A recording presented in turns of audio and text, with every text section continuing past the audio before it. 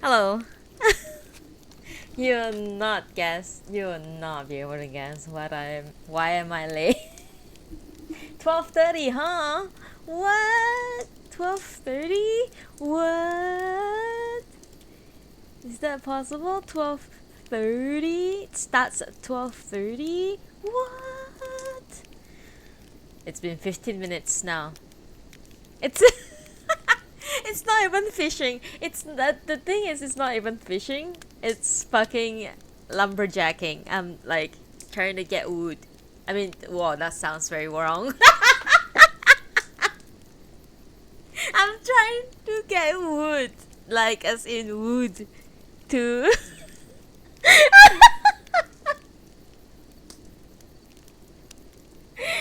build stuff.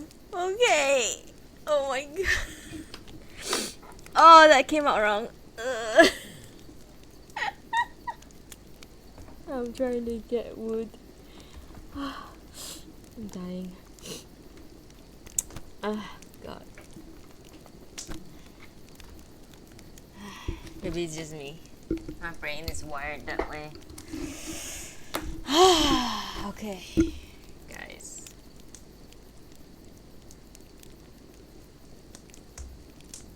Totally caught off guard. And I was fishing. Actually, I was fishing. I was fishing in Minecraft. And then I would just keep on fishing. And suddenly I was like, there's something I need to do, but I don't know what was it. And then I look at all those mangrove trees that I grow, and I was like, yeah, maybe I should go get some of those mangrove wood. And then I went to get the mangrove wood, and then the day turns to an evening.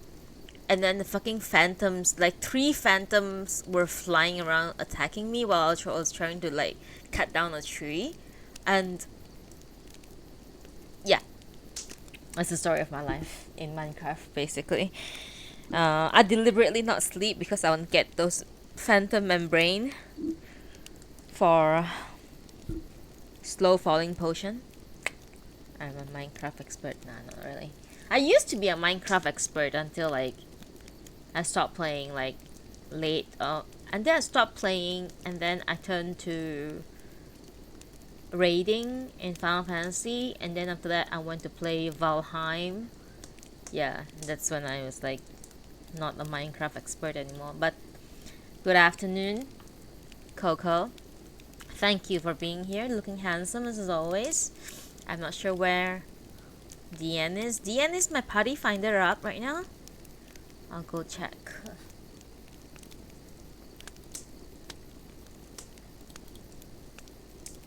Noodible? DN? Wait, Coco? Coco, it's not Noodible. Coco, it's... Oh, that's you. DN, it's not Noodible, it's Noodible, my dear. Hey, Kin Komodo! Good afternoon. Hey. We're gonna finish up. Is my title correct, by the way? Hang on, let me check. I'm so... Yeah. I'm gonna put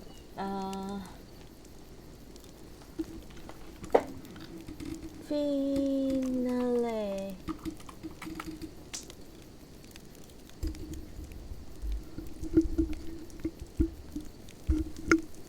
Audible. Anyway. Haven't been in the mood for it? Maybe you will be in the mood for some Minecraft. Because that's what happened to me. I just play Minecraft right now. I'm a Minecraft player now. I should start streaming more Minecraft. Because all the kids love it, right? Yeah. Maybe I'll stream Minecraft after I finish reading. Anyway, I don't want to babble too much. Today our mission is to finish up Spring Snow by Yukio Mishima. So far, it's not one of my favorite books for sure. It's oh yeah, that's right. You're on Monster Hunter right now. That's right. Yeah, I forgot. It's alright. Play anything you want.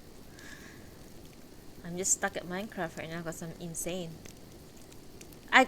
once I start Minecraft, I cannot stop. That's the problem. It's like a hyper fixation kind of thing.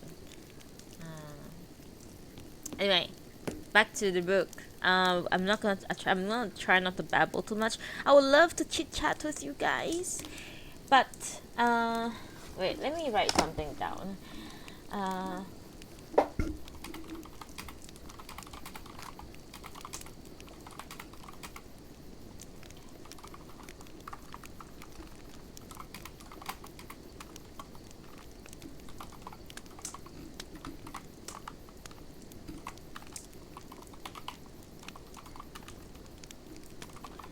As well, I am reading.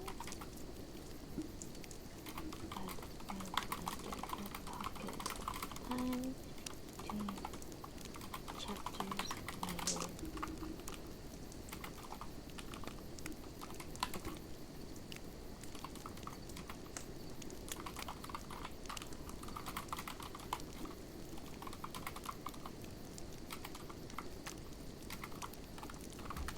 I realized one thing. There are like people who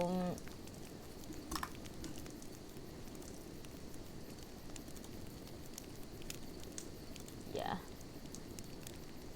There are people who not Keen or not Diana or anyone, but there are people who uh, uh write in my chat, and then like new viewers in my chat, and then they say hi and they follow me, but I didn't pay attention because I'm like reading or I'm doing something else, like I'm doing something that I'm focusing in game, and then they would unfollow me and immediately after they say hi, and then I didn't say hi back. It's like they take it so personally somehow. So I write down a message and pin it in my chat right now that says, I may not be able to say hi to new viewers or listeners while I'm reading, but when I get a pocket of time between chapters, I will look and respond to chat. So sorry in advance. Yeah, I apologize. I really do. Like it's not that I don't want to. It's not that I'm stuck up and not don't want to respond to you or anything, but it's more like I didn't notice because I'm like reading, especially when I'm doing Noodibles. I'm just reading the book. There was sometimes the other day I was streaming Minecraft, and I think I was busy doing something, and I was very focused in game.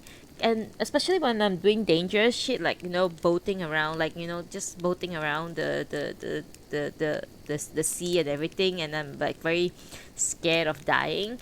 I get hyper fixate to the station, and I didn't say hi to someone who followed me and said hi. And then when I checked, they immediately unfollowed me. I mean, not that I want that kind of viewer anyway, because they take it so personally. But I just want to apologize to anyone who tune in when I'm like in the middle of a reading, and I try not to pause too much because there are a subset of people on my YouTube VODs that are into listening to me reading the book, that has no interest in me talking about anything else at all. They just want to listen to me read the book while they are reading the book themselves. So I'm trying my best not to like stop in the middle of a chapter or give my opinion in the middle of chapter. I do try my best, okay? So that the listeners who are there to just to listen to the story can listen to the story and not be interrupted by me saying, hey, how are you, what's up, that kind of thing.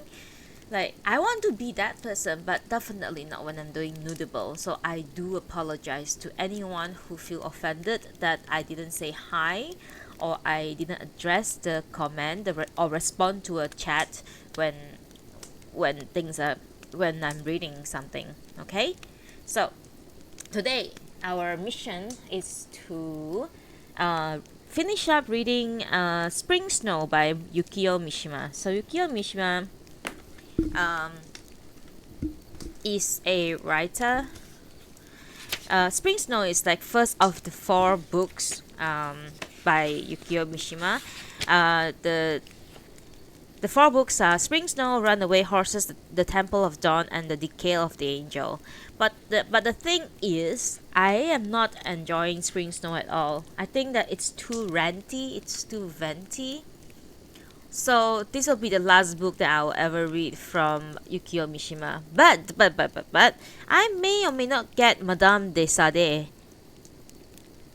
Madame de Sade or Madame de Sade, I don't know. Because that's supposed to be his best book. So I might get that one and read that one. Alright? But for now, I'm going to take a long break from Yukio Mishima because he's so ranty. Anyway, like me, so ranty, talked about nonsense non-stop. Let us finish up Spring Snow by Yukio Mishima today. And then we can decide what other book what's the next books to read. Alright? Okay. I'm ready.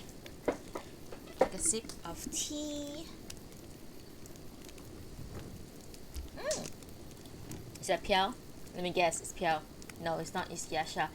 Hello. Good day. Thank you. You're just right on time. Right on time. Please take a seat. Please take a seat. You are right on time. We are going to start reading now. Like literally. Right on time. Okay. Ooh, bunny girl. Bunny boy? Bunny boy? But we have a lot of bunnies. A bunny girl.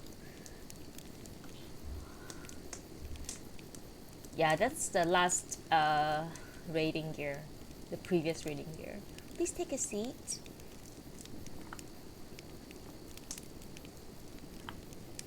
Alright. We're gonna read Chapter 42 of Spring Snow by Yukio Mishima.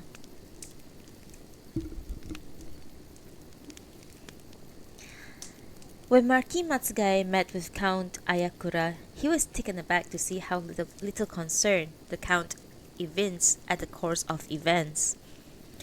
But when the Count readily agreed to the proposal he had so strongly urged, high spirits returned. The Count assured him that everything would be done just as he wished. He was immensely heartened, he said, to hear that the Marquise herself would accompany Satoko to Osaka, and as for being able to entrust everything to Dr. Mori in the strictest confidence. Sorry.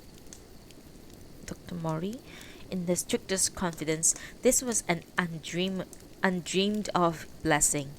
Everything would be carried out in accordance with the Matsugae's instructions, and he therefore begged that the Marquis to be so gracious as to continue his kind efforts on the behalf of the Ayakuras. Such was the tenor of his reply. The Ayakuras had but one extremely modest request, which the Marquis could hardly help but grant. This was that Satoko and Kiyoaki be allowed to see each other just before she left for Osaka. There was of course no question of permitting them to be alone together, but if they could meet face to face for a brief moment with their parents at hand, that would satisfy the Ayakuras. And if this request could be granted, the Ayakuras would give every assurance that Satoko would never be allowed to see Kiyoaki again. The request originated with Satoko herself, but as the Count explained with some embarrassment, he and his wife felt that it would be best to grant her this much. The circumstance of the Marquis accompanying Satoko to Osaka could now be utilized to give the meeting with Kiyoaki an uncontrived appearance. Nothing would be more natural than a son coming to the station to see his mother off, and at such a time, no one would have any cause to look askance if Kiyoaki exchanged a word or two with Satoko. With matters thus concluded, the Marquis, at the suggestion of his wife, secretly summoned Dr. Mori to Tokyo, even though he was fully occupied with his Osaka's practice. The doctor stayed with the Matsugais for a week prior to Satoko's departure on November 14, always in reserve in case she should need him. For if a message came from the Ayakuras, he was ready to rush over there at once. It was the danger of a miscarriage, looming from moment to moment, that made these precautions necessary. If such a thing did occur, Dr. Mori himself would have to attend to it, and in such a way that no word would escape.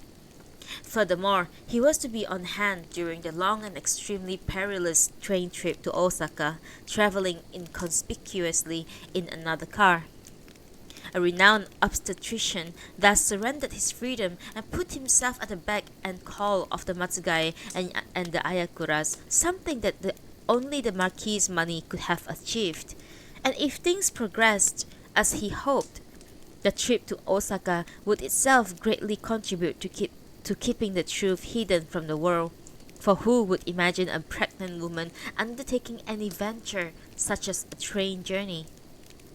Although Dr. Mori wore suits tailored in England and was the very model of a Western gentleman, he was a stumpy little man, and there was something about his face that put one in mind of a clerk. Before he examined each of his patients, he spread a fresh layer of high-quality paper over the pillow for her, and would carelessly crumple it up and throw it away afterwards, a practice that enhanced his reputation. He was flawlessly polite, and his smile never waned. He had numerous patients among women of the upper class. His skill was unsurpassed, and his mouth as tight as an oyster. He enjoyed talking about the weather, and apart from this, there seemed to be no topic capable of capturing his interest. However, he was able to muster enough charm for his patients merely by remarking how terribly hot it was today, or that was getting warmer after each shower. He was skilled in Chinese poetry, and had expressed his impressions of London in 20 Chinese poems in the 7-line form, which he had published privately under the title London Poems. He wore a huge 3-carat diamond ring, and before examining a patient he would screw up his face ostentatiously and pull off the ring with apparent difficulty, throwing it brusquely on whatever table was close at hand. However, no one ever noticed him forgetting to pick it up again. His stiff moustache had the subdued luster of a fern after rain. It was incumbent on the Ayakuras to accompany Satoko to the Toinomiya residence so that she could pay her respects before her trip to Osaka. Since a trip by carriage would increase the risk involved, Maki Matsugae furnished them in an automobile. Moreover, Dr. Mori accompanied them disguised as a butler, sitting up beside the driver and wearing an old suit of Yamada's. By a stroke of good fortune, the young prince himself was away on maneuvers. Satoko was able to greet Princess Toin just inside the entranceway and then withdraw. The perilous expedition was thus completed without mishap. Though the Toinomiyas planned to dispatch a household official to the station to see Satoko off on November 14, the Ayakuras politely declined this favor. Everything was going exactly according to Marquis Matsugae's plan. The Ayakuras would meet Marquise Matsugae and her son at the Shimbashi station. Dr. Mori was to board a third-class carriage without so much as a glance in their direction, since the purpose of the trip was supposedly the perfectly laudable one of paying a farewell visit to the abbess of Geshu. The Marquis did not hesitate to reserve the entire observation car for the Ayakuras and his wife. This belonged to a special express bound for Shimonoseki, which left Shimbashi station at 9:30 in the morning and arrived at Osaka 11 hours and 15 minutes later. Shimbashi Station, designed by an American architect, had been built in 1872 at the beginning of the Meiji era. It had timber frame, but its walls were of dark speckled stone cut from quarries in the Izu Peninsula. Now, on the clear, bright November morning, the sunshine sharply etched the shadow cast of the projecting cornice onto the austere surface. Marquis Matsugae, rather tense at the prospect of setting out on a trip from which she would have to return on her own, arrived at the station having said hardly a word to either Yamada, who was carrying her baggage with his usual deference, or to Kiyoaki. The three of them climbed the long flight of stone steps that led to the platform. The train had not yet pulled in. The slanting rays of the morning sun poured down on the broad platform, and the tracks to either side of it, and motes of dust stirred in the brilliant air. The Marquise was in such a state of anxiety about the trip that confronted her that she heaved a deep sigh at frequent intervals. "I don't see them yet. I wonder if something has happened," she said from time to time, but she could get no response from Yamada but a reverent and meaningless "ah." Although she had known what to expect, she could not refrain from a question. Kiyoaki realized how disturbed his mother was, but being in no mood to alleviate her distress, she stood some distance away. He felt faint, and his stiff posture was expressive of the effort he was making to keep a grip on himself. It seemed as if he might topple over, still rigid like a statue, cast in one piece but lacking any vital strength to sustain it. The air on the platform was chilly, but he threw out his chest under his braided uniform jacket. The bleak distress of waiting seems to have frozen him to the marrow.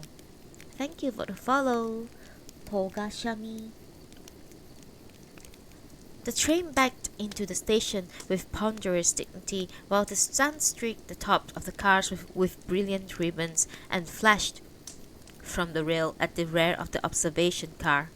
Just at this moment, the Marquis picked out Dr. Morris by his neat moustache, the midst of a group waiting some way down the platform. She felt a measure of relief. It had been agreed that, barring some emergency, the doctor would keep to himself throughout the trip to Osaka. The three of them climbed into the observation car, Yamada carrying the Marquis's luggage while she was giving Yamada further instructions. Kiyoaki stared out at the window at the platform. He was watching Countess Ayakura and Satoko approaching through the crowd. Satoko was wearing a rainbow shawl wrapped around her shoulders. When she reached the bright flood of sunlight that poured past the edge of the platform roof, her expressionless face looked as white as curds. His heart beat wildly, both with distress and joy, and as he watched her, with her mother by her side, drawing steadily closer but moving at a slow and measured pace, he was taken for a moment with the fancy that he was the bridegroom waiting there to receive his bride. And the solemn ceremonial march, like a cumulative weariness that settled over him particle by particle, stirred a joy that was painfully intense and left him quite enervated. Countess Ayakura stepped up into the car and, leaving the servant to carry Satoko's luggage, offered her apologies for being late. Kiyoaki's mother naturally greeted her with the utmost courtesy, but a certain contraction still visible in her forehead gave adequate expression to the haughty displeasure that she felt. Satoko covered her mouth with her rainbow shawl and kept herself hidden behind her mother. She exchanged the normal greetings with Kiyoaki and then urged the Marquise sat down promptly in one of the deep scarlet upholstered chairs which furnished the car. Kiyoaki then realized why she had arrived so late. She must have delayed her arrival at the station for no other reason than to shorten, even by a fraction, the length of their parting. In the light of the November morning, clear as bitter medicine, they would have no time to say anything to each other. While their mother was talking, he stared down at her as she sat with bowed head, and in so doing, He began to be concerned about the rising intensity of passion that must be evident in his gaze. His whole heart was in it, and he feared that, like too powerful sunlight, it might scorch Satoko's fragile pallor. The forces at work within him, the emotion he wanted to communicate, to had to have subtlety and grace, and he realized how crude a shape his passion had given it. He now felt something that had never touched him before, and he wanted to beg her for forgiveness.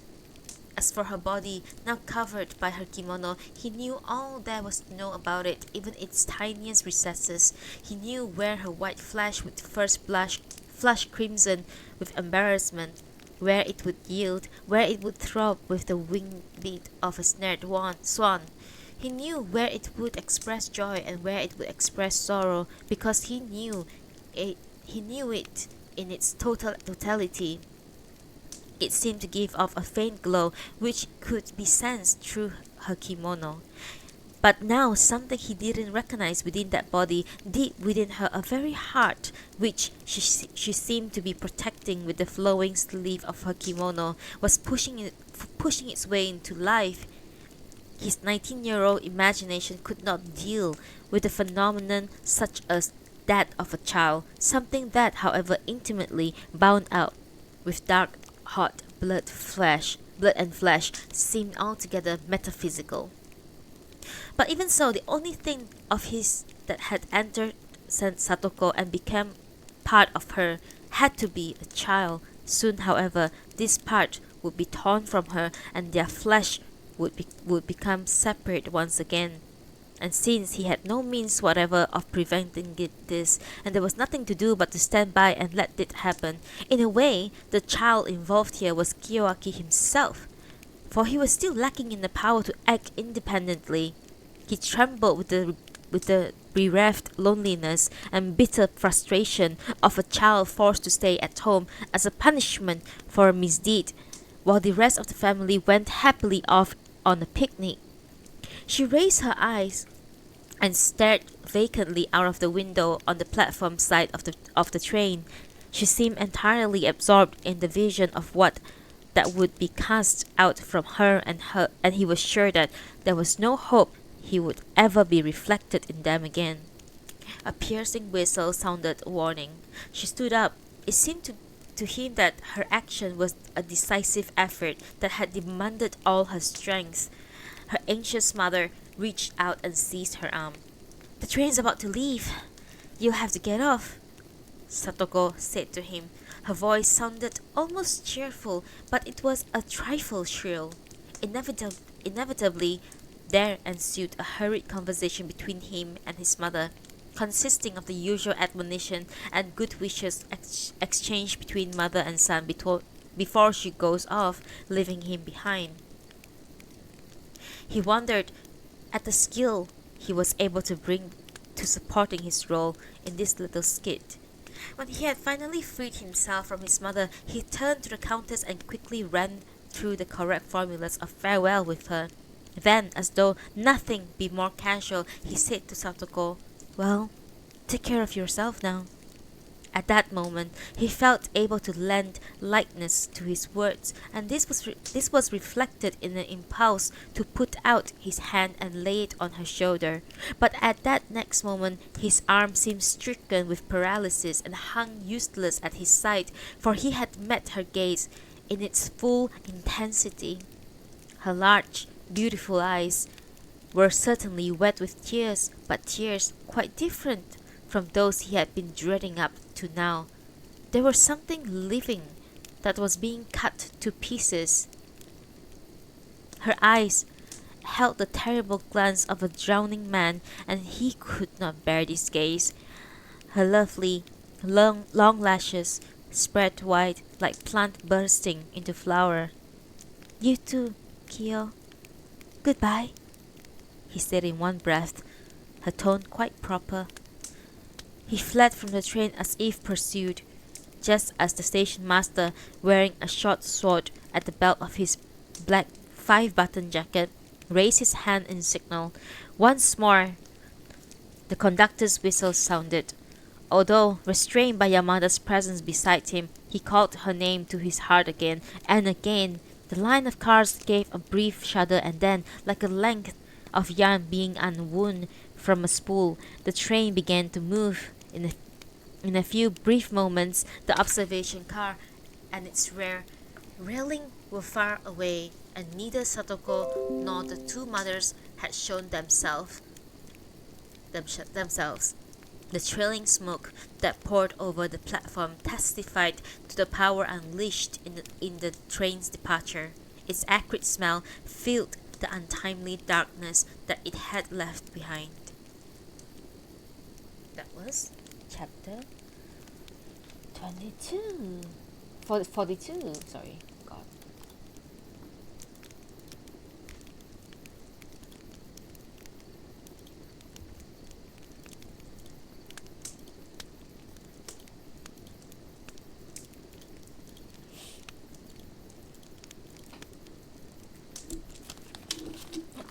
Sorry.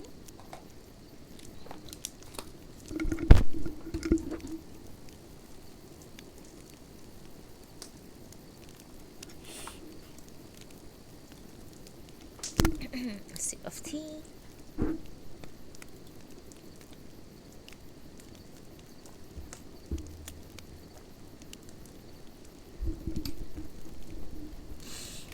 Alright, let's go. Chapter 43. On the morning after 2 days in Osaka, Marquise Matsugae left the inn where she was staying and went to the nearest post office to send a personal telegram. Her husband had given her strict instructions that she was not to delegate this task to anyone. This being the first time in her life that she had entered a post office, she was thoroughly flustered. Although, in the midst of her confusion, she somehow happened to recall a princess recently deceased who was convinced that money was filthy and passed her life without ever laying hand on it. But willy-nilly, she sent a telegram couched in the wording agreed on her husband. Quote, "Visit safely accomplished." She felt a surge of relief swept through her as if a heavy burden had slipped from her shoulders. She returned to the inn to pay her bill and then went to Osaka Station, where the Countess Ayakura was waiting to see her off in her solitary return to Tokyo. In order to pay her these respects, the Countess had momentarily slipped away from Satoko's bedside in the hospital. Satoko had entered Dr. Mori's private clinic under an assumed name, in conformity with the doctor's insistence on 2 or 3 days of complete rest. The Countess had been with her constantly, but although her physical condition was excellent, she had not said a word to her mother since the operation, an attitude that pained the Countess deeply. Since the comfortable stay in the hospital was prescribed merely as a precautionary measure, when Dr. Mori gave his permission for her to leave, she was quite fit to move about, almost as if in perfect health. Now, with her morning sickness a thing in the past, she should have become more buoyant, both physically and mentally, but she obstinately held to her silence.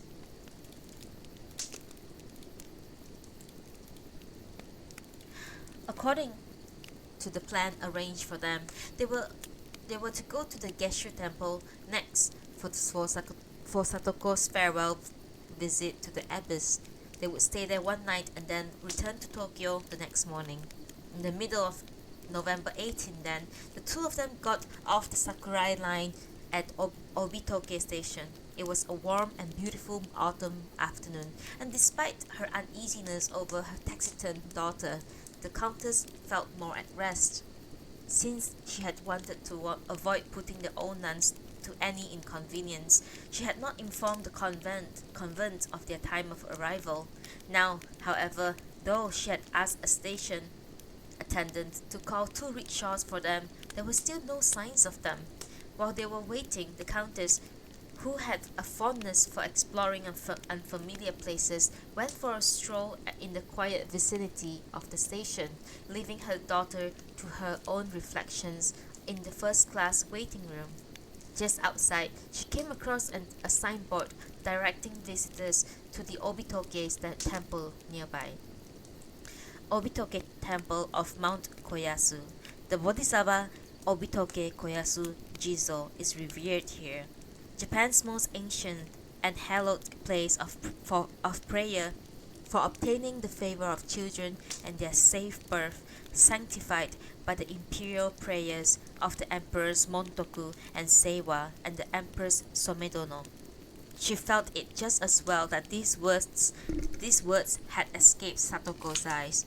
To lessen the chance of her daughter seeing the signboard, she would have to let the rickshaw pull in deep under the station roof and help her in. It seemed to her that words were unexpected drops of blood tainting this lovely scenery underneath so brilliant a November sky.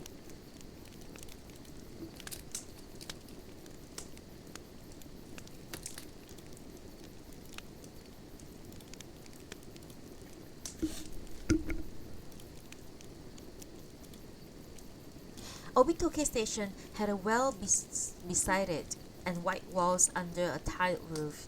Opposite it stood an old-fashioned house surrounded by roofed-in mud wall and boasting an imposing storehouse at the back. Although the white storehouse and mud wall made the bright sunlight dance, an eerie silence hung over the scene. The road surface was grey with thawing mud and glinted with traces of frost, which made for difficult walking. However, her eye was caught by an attractive splash of yellow in the distance. This lay at the approach to a small bridge.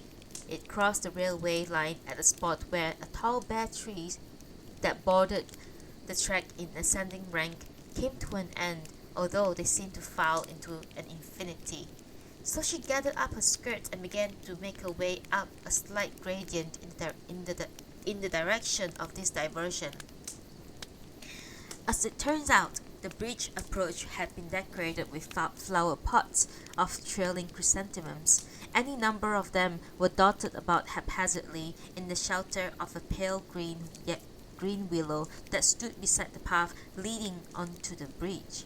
Though it served its purpose as an overpass, it was unpretentious, made of wood, and seemed barely larger than a saddle. Some checkered quilts hung out to the air, were draped over its railing, soaking up the sun and fluffed out as they swung gracefully in the breeze. In the yard of a house close by, diapers were drying in the sun, and a length of red material was stretched out and secured by clothespins. The dried persimmon that lined the eaves still had a luster-like glow of sunset, and there was no one to be seen anywhere. Far down the road, she caught sight of the swaying black hood of two rickshaws coming in her direction. She hurried back to the station to tell Satoko.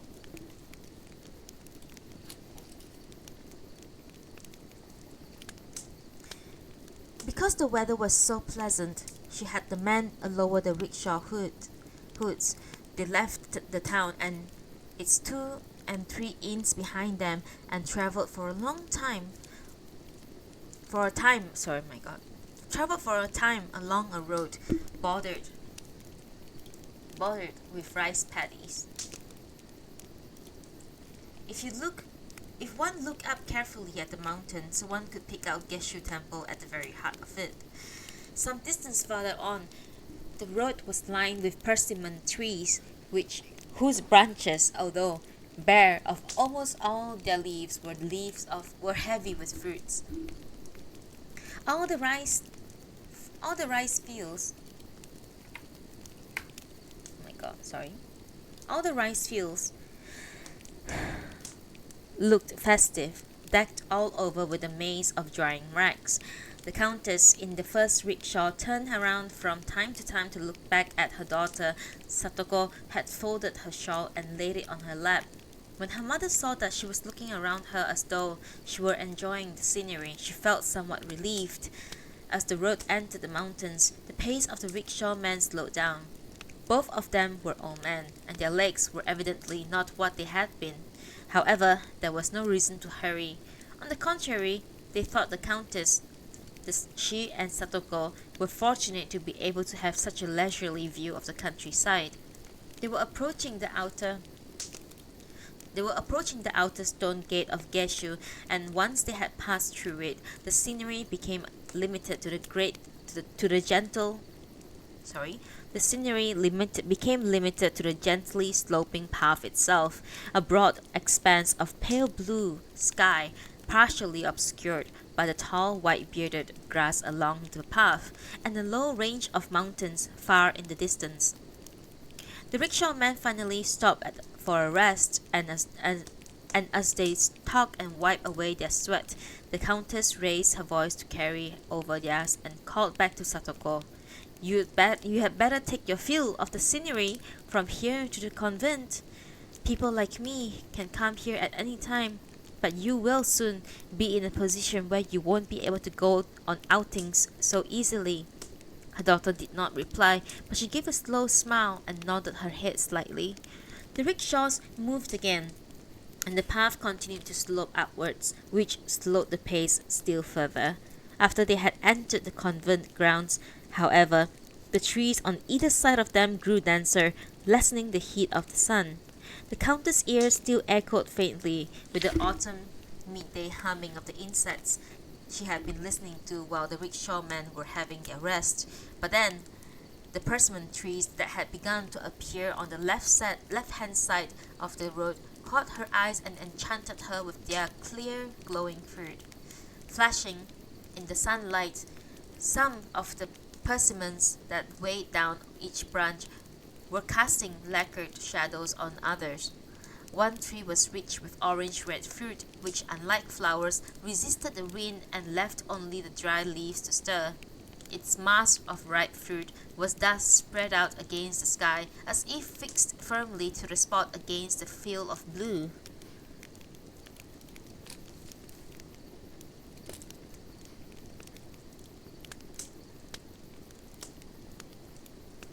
I don't see any maple leaves at all. I wonder why, she called back to Satoko, nearly shrieking with the effort but not drawing any response. Even scrub maples were scarce along the road. There was little to catch the eye now, but the green of radish fields to the west and bamboo thickets to the east.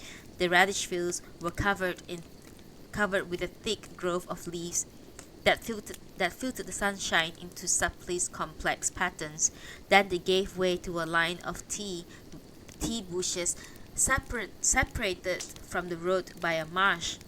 Red-berried vines and magnolias covered this tea hedge, and beyond appeared the still waters of larger marsh. A little farther on, the road darkened abruptly as the rickshaws passed onto the shade of some ancient cedars.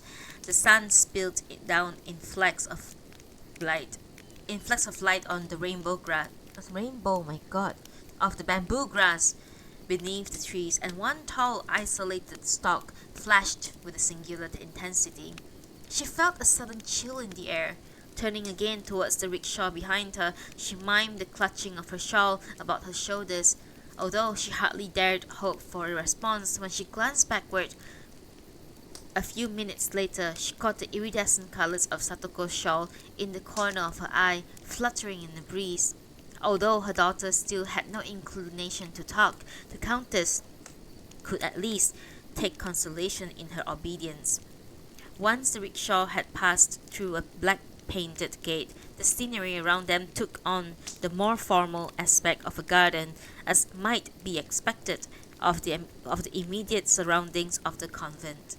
Its red maple trees, the first she had seen along the way, caught the Countess by surprise, and she gasped with admiration.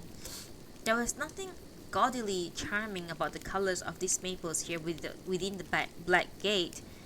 Their deep scarlet was a shade that was blended only in the depths of the mountains, a color that seemed to speak to the Countess of scenes as yet unpurged. She suddenly felt a chill edge in anxiety cut into her, and thought of Satoko in the rickshaw behind. The screen of slender pines and cedars that form a backdrop to the maples was not thick enough to shut out the broad, bright expanse of sky. Its brilliance flooded through them, striking the maples from behind and turning their extended red-leaved branches to scattered clouds caught in the radiance of the morning sun. As she looked up in the sky with beneath the branches, she admired the sub, the sub, the subtly. Oh my God, fuck my life. She admired the subtly delicate way the leaves were interwoven, and imagined that she was seeing the heaviness through a tracery of deep scarlet. Finally, the rickshaws stopped, and the Countess and Satoko stepped down in front of the Tang Dynasty gate, behind which was the stone paved lane and the main entrance to the convent of Geshu. That was 43.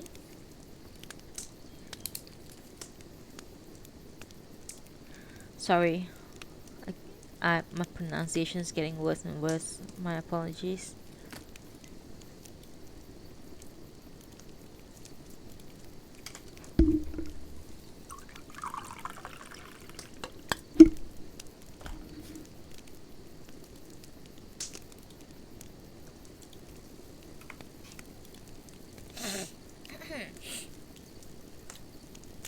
Chapter 44.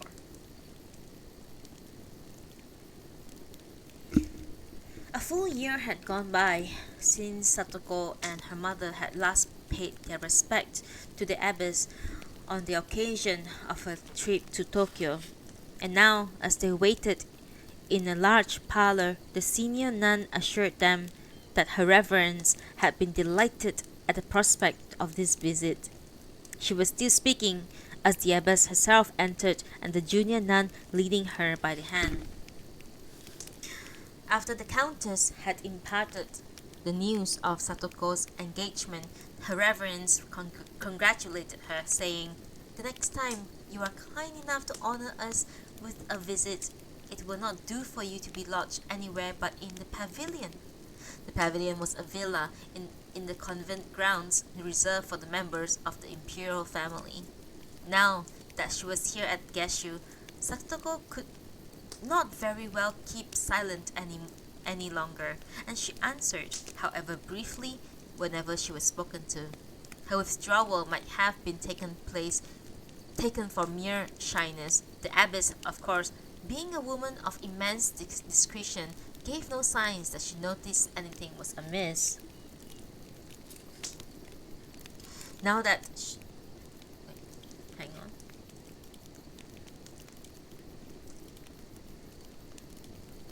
A man in the village who cultivates them brings some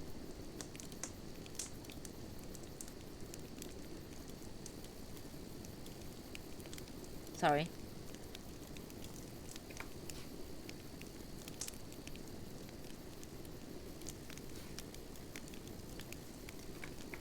A man in the village who cultivates them brings some every year, she said the abbess in response to the countess' lavish praise of the potted chrysanthemums that were standing in rows in the courtyard. He gives us such a lecture about them. Then she made the senior nun repeat the chrysanthemum enthusiast's explanation. This was a crimson single-fold chrysanthemum, bred to blossom in a pattern of parallel stripes. This a yellow tubular chrysanthemum, bred in the same way, and so on. Finally, her reverence herself led Satoko and her mother into the drawing room. "Our maples seems to be late in turning this year," she said, after the senior nun had pulled open the sliding door to reveal the beauty of the inner garden, with its simulated mountains and its now fading grass. It contained several huge maple trees that were crowned with red, but as one looked down at the lower branches, this paled to an orange that gave way to a yellow that finally merged into a light green. The red at the very top was dark, with a quality suggestive of congealed blood. The sasanquas had already begun to bloom, and in a corner of the garden the smooth curve of a dry branch of crepe myrtle added a beautiful touch of luster. They returned to the parlour, and while her reverence and the countess engaged in polite conversation, the short autumn day drew to a close. Dinner was a festive affair, complete with the rice and red beans reserved for holidays, and the two nuns did their best to enliven the company, but nothing seemed to able to lighten the mood of the evening.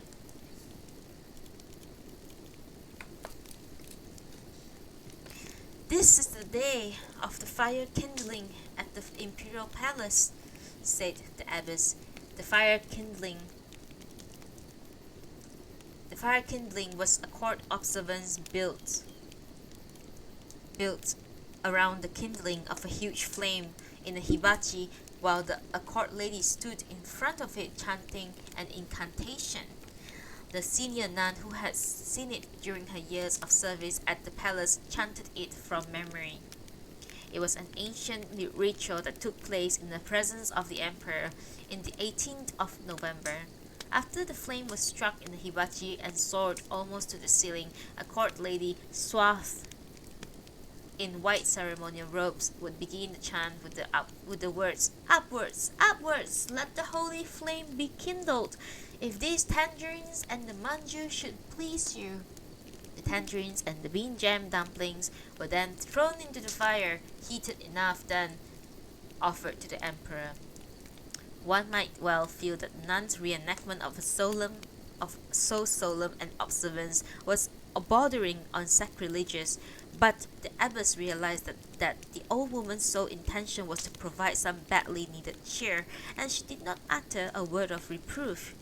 Night came early at Geshu. By 5 in the evening, the front gate was already bolted, and shortly after dinner, the nuns retired to their sleeping quarters, and the countess and her daughter were led to their room.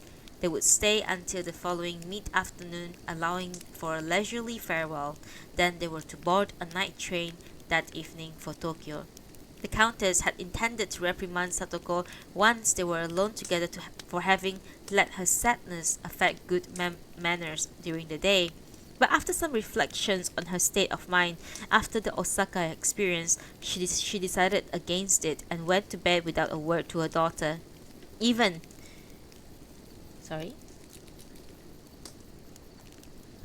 in the unrelieved darkness of the night, the sliding doors, papers, paneling loomed white and insistently mournful in the guest parlor of Geshu.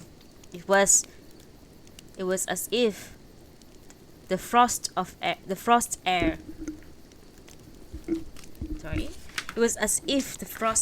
in the cold November night had penetrated of the skin of the paper. The countess could easily distinguish the paper patterns of 16 petals chrysanthemum and white clouds that decorated the door catches.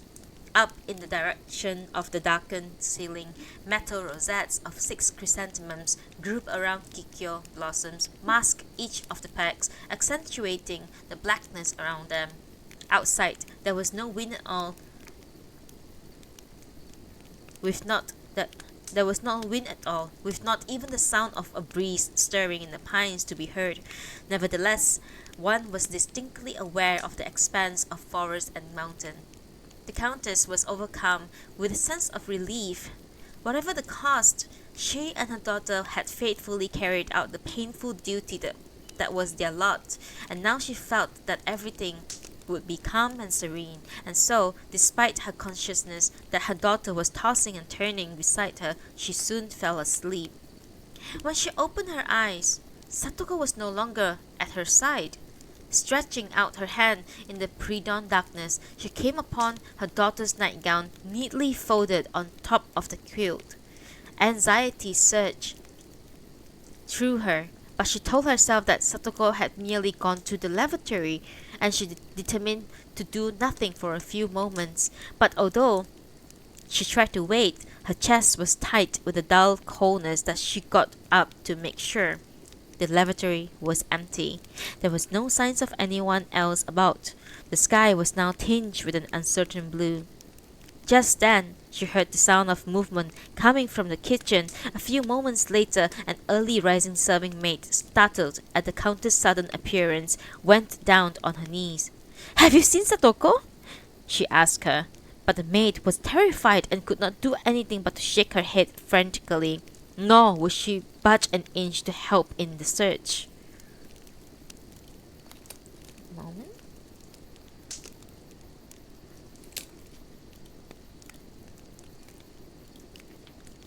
And after this, however, while the Countess was pacing the convent passages in aimless desperation, she happened to meet a junior nun.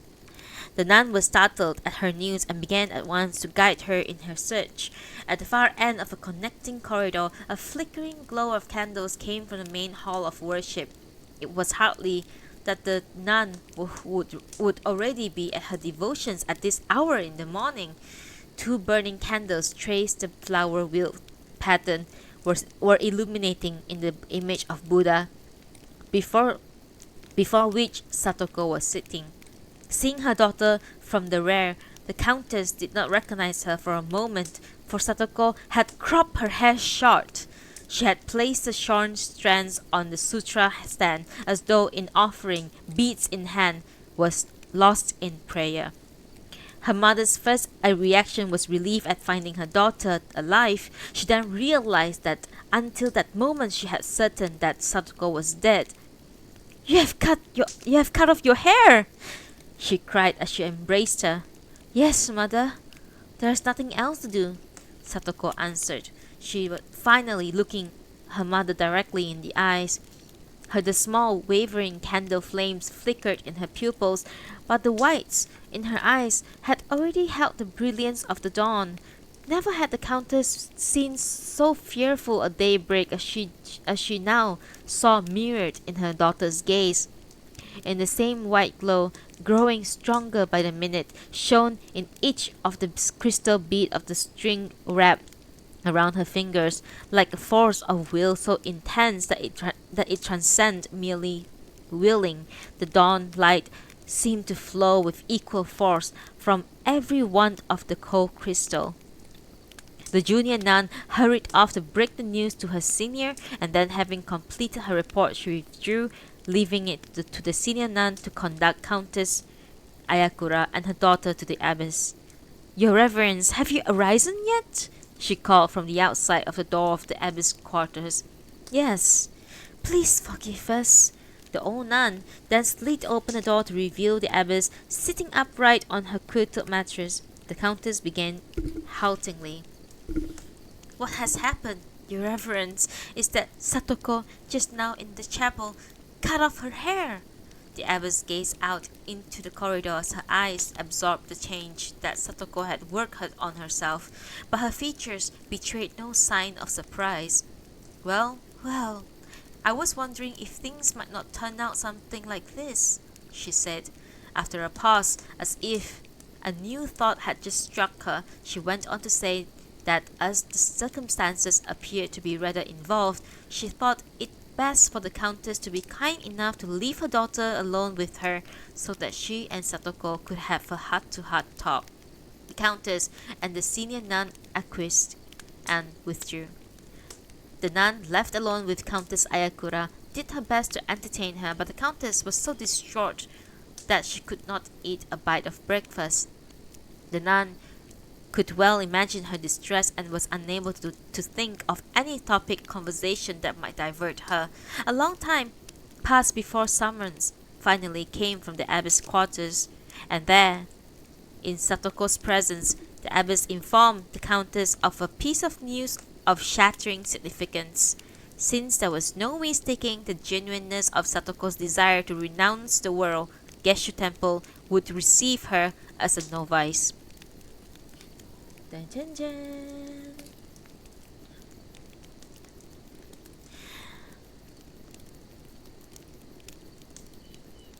For most of the morning so far, the Countess' mind had been wholly involved in concocting a variety of stopgap measures. She could not that she could not doubt that Satoko's decision was firm, and then some months or even half a year would be required to restore her daughter's hair to normal. But if only she could be dissuaded from taking the tonsure, these months could be accounted for a period of convalescence from some illness incurred during the trip, and the Ayakuras could thus obtain a postponement in the betrothal ceremony. Then the persuasive powers of her father and the Marquis Matsugae could be brought to bear on her in the interval, and perhaps she could be induced to change her mind. And now, hearing the abbot's words, her determination, far from weakening, became all the more set. The usual procedure when one was to be accepted as a novice was to undergo a year of ascetic discipline before receiving the tonsure at the formal induction ceremony. Whatever else, the restoration of Satoko's ravaged hair was of prime importance. Then, in the event that she could be persuaded fairly soon to reject her vocation, the Countess' mind was filled with marvelous ploys. If events quickly took a favorable turn, perhaps Satoko could get through betrothal ceremony safely with the help of a carefully made wig. Countess Ayakura came to a decision. For the present, her only course was to leave Satoko here and return to Tokyo as quickly as possible to work out a plan of action. "I appreciate the sentiments expressed by your reverence," she said in reply.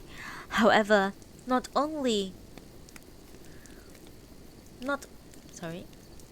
However, not only this come up suddenly in the midst of a journey, but it is also a matter that involves disturbing the imperial family. I therefore think that it is best to beg your indulgence to return temporarily to Tokyo to consult my husband before coming back here, and in the meantime I will entrust Satoko to your care." Satoko heard her mother out without so much as a raised eyebrow. The Countess was now afraid even to speak to her own daughter. How have things changed? Chapter 45.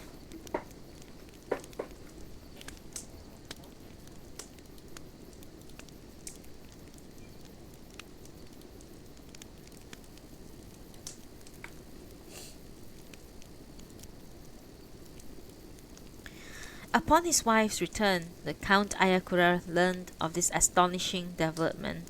He let an entire week pass without doing anything at all, a procrastination that was to provoke the wrath of Marquis Matsugae. The Matsugae household was resting secure in the assumption that Satoko had already returned to Tokyo, and that due notice of this had been conveyed to the Prince Toin family. A miscalculation of this sort was out of character for the Marquis, but once his wife had come back from Osaka and told him that his meticulous planning had been carried out without a hitch, complacency got the upper hand, and he felt assured of a successful conclusion. Count Ayakura's abstraction persisted. He believed that only a vulgar mentality was willing to acknowledge the possibility of a catastrophe. He felt that taking naps was much more beneficial than confronting catastrophes. He's not wrong. However, precipitous of this future might seem, he learned from the game of Kemari that the ball must always come down. There was no call for consternation. Grief and rage, along with other outbursts of passion, were mistakes easily committed by a mind lacking in refinement, and the Count was certainly not a man who lacked refinement.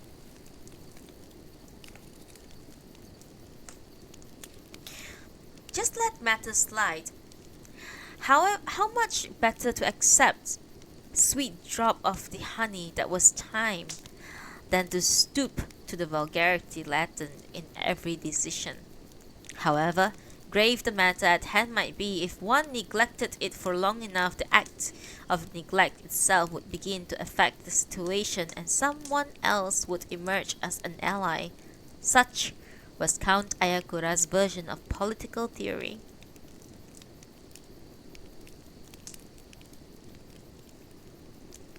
Once back at the side of such a husband, the Countess became daily less concerned with the anxiety that oppressed her at Geshu. In the present circumstances, it was lucky that Tadeshina was away and unable to act blindly on one of her rash impulses.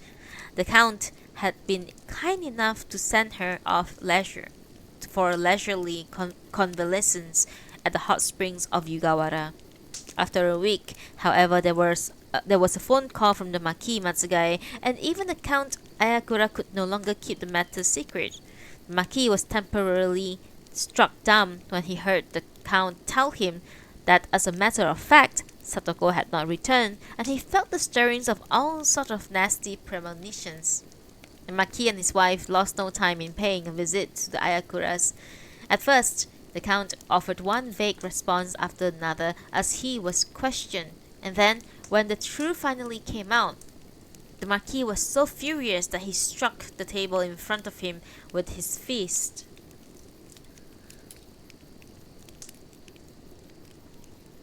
So it came about that this 10-mat parlor awkwardly redone.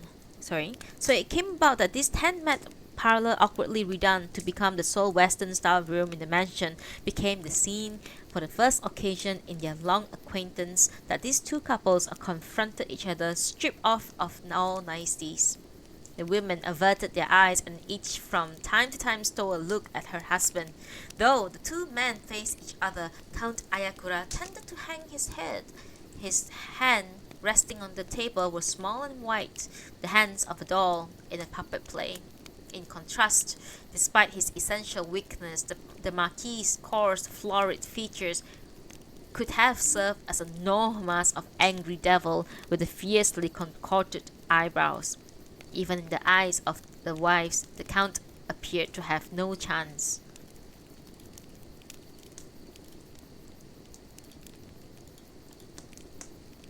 As it turned out, the Marquis's anger swept all before it for a time. But even while he was letting himself rage, he began to feel a little embarrassed over his display of self-righteousness, for after all, his own position in this affair was safe from the first to last. Moreover, he could hardly have been matched with a weaker, more pitiful antagonist than the one who now confronted him. The Count's colour was unhealthy. As he sat there in silence, an expression part sorrow, part dismay came over his face, which seemed to be carved out of yellow ivory. The features delicately chiseled and quite composed, the crinkled eyelids emphasized the deep-set cast of the habitually downcast eyes, as well as their melancholy. The Marquis had the feeling, for the first time, that they were women's eyes. Count Ayakura's languid reticence, his manner of slumping casually in his chair, clearly bespoke the graceful elegance of ancient tradition, something that was nowhere to be found in the Marquis's pedigree, now displayed at its most deeply injured. It had something of the soiled plumage of a dead bird, a creature that had once sung beautifully but whose flesh was tasteless and so inedible after all. It's quite unbelievable! A positively wretched thing to happen. What apologies could we offer to the Emperor, to the entire nation? The Marquis declaimed heedlessly, intent to letting his anger sweep along the stream of Orotan syllables, but aware that its supporting lifeline might snap at any minute. Anger was useless against the Count, who, was neither acquainted with logic or nor remotely to initiate any course of action. Worse still, the Marquis gradually came to realize that the more enraged he became, the more the force of his passion was turned relentlessly back against itself. He could not believe that the Count had plotted just such a result from the very beginning, but nonetheless he now saw with painful clarity that the Count had been able to use his endemic listlessness to forge such an impregnable a position that however monumental the catastrophe, the blame for it would come to rest not on himself but on his ally. Very smart, very smart.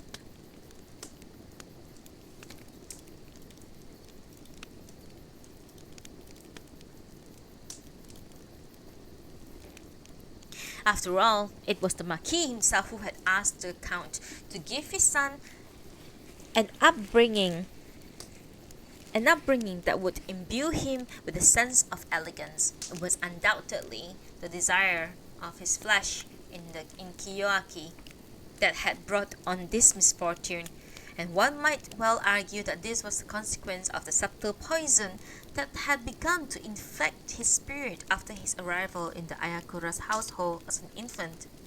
But the ultimate instigator of this was none other than the Marquis himself.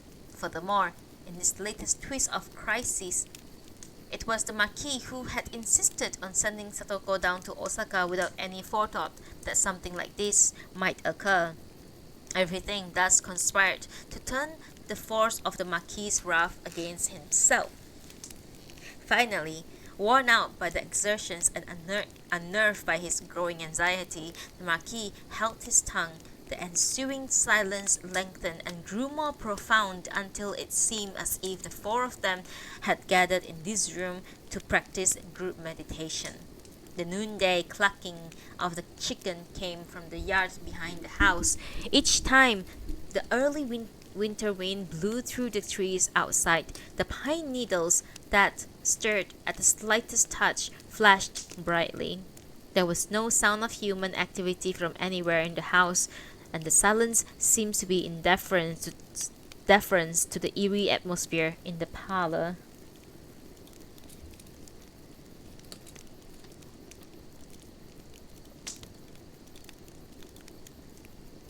The Countess finally broke the spell. It was my negligence that caused this. There is no way that I can apologize sufficiently to you, Marquis Matsugae.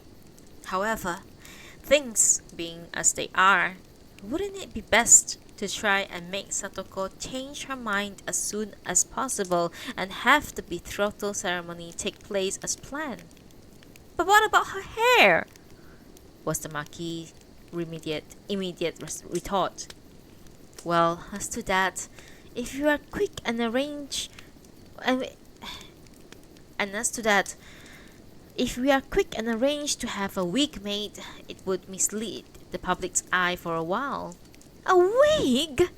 The Marquis exclaimed, breaking in before the Countess had finished, with a slightly shrill note of joy in his voice. I never thought of that. Yes, of course, said his wife, chiming in at once. We never thought of that. And from then on, as the others were infected with the Marquis's enthusiasm, the wig was all they could talk about.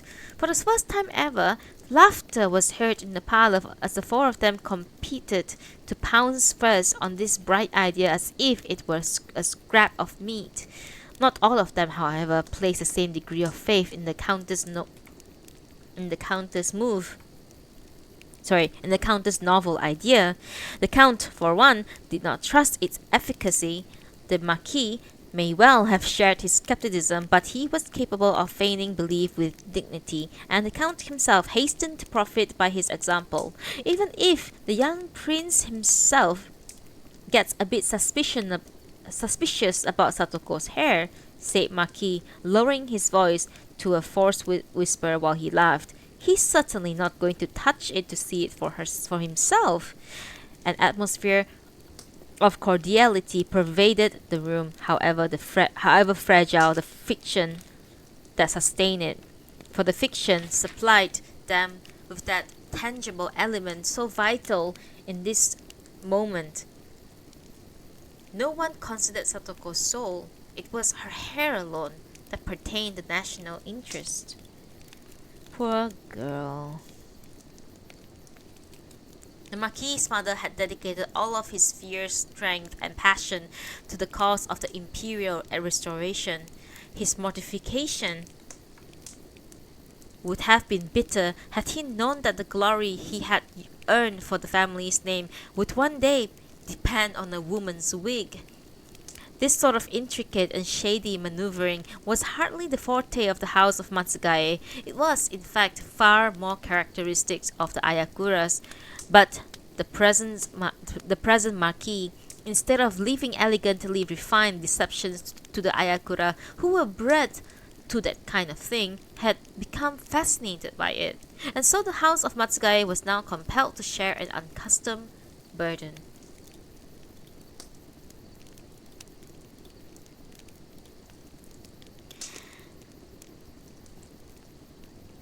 The truth of the matter was that this week, as yet, only existed in their imaginations and was totally irrelevant to Satoko's intention. However, once they succeeded in dressing her in a wig, they would be able to construct a flawless picture from the pieces of shattered jigsaw puzzle. Everything thus seemed to depend on the wig, and the Marquis gave himself over to the project with enthusiasm. Each of the foursome of the parlor contributed wholeheartedly to the discussion of the non-existent hairpiece. Satoko would have to wear one dressed in long straight hairstyle for the betrothal ceremony, but for everyday use a wig done in a western fashion would be necessary. And since there would be no telling when someone might catch a sight of her, she must not take it off even when she took a bath. And each of them began to use his or her imagination to picture this wig, with which they already decided to crown her abundant jet black hair, even more glossy than her own. Such sovereign power would be hers despite herself, the grandeur of towering, gracefully arranged coiffure, radiating a dark fascination, moreover, that would imbue the flat brightness of midday with something of the essence of the night. Each of the four was well enough aware that it would be no simple matter to achieve this, that beneath this peerless wig would be to face a mark with unhappiness, but no one was willing to dwell for long on this aspect of the problem.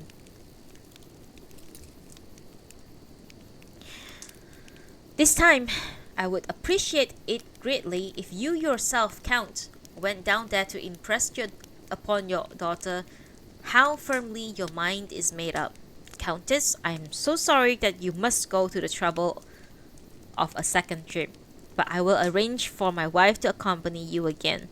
Of course, I too should really go. However, here the Marquis, who was sensitive to appearances, faltered slightly.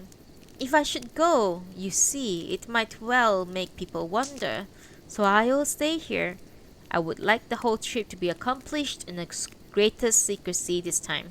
As far as my wife's absence is concerned, we can let it be known that she is ill. And in the meantime here in Tokyo, let me look around and I'll hire the best craftsmen available to make us the fine wig without anyone being the wiser.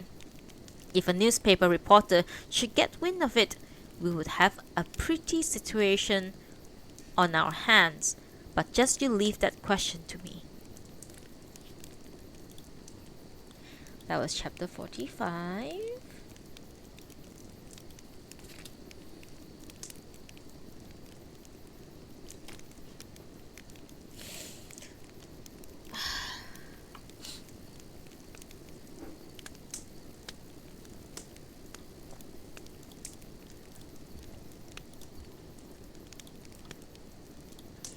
Chapter 46.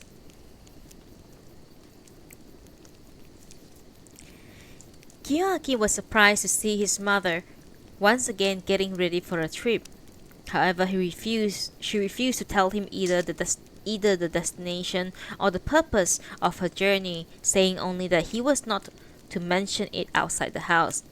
He sensed that something alarming was afoot, that it had to do with Satoko, but with Yamada constantly by his side to keep an eye on him, there was no way he could find out any more.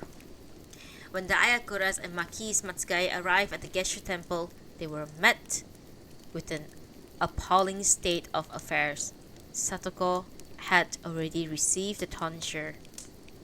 The circumstances that had led so rapidly to her renunciation of the world were follows. When the abbess had heard the entire story from Satoko that first morning, she had known at once that she must allow the girl to become a nun. Keenly aware that each of her predecessors at Geshu had been an imperial princess, she felt bound to revere the emperor above all else, and so she had come to the decision that she had to allow Satoko to enter, even if this involved a temporary thwarting of the imperial will. She had concluded that, given the circumstances, there was no longer any way to discharge her loyalty to the emperor. She had happened to uncover a plot directed at him, and she could not allow it to proceed unchecked. She was not one to countenance a breach of loyalty, no matter how elegant the cunning that disguised it. Thus, this was the normally so discreet and gentle abbess of Geshu made up her mind, determined to give in neither to the force of authority, nor the threat of coercion.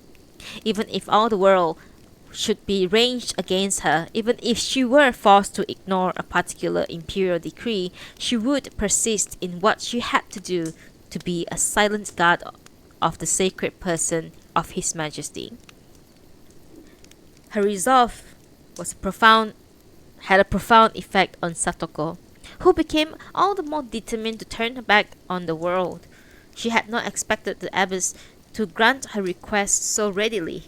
She had had an encounter with the Lord Buddha and the abbess, and her eye, as keen as the crane's, had immediately discerned the firmness of the girl's decision. Although it was customary for a novice to undergo a year of ascetic discipline before her formal induction as a nun, both Satoko and the abbess felt that, in the present circumstances, this period should be dispensed with. But the abbess could not bring herself to disregard the Ayakuras so completely as to allow Satoko to take the tonsure before the countess returned from Tokyo.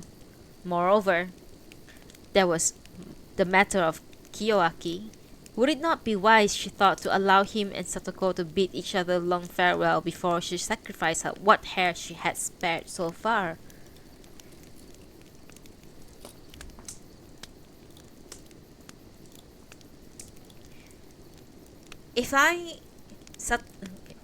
Satoko could hardly endure the delay.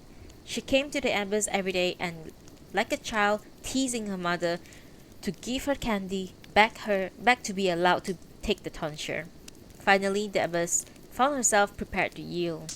If I were to allow you to take the tonsure, she asked Satoko, you would never be allowed to see Kiyoaki again. That wouldn't trouble you? No. Well, once you make the decision not to see him again in this world and so advance in initiation, any later regrets would indeed be bitter ones. I will have no regrets. In this world, I shall never set eyes on him again. As for partings, we have had farewells enough. So please. Her voice, as she replied, was clear and firm. Very well. Tomorrow morning, then, I will preside at the tonsure ceremony, the abbess replied, allowing one more day of grace. Countess Ayakura did not return in the interval.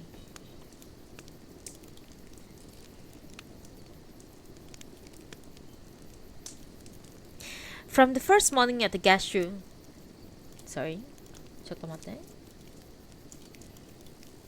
From the first day At Geshu, Satoko had plunged herself of her own volition into the disciplined routine of the convent life. The distinctive character of Hosho Buddhism was placed in was in placing greater emphasis on the cultivation of the mind than the practice of religious austerities.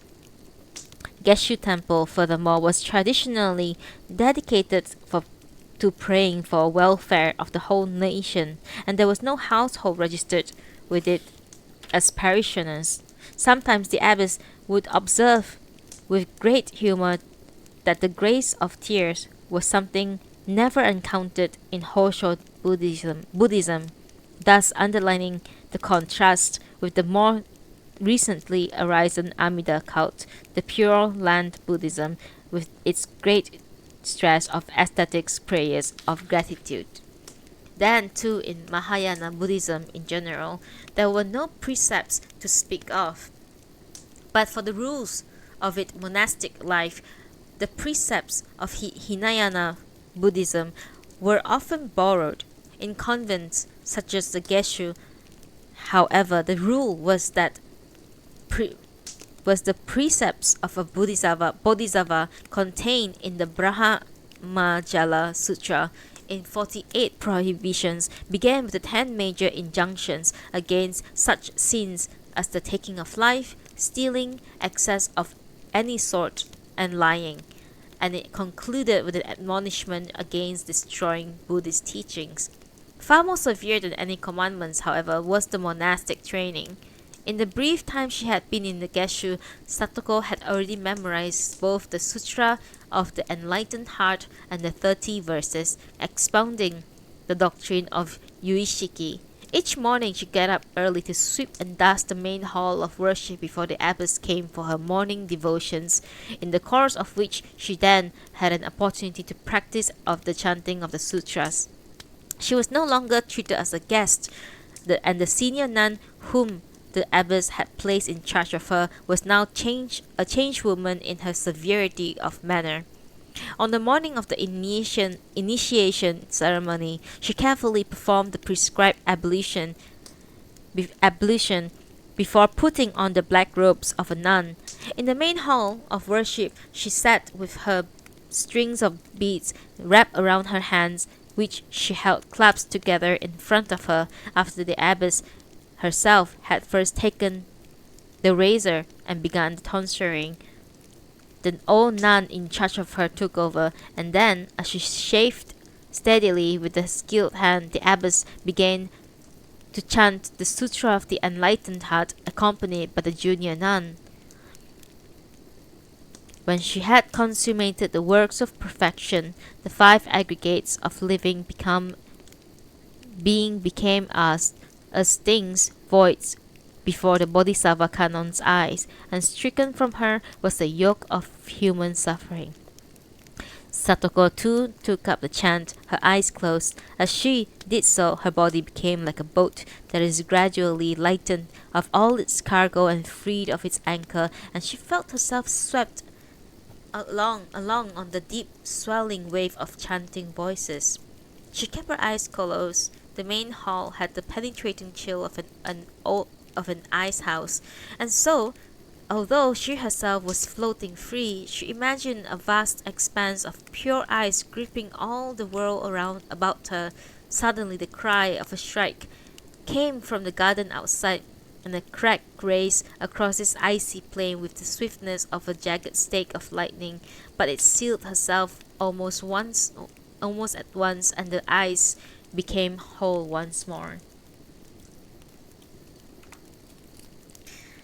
She felt the razor working its way with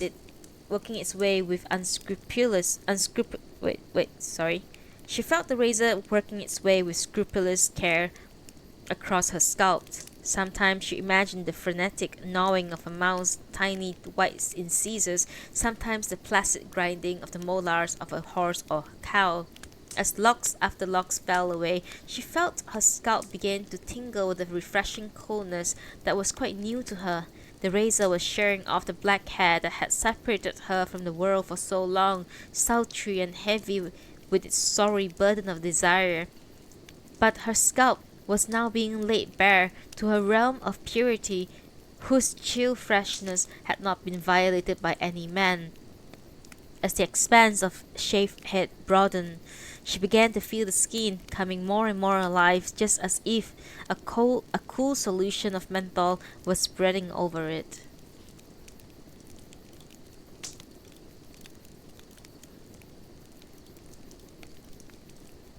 She imagined that the chill must be like the surface of the moon, directly exposed to the vastness of the universe. The world she had known was falling away with each strand, and as it did so, she became infinitely removed from it.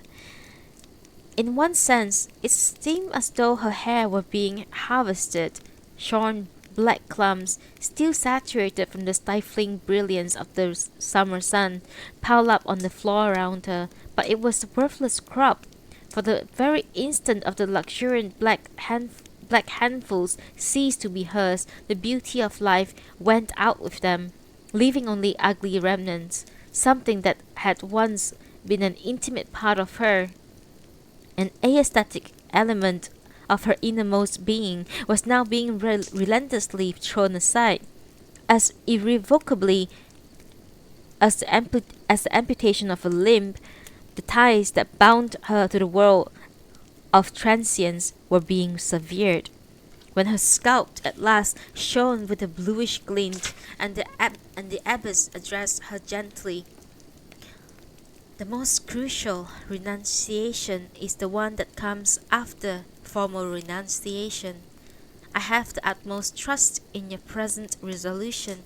From this day on, if you seek constantly to purify your heart in the austerities of our life, I have no doubt that one day you will become the glory of our sisterhood."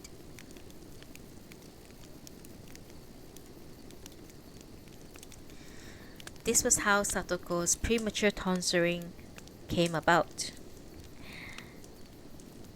Neither Countess Ayakura nor Marquise Matsugae, however, was prepared to give up, no matter how shattered they were by Satoko's transformation. After all, there remained the wig, a potent weapon still held in reserve. That was chapter 46.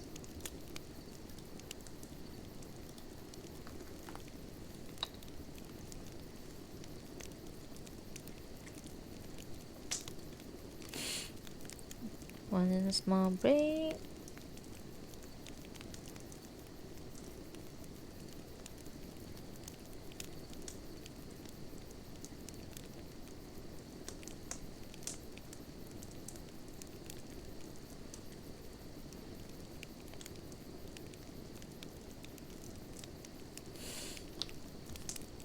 One sip of tea.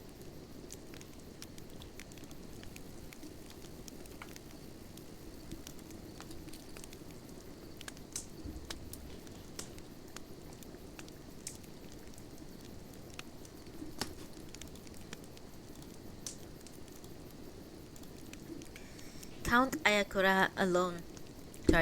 Chapter 47.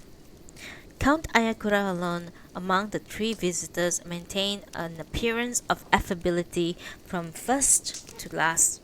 He engaged the abbess and Satoko in casual, unhurried conversation about the world in general, and at no time gave the slightest hint that he might want Satoko to change her mind.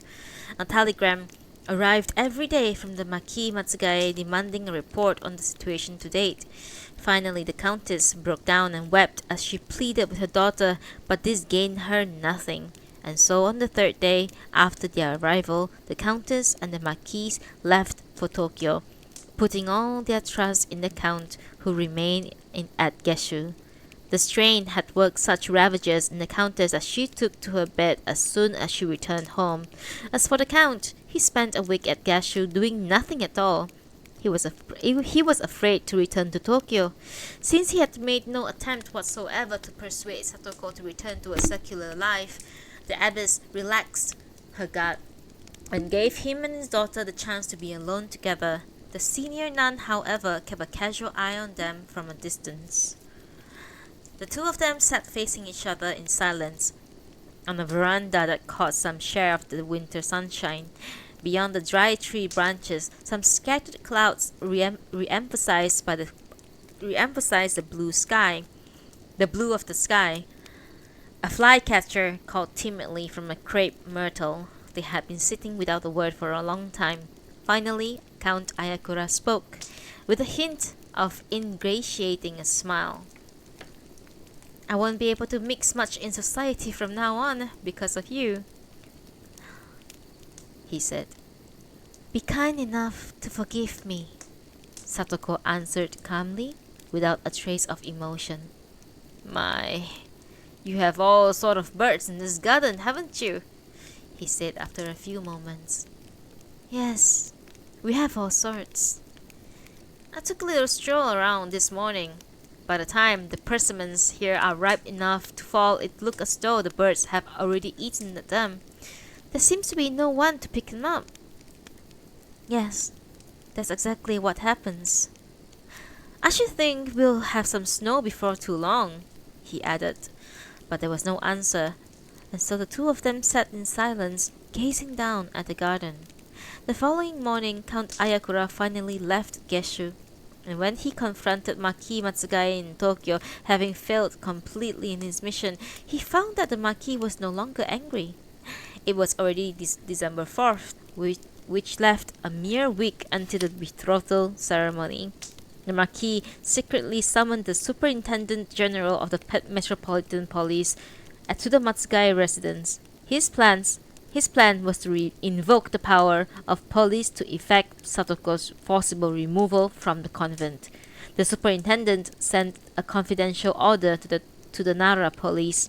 Since this was a matter of setting foot in a convent whose abbess was traditionally an imperial princess, however, the Nara police were afraid of incurring the wrath of the imperial household ministry.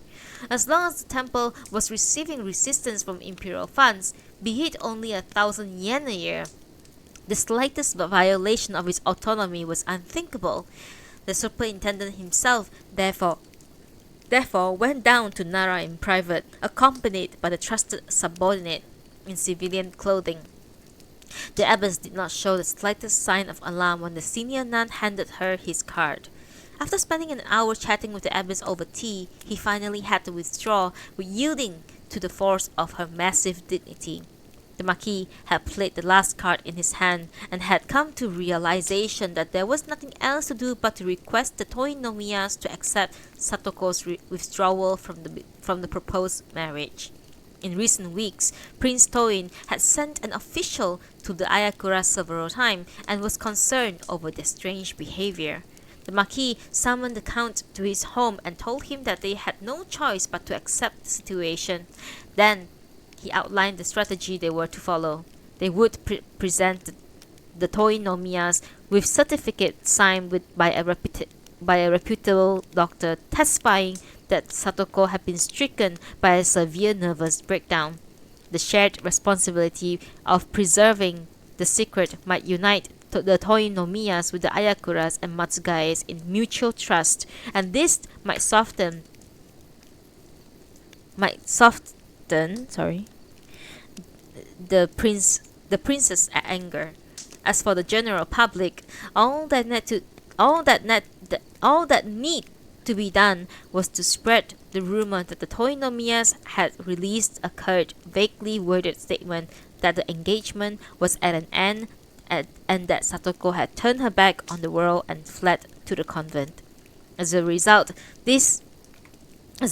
of this inversion of cause and effect, the Toinomiyas, although obliged to some extent to play the villain, would nonetheless maintain face and prestige, and the Ayakuras, while incurring a measure of shame, would nevertheless benefit from public sympathy.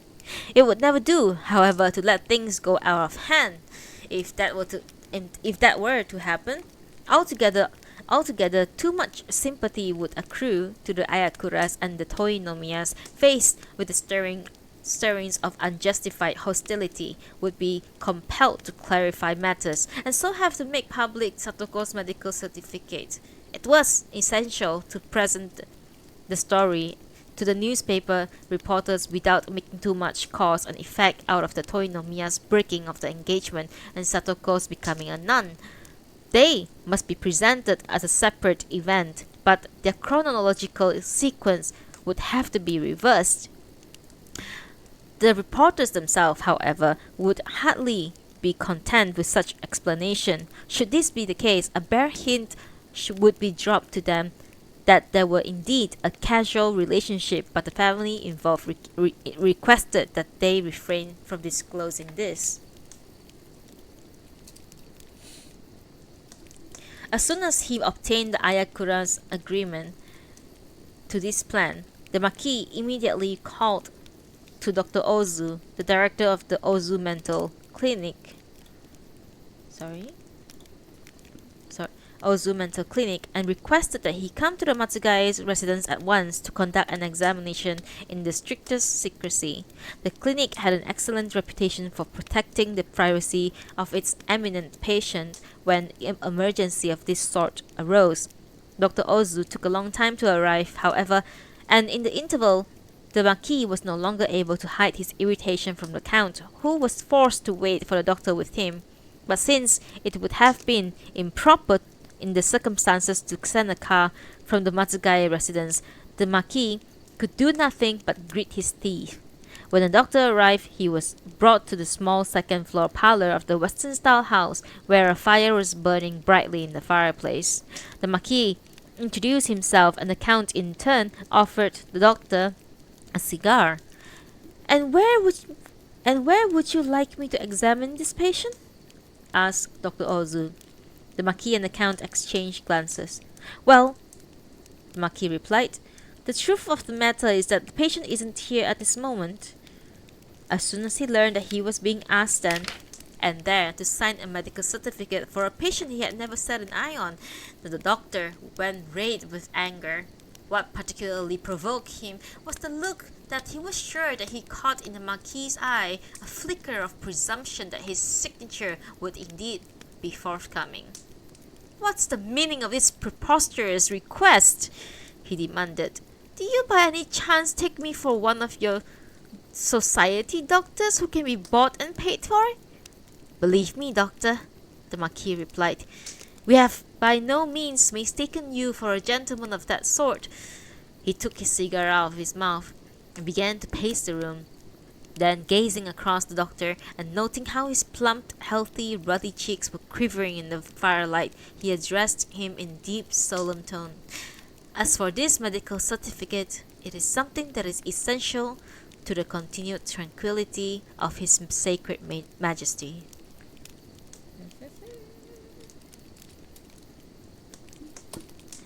When the Marquis had the signed certificate in his hands, he at once requested a meeting with the prince at his earliest convenience, and went next night to the prince's residence.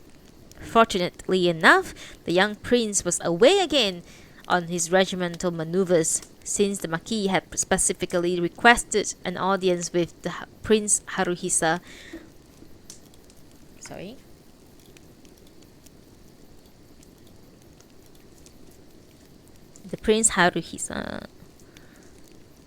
Since the Marquis had specifically requested an audience with Prince Haruhisa, the princess was not at her husband's side when he greeted the Marquis. Prince Toyin seems to be in a jovial mood as he urged a fine French wine on his guest, and spoke of this and that, not forgetting to declare once again how fine the entertainment had been at the Blossom Festival the previous spring. Quite some time had passed since the two had had the chance to talk together like this, and the Marquis again recalled the experience they had shared during the Paris Olympic of 1900 about their well-remembered cabaret at the Champagne Fountain. It seemed as if neither had a care in the world. Nevertheless, Nevertheless, the Marquis was well aware that beneath the prince's dignified and unruffled composure, he was in fact waiting with anxiety and misgiving to hear what he had to tell him. The prince had not said a word about the betrothal ceremony, now only a few days distant. Like sunlight falling on a sparse grove of trees, the lamplight on the handsome grey moustache revealed a fleeting expression of uneasiness which from time to time contorted the mouth beneath. Well now, as regards my intruding on you here tonight, the Marquis said, broaching the crucial topic in a deliberate, frivolous tone, and agile as a bird that darts straight to its nest after flying around for a time with careless ease. I have an unpleasant task of imparting some unfortunate news that is not at all easy to express. Ayakura's daughter has gone out of her mind. What? The prince's eyes opened wide with shock. What?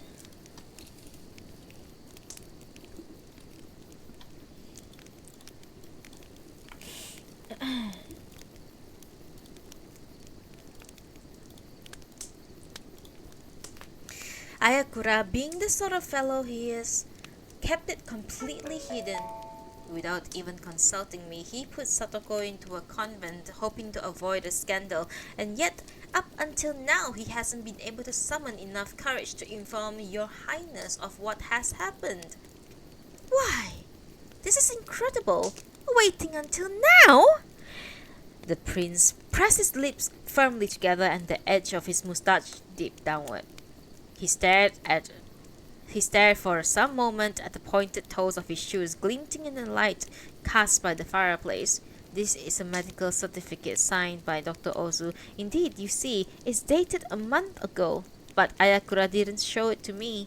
All this due to my failure to keep a sharp eye on everything, and there is no way for me to adequately express my sorrow. If she's ill, it cannot be helped.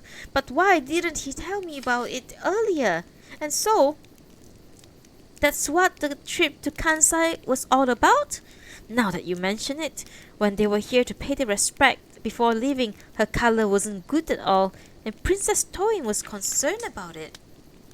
Her mind hasn't been right since last September, and she has been doing all sort of odd things, they say, until finally her behavior was brought to my attention. Well, that's how the situation stands. Nothing can be done about it, said the prince. I'll go to the palace early tomorrow to express my apologies to the emperor.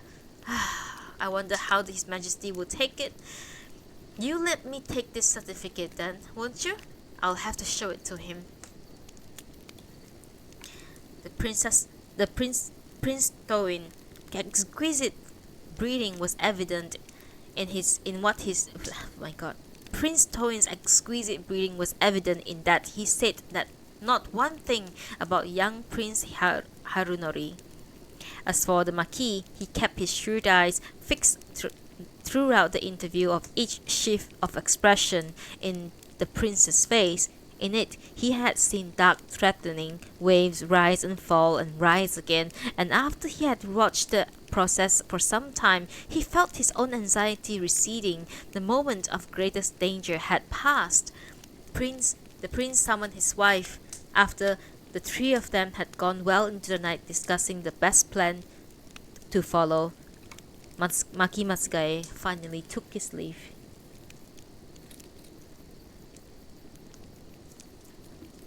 The following morning, Prince Harunori happened to return from maneuvers just at the awkward moment when his father was about to leave for the imperial palace.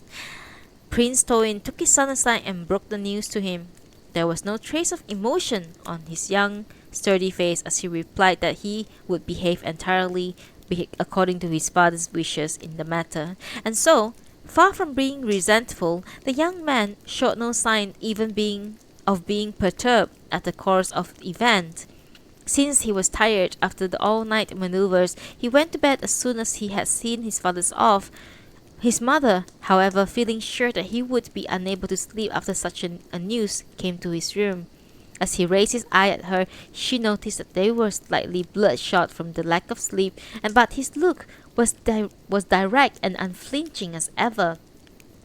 So, it was just last night, he said to her, that Maki Matsugai came to tell us about it. Yes, just last night. You know, Mother, I just happened to think of something that took place a long time ago. When I was a lieutenant, when I was a lieutenant at the palace. I told you about it, didn't I? Anyway, I was going for an audience with the emperor and I happened to run into Marshal Yamagata in the corridor. I'll never forget it, Mother. It was the corridor that ran along the side of the front reception room. The marshal was just coming from an audience, I think. As usual, he was wearing the uniform overcoat with the white lapels. The peak of his cap was down over his eyes, and his hands were sticking in his pockets as if he didn't give a damn about anybody. He was coming toward me down the dark corridor with his sword almost dragging at his side. He glanced at me. I instantly stepped aside and stood to attention and saluted him. He glanced at me quickly from under the peak of his cap with those eyes and never smiled. Surely, Mother, Marshal Yamagata must have known who I was, but he turned his head away, looking annoyed, threw back his shoulders inside the overcoat at the same time, and swaggered away down the corridor without so much as returning my salute. Now, why, Mother, do you suppose I happen to remember that just now? Ooh.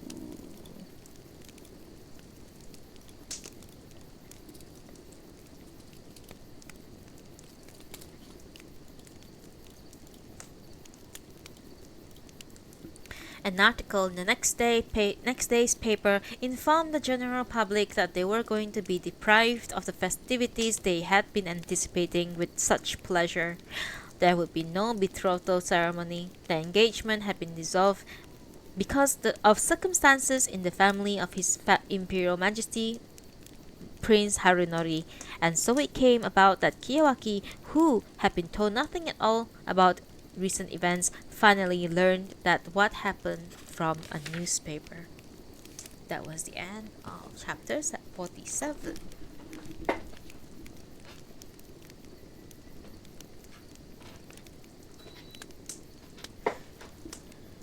One moment, please. Okay. Quick short break, please. I'll be right back in 2 minutes. Thank you.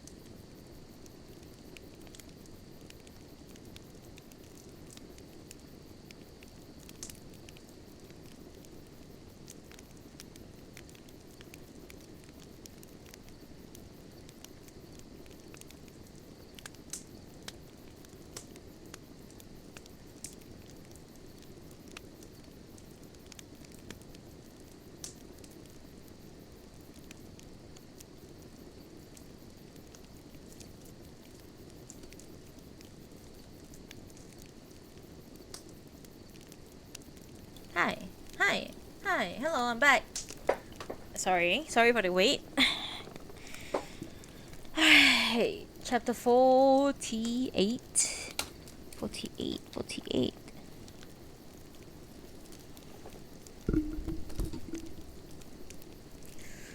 Very interesting so far. It's only got interesting in like second half of the book. A quarter into the book. It only got interesting a quarter into the book. And even so, there was so much babbling. Okay, anyway. Chapter 48 of Spring Snow. How many more we have? I think... Ooh. 55 is the end. But it's... Yeah. We are at chapter 48. Let's go! We are currently reading chapter 48 of Spring Snow by Yukio Mishima. After the broken engagement became known, the family watched over Kiyoaki even more closely. The steward Yamada accompanied him even to school. His classmates, having no inkling of the circumstances, did not know what to make of such solicitude, ordinarily shown only to the youngest of the grade school boys. Furthermore, his father and mother no longer uttered a word about the affair in his presence, and everyone else in the household behaved in front of him as though nothing had happened. Society, however, was agog. Agog? What a word! Agog? I've never heard of that. A-G-O-G. Wow. We learn new words every day. Oh, very eager or curious to see or hear something. Agog.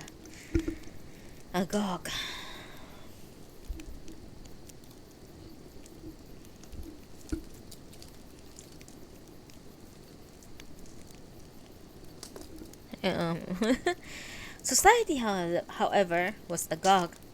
Kiyoaki was surprised to find that even the sons of the most prestigious families at Pierce were so much in the dark over this event that some of them asked him, of all people, what he thought about the affair. Everybody, so sympathetic. I forgot to mute my phone. It's so annoying. I'm sorry.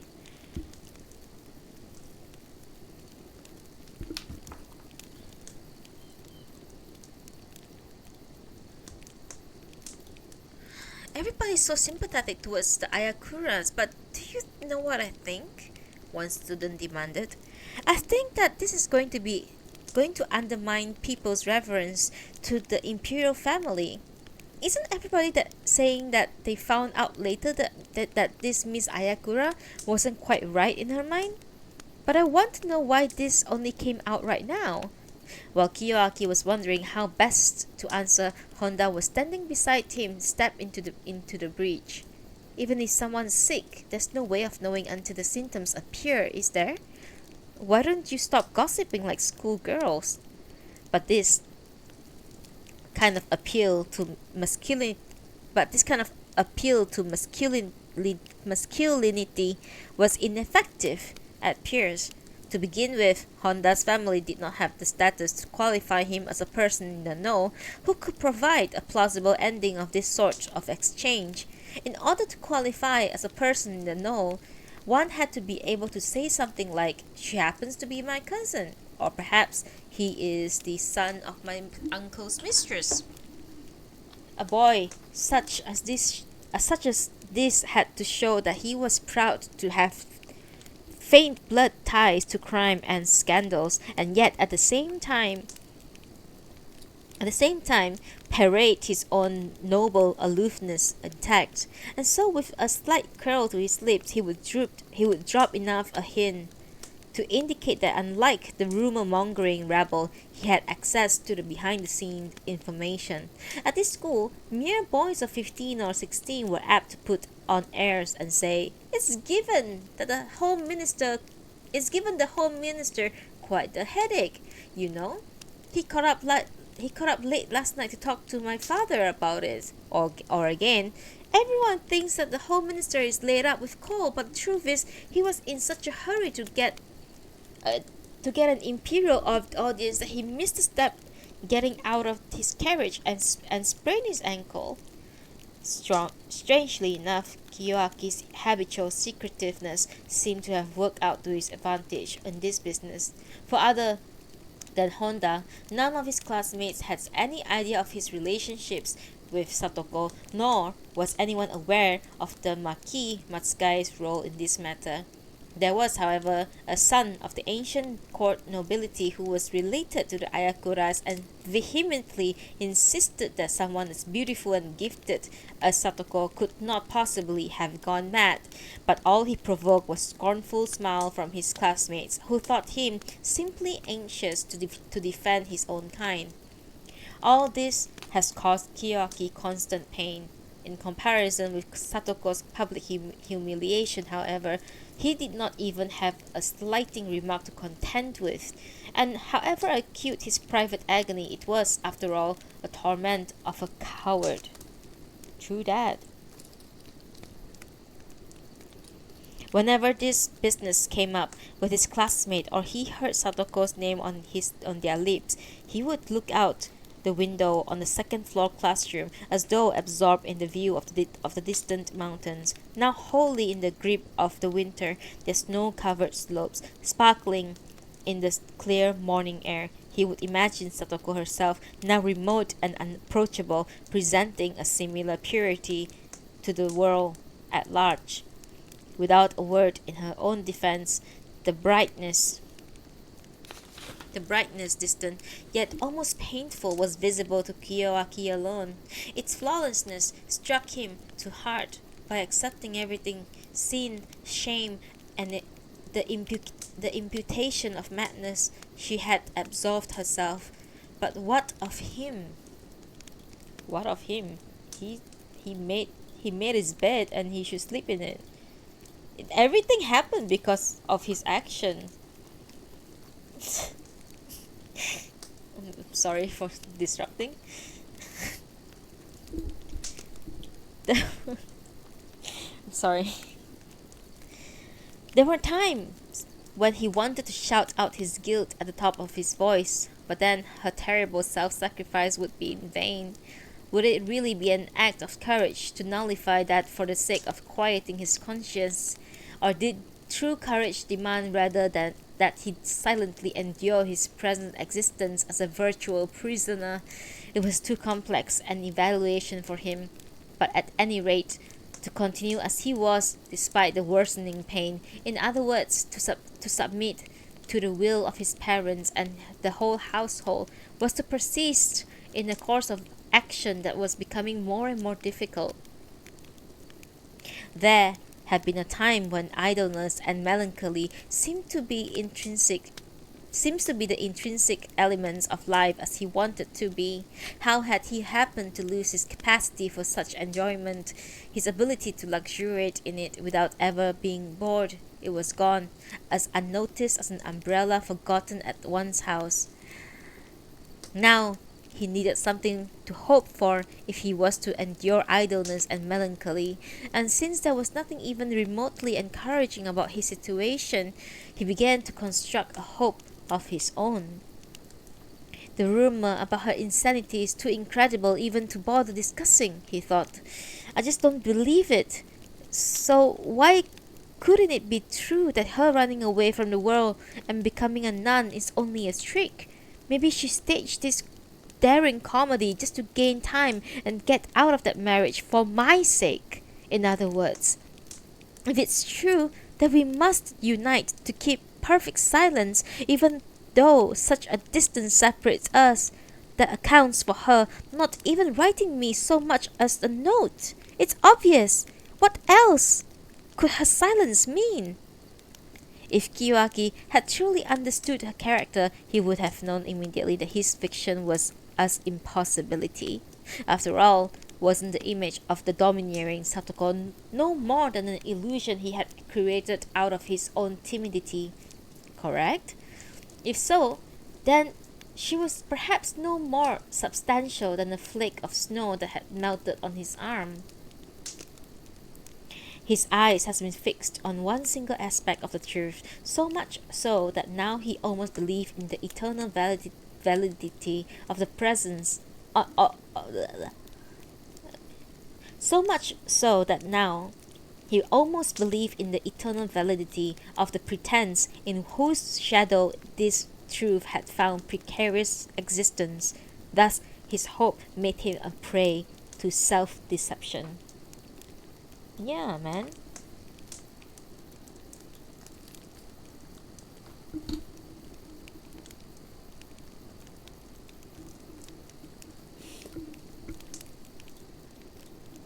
Okay.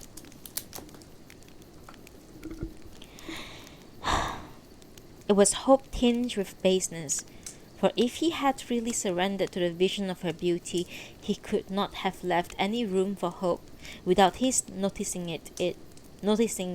His cold, glittering heart had begun to melt with pity and tenderness, like ice under the rays of the setting sun. He felt the surge he felt the urge to be gentle with people, and he began to take a closer look at the world about him. There was a student at Pierce, the son of a marquis, whose family lineage was extremely ancient, who had been nicknamed the Monster. Rumor had it that he was a leaper, but since it was unthinkable that a leaper would be allowed to attend class, it could only be that he had some other disease, which was not contagious. Half of his hair had fallen out, his complexion was ashen, and his skin lackluster. His back was hunched. No one knew what his eyes were like because he kept them well covered with the peak of his school cap, which he had special permission to wear even in classroom. He sniveled constantly and made a noise like a water at low boil, and he never talked to anyone. He would take a book during recess and walk to the far edge of the lawn in front of the school before he sat down to read it. Kiyoaki, too, of course, had never had anything to do had never had anything at all to do with this student, who, besides everything else, was in a different course. Even though their fathers were nobles in the same rank, Kiyoaki seemed to embody beauty more than the other boy in the school, whereas the other was like the chosen emissary of ugliness and sinister shadow. Although the dry grass in the corner of the lawn that was the monster's chosen spot caught more than its fair share of sun on this particular early winter day. Everyone else involved avoided it. Kiyoaki came up. Sorry. Kiyoaki came up and sat down beside him. He shut his book and went tense as he prepared to flee, as he always did. Only the muffled sound of his snivelling, like steady dragging of the light chain, broke the silence. "What's that? You are always reading?" asked the Marquis's son, who was always beautiful. "Nothing," replied the Marquis's son, who was ugly. He thrust the book behind him, but not before Kiyoaki's eyes caught the name Leopardi printed on the spine. The gilt lettering cast a faint reflection that flashed over the dry grass and was gone. Since the monster was not disposed to talk, Kiyoaki edged away from him without getting up, then stretched out his legs and lay on his side, supporting himself on one elbow and ignoring the numerous blades of dry grass now clinging to his woolen uniform. Still, directly opposite him, the monster sat huddled in obvious distress, shutting the book that he had once more spread out in front of him. Kiyoaki felt that he was looking at a caricature of his own misery, and his gentleness began to give way to indignation. As the unseasonably warm sun continued to prodigality regardless, Kiyoaki saw the ugly figure that the Marquis's son began to undergo a gradual transformation.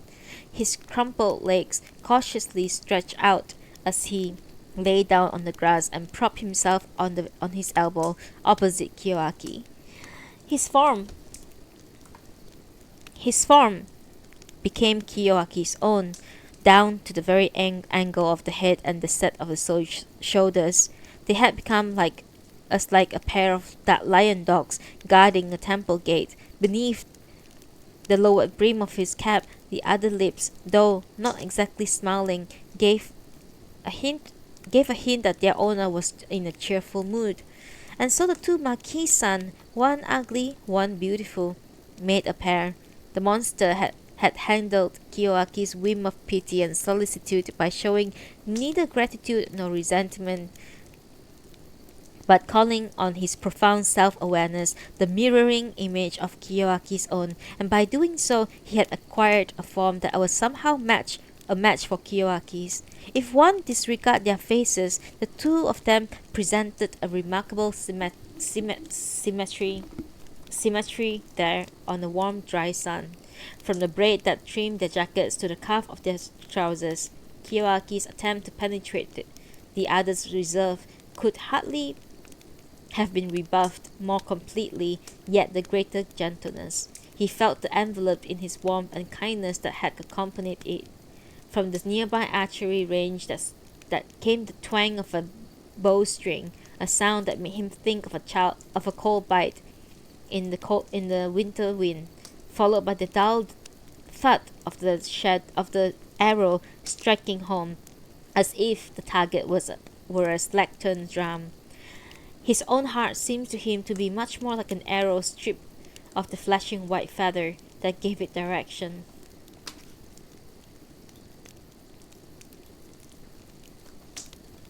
Chapter 49. When the school ended for winter vacation, the studious among Kiyoaki's classmates devoted themselves to studying for the pre-graduation exam. But the mere prospect of opening a book filled him with horror. No more than a third of his class, including Honda, intended to go on after the spring graduation to sit for the university's entrance exam that were held in the summer. Most of them intended to use their privilege as graduates of peers to receive dispensation from the entrance examination and either apply to those departments of Tokyo Imperial University that were always undersubscribed, or perhaps enter one of the other Imperial University such as Kyoto or Tohoku. Kiyoaki too, regardless of what his father might think, would probably follow the line of least resistance. If he entered Kyoto University, he would be that much closer to Satoko's convent. For the present, therefore, he was free to drift in privileged idleness. There were 2 heavy snowfalls in December, but he was in no mood to feel boyish glee at this sight of snow-covered grounds that greeted him one morning. He pushed aside the curtain of the window beside his bed and looked out with indifference at the winter scene. The island, now a patch of brilliant white in the middle of the pond. He did not stir from his bed for hours. At other times, an idea would strike him, and his eyes would flash at the prospect of getting back at Yamada, who supervised him even while he was walking around the estate. He chose a night when a particularly gusty north wind was raging and went for a brisk climb up the maple hill. Yamada, flashlight in hand, neck buried in his collar of his overcoat, had to come striding after him despite his feebleness. The creaking of the branches, the crying of the owl, and the treacherous footing underneath, everything filled him with delight as he felt himself moving onward and upward as irresistibly as a devouring flame. With each step, he imagined himself crushing the darkness beneath his heel as if it were something soft and alive. At the crest of the hill, the brilliant, star-filled winter sky was spread wide. Just before the year end, a gentleman came to the Matsugai's residence to call the Marquis's attention to a newspaper article written by Inuma. The Marquis was enraged at this evidence of his disloyalty to the family. The paper had a small circulation and was the organ of a right-wing group. The Marquis protested that it was some kind of a muck-raking sheet, whose practice was to extort money from those in high society under the threat of exposing some scandals or another. It would have been quite something else if Inuma had degraded himself to the extent of coming to ask for money before publishing the article, but to go ahead and write such a thing without even attempting, this was nothing less than an open and provocative breach of his obligation. Under a heading with a decidedly patriotic flavor, a disloyal and unfilial marquis. It quote, the burden of the indictment was as follows.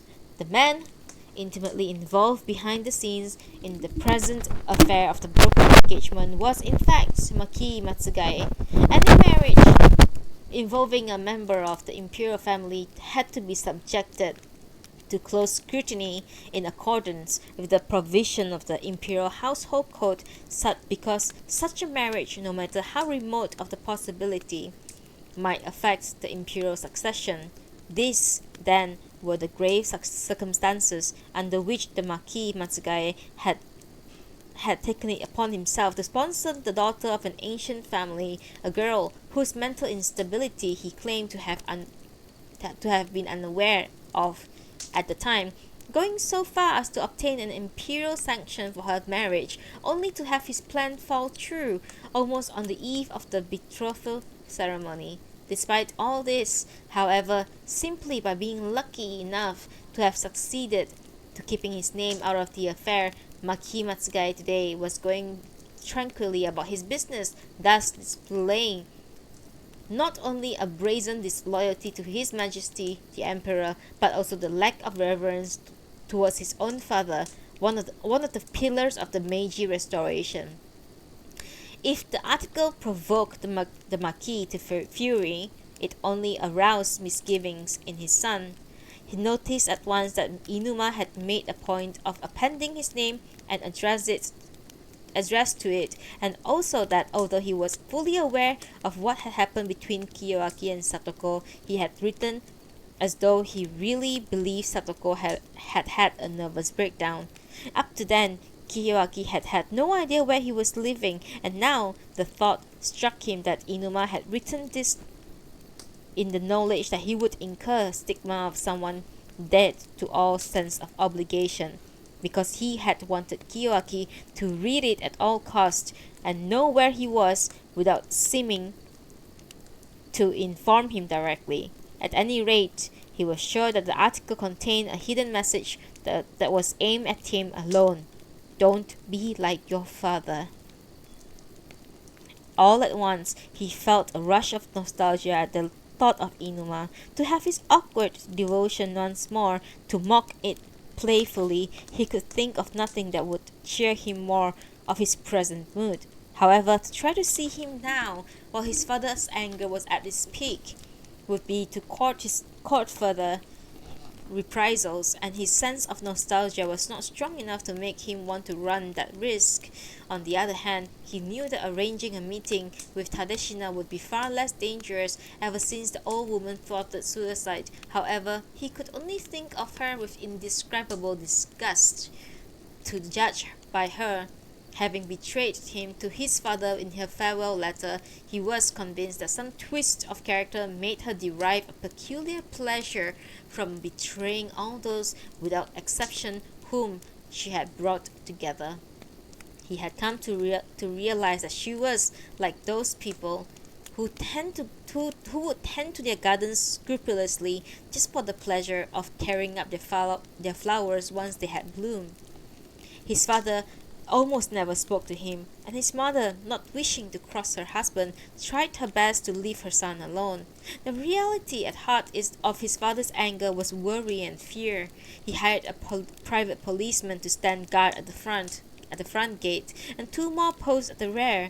The old year ended, however, with neither private threat or the rise of public antagonism to confront the Matsugaes. Inuma's disclosure had apparently failed to set off any repercussions in official circles. It was customary for the 2 foreign families who rented from the Matsugae to send over invitations for Christmas Eve, but since to gratify one family would be to disappoint another, the Marquis made it a practice to accept neither invitation, but rather to send over presents for each family's children. This year, however, feeling that he might find something to divert him in the holiday mood of a foreign household, Kiyoaki asked his mother if she would like to intercede with his father to let him go, but the Marquis would not hear of it. The reason he gave was not the usual one of unwilling to disappoint one family or the other. Instead, he said that it was beneath the dignity of the son of the nobility to accept an invitation from a tenant family. One of the implications in this was clear enough to Kiyoaki. His father still had little faith in his son's ability to maintain dignity. The Matsugai household was in a flurry of activity during the last day of the year. As the traditional massive house cleaning that preceded the New Year's holiday could not be completed in a single day, Kiyoaki had nothing to do. The feeling that the year was ending with a knife in his heart, this year above all years, for it would never come again. In the last waning days, he had to come to realize that this year had seen the peak of his life. He left his house and all its bustle behind him and walked alone towards the pond, in the mood to go rowing. Yamada came hurrying after him with an offer of company that was harshly rebuffed. As the prow of the boat pushed through the dry reed, broken remain of lotus leaves, a small flock of wild ducks took to the air. In the midst of the frantic flapping, he saw their small flat bellies flash for a second in the clear winter air, with not a drop of water to mar the silken sheen of their feathers. A reflected gleam raced crookedly across the tangled reeds. He looked down at the cold image of clouds and blue sky reflected in the surface of the water, and wondered at the sluggish ripples stirred by his oars. As the reflection broke up, the dark, muddy water seemed to be telling him something quite alien to the crystalline cloud and the winter sky. He rested his oars and looked towards the main reception room of the house, watching the servants busy at work, as if they were actors scurrying on about a distant stage. The waterfall had not frozen, but its sound was muffled and discordant.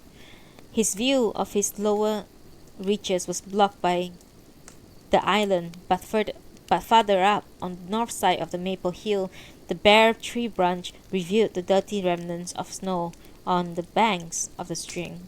He finally steered his boat to the tiny island inlet, fastened it to a stake, and made his way up to the faded green pines that crowned the knoll.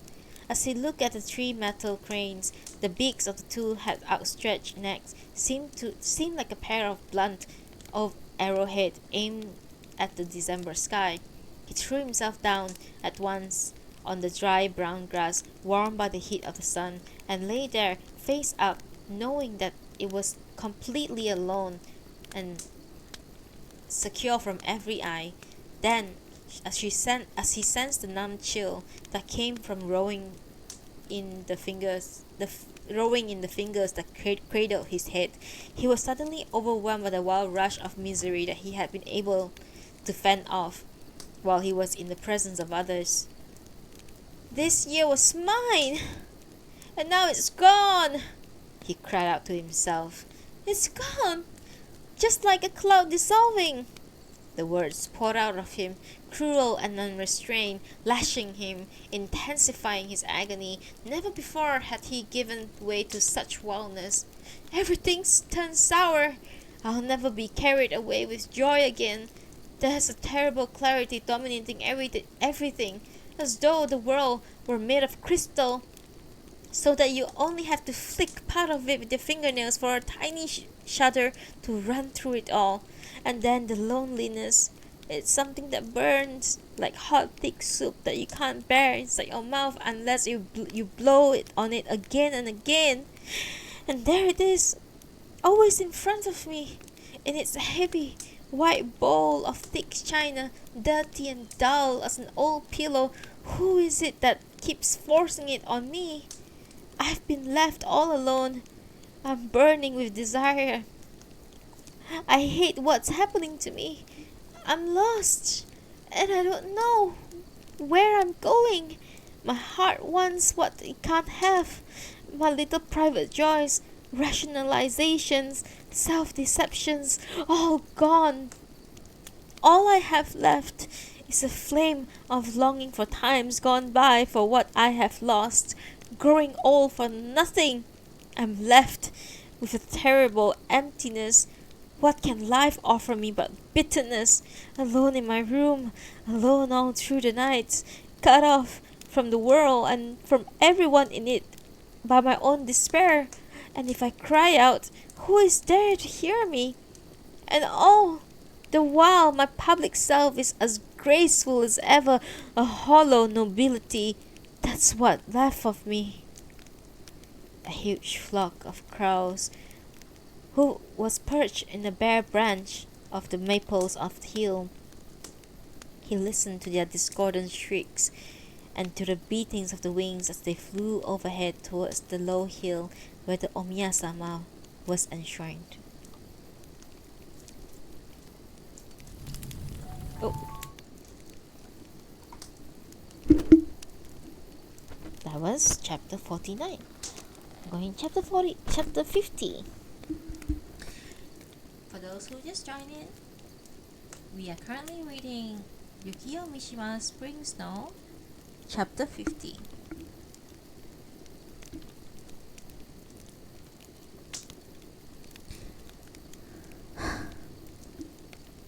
Early in the new year, it was customary for imperial poetry recitation to be held at the palace.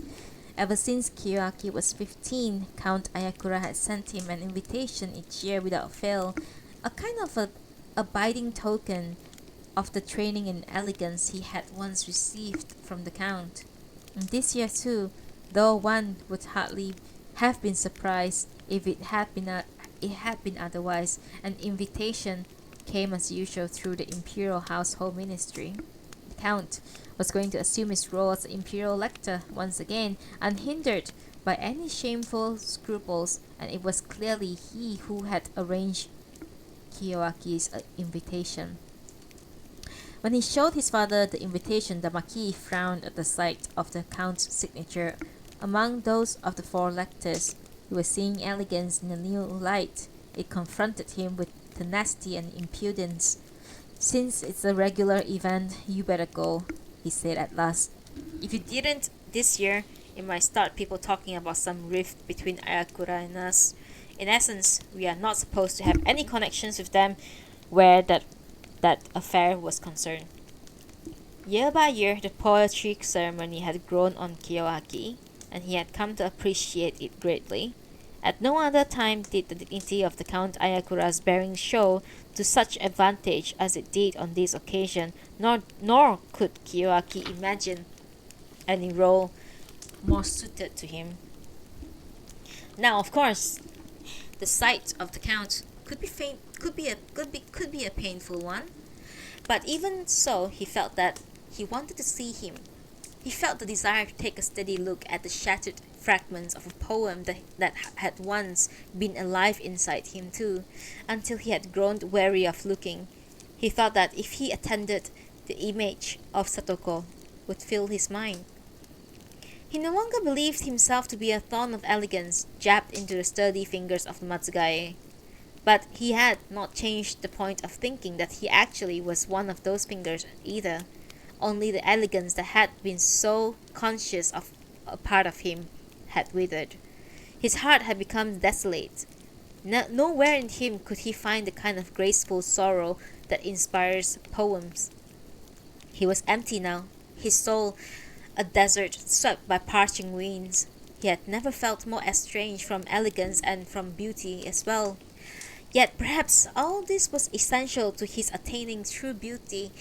This inner emptiness, this loss of all joy, even this utter inability to believe that the oppressive weight of each moment was something real, that his pain, at least, was something that was his.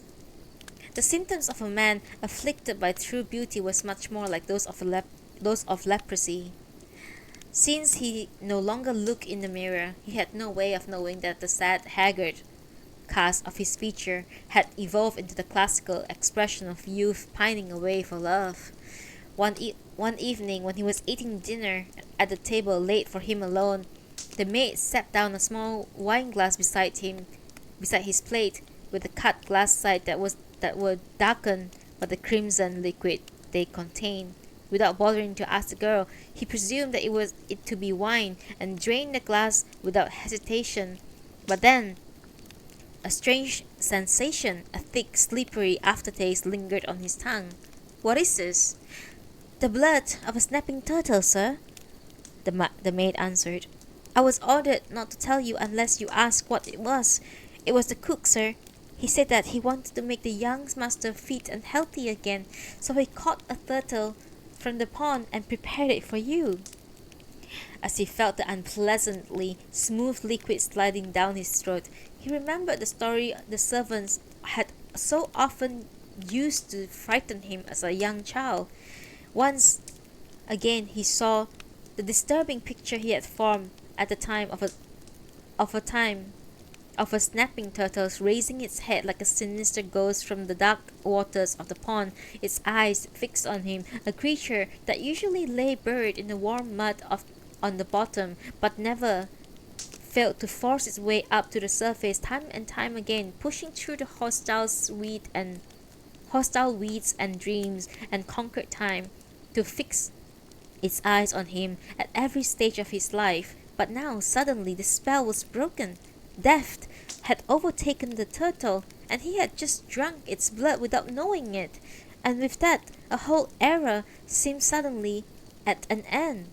Inside him, the terror was being docilely transformed into the unfamiliar energy that was coursing through him with force whose intensity he could only guess. The order of the procedure for each year at the Imperial Poetry Recitation was to read the selections according to the status of the writer, beginning with poems written by those of lower rank. With the first poems, the lecturer began reading the poet's brief words and introduction, and then gave his office and rank. With the later poems, however, the lecturer first gave office and rank, and then immediately began to recite the poem. Among those who functioned as imperial lectors, Count Ayakuras held the honored position of chief. Once more today, both their imperial majesties and his imperial highnesses, the crown prince, graced him with their attention as the clear tone and beautiful modulated voices sounded through the chamber. No tremor of guilt blurred its clarity. On the contrary, it was so brilliantly as to stir sadness in the hearts of his audience. As he read each poem, the languid cadence of his words kept the pace of a Shinto priest gleaming, black-shod feet climbing one by one the stone steps of shrine, bathed in the strange warmth of winter sun. It was a voice whose tone was neither masculine nor feminine. Not a single cough marred the silence.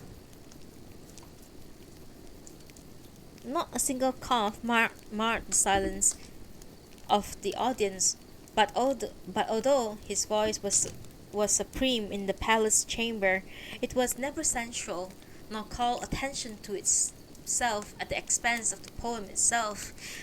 What poured smoothly from his throat was the very essence of elegance, impervious to shame, and its paradoxical blend of joy and pathos flowed through the room like rolling mist in the picture scroll.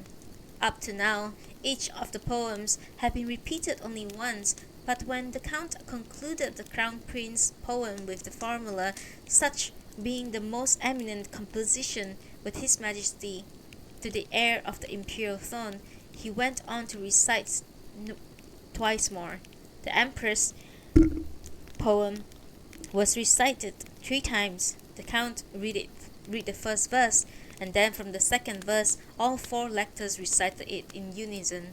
With the exception of the Emperor himself, the rest of the imperial family, including the Crown Prince, and of course everyone else in the audience, stood up to listen. This year, Her Imperial Majesty had composed a poem of exceptional grace and nobility. As he stood listening to it, Kiyoaki stole a glance at Count Ayakura, who was standing some distance from him. He noticed how the paper bearing the poem rested folded on the Count's small white hand, like like a woman's. The fine tissue was a light plum color. Although an affair that involved the Count and that had shaken the whole country was barely concluded, Kiyoaki was not surprised to hear no trace of nervous quiver in his voice, much less the deep sorrow of a father whose only daughter has been lost to the world. The voice went on, clear, beautiful, never strident, performing exactly what had been entrusted to it. Let 1,000 years go by, the Count would still be serving his emperor as he served him right now, like the rarest of songbirds. The imperial poetry recitation came to its climax at last. It was the moment for the reading of the poem of His Imperial Majesty himself. Count Ayakura made his way reverently into the immediate vicinity of the emperor and gravely took the imperial composition, which had been placed on the cover of an inkstone in the traditional manner, and raised it to the level of his forehead. Then he recited it 5 times. As he read, the purity of his voice became, if anything, more pronounced until he came at the last end of the 5th recitation and concluded with the words, "Such being the most august composition of His Sacred Majesty." Kiyoaki, meanwhile, glanced up fearfully at the emperor's face. His imagination quickened by the memory of the late emperor's having patted him on the head when he was a boy. His Majesty seems to be rather more frail than his imperial father had been, and although he was listening to the reading of his own composition, his face showed no sign of complacency, but retained an icy composure. Kiyoaki suddenly shook in fear at the totally improbable notion that His Imperial Majesty was in fact suppressing an anger that was directed at him. "I've dared to betray His Majesty. There's nothing to do but to die." He held fast to that one thought as he stood there, at the atmosphere around him heavy with the rich fragrance of incense. Feeling as though he might collapse at any moment, a thrill ran through him, but whether of joy or dread, he could not tell. Chapter 51. A sip of tea.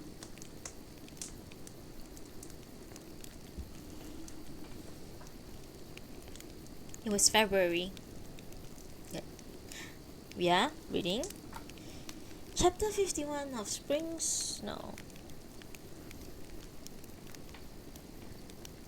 It was February, with the pre-graduation exams looming over them. All Kiyoaki's classmates were now wholly caught up in their work, and he, who was indifferent to anything of the sort, stood more aloof than ever. Honda was certainly willing to help him with the preparation for his test, but he held back, feeling that Kiyoaki would have none of it. He knew only too well how Kiyoaki reserved his keenest displeasure for any excessive show of friendship. One day, just at this moment, the Marquis suddenly presented his son with the suggestion of entering Merton College, Oxford. His admission could be arranged with no great difficulty, especially since the Marquis was on good terms with the dean of this institution founded in the 13th century. But in order to qualify, Kiyoaki would at least have to get through the final exams at the Piers. The Marquis had in fact been painfully aware that Kiyoaki had become more pale and haggard by the day, and he finally devised this means of saving his son, who was to attain court rank of at least 5th degree junior grade before long. Since the plan of salvation was so unexpected, Kiyoaki's interest was certainly aroused.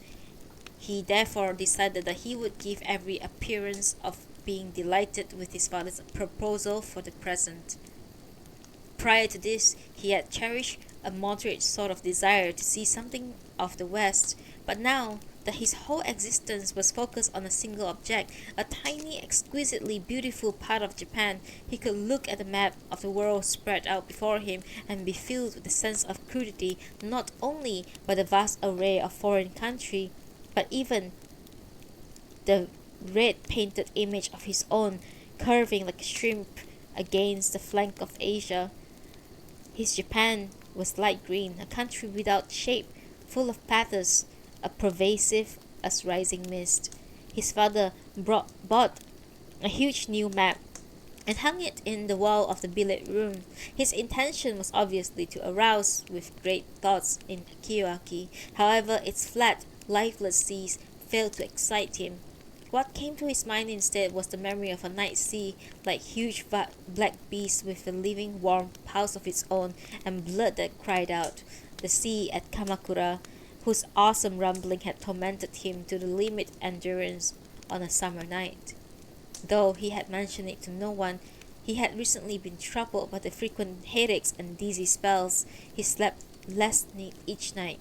As he lay in bed, he told himself that the next day would surely bring a letter from Satoko. She would set a time and a place for them to meet, so that they can run away together. He would find her in some small unfamiliar town, perhaps on a corner in the front of an old-fashioned storehouse converted into a bank. She would run up to him, and he would take her in his arms and hold her as he had been longing to do. Over and over again he visualized this scene down to its last detail, but the image that he cherished in this way was formed in the mirror backed with thin, brittle foil that was easily torn away to reveal nothing but a dismal blankness. His tears soaked his pillow as he called her name again and again through the night in helpless frustration. As he did so, there were moments when her image was suddenly there beside him, somewhere between dream and reality. His dreams ceased to tell stories objective enough to be recorded in his journal. Hope and despair, dream and reality now came together to cancel each other out. The border between them as vague as the shoreline against the rolling waves break without cease. They were there for an instant on the surface of the water that lapped back over smooth sand. He saw the reflection of her face. Never had she seemed more lovely nor more grief-stricken. And when he put his lips close to this face that glimmered like evening star, it vanished. A frantic desire to break out of his plight grew more intense every day, although everything had one single message for him, be it every hour, every morning, every noon and night, or the sky, the trees, the clouds and wind, all telling him to give her up. He was still tormented by uncertainty. He felt a desperate need to lay hands on one thing at least that was sure and certain, to hear no more than a single word from her own lips, if she could only know that it was true. And if a word was too much to ask, he would be satisfied with just a glimpse of her face. He could no longer endure this racking anxiety. In the meantime, the storm of rumors had quickly subsided. People did not take long to forget even so unprecedented and inexplicable an affair as an engagement sanctioned by the imperial decree being broken on the very eve of the betrothal ceremony, especially since a naval bribery scandal had recently come to light to attract their indignation. He made up his mind to leave home, since his parents were on their guard. However, they had stopped giving him any allowance, and so he didn't have so much as a cent of his own. Honda was taken aback when Kiyoaki approached him for money.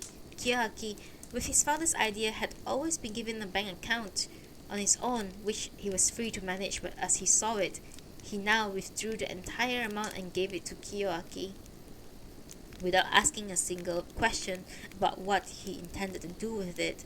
It was the morning of the 21st of February when Honda brought the money to school and handed it over to his friend. The sky was bright and clear, but the morning air was bitterly cold. "You have about 20 minutes left before class," he said Kiyoaki after taking the money. His voice sounded a little timid. Won't you come along and see me off?" "Where are you going?" asked the startled Honda. He knew that Yamada was standing guard at the front gate. "That way," Kiyoaki answered, smiling and pointing towards the woods. Honda was pleased to see his friend showing signs of energy for the first time in months, but no healthy glow had returned to his face. On the contrary, his gaunt features were pale and strained, making Honda think of a sheet of ice in early spring. "Do you feel alright?" "I think I have a cold, otherwise I'm fine," Kiyoaki replied, leading the way cheerfully along the path ran through the woods. It had been a long time since Honda seen him walking so briskly. Moreover, he had a good idea where his steps were leading, but said nothing. They passed a marsh whose icy surface, laced with intricate design of frozen driftwood, duly reflected the slanting rays of the morning sun, and then, leaving the woods and chattering birds behind, they came to the eastern edge of the school property. They were now at the top of the slope, according to the bottom of the across the bottom of the stretch across the bottom of which stretched a line of factories. Strands of barbed wires had been carelessly strung along the place of the fence, and the neighborhood children often slipped through the breaks into the campus. Beyond the wire, the grassy hill intended as far as the road, where a rough wooden fence had been put up over a low stone wall. At this point, the two of them came to a halt. Off to the right and was a streetcar.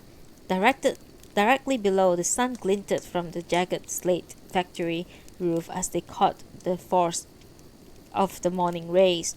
The motley collection, the machines gathered under this roof, already running at full throttle, set up a dull roar like the sea. The smokestack stretched bleakly towards the sky.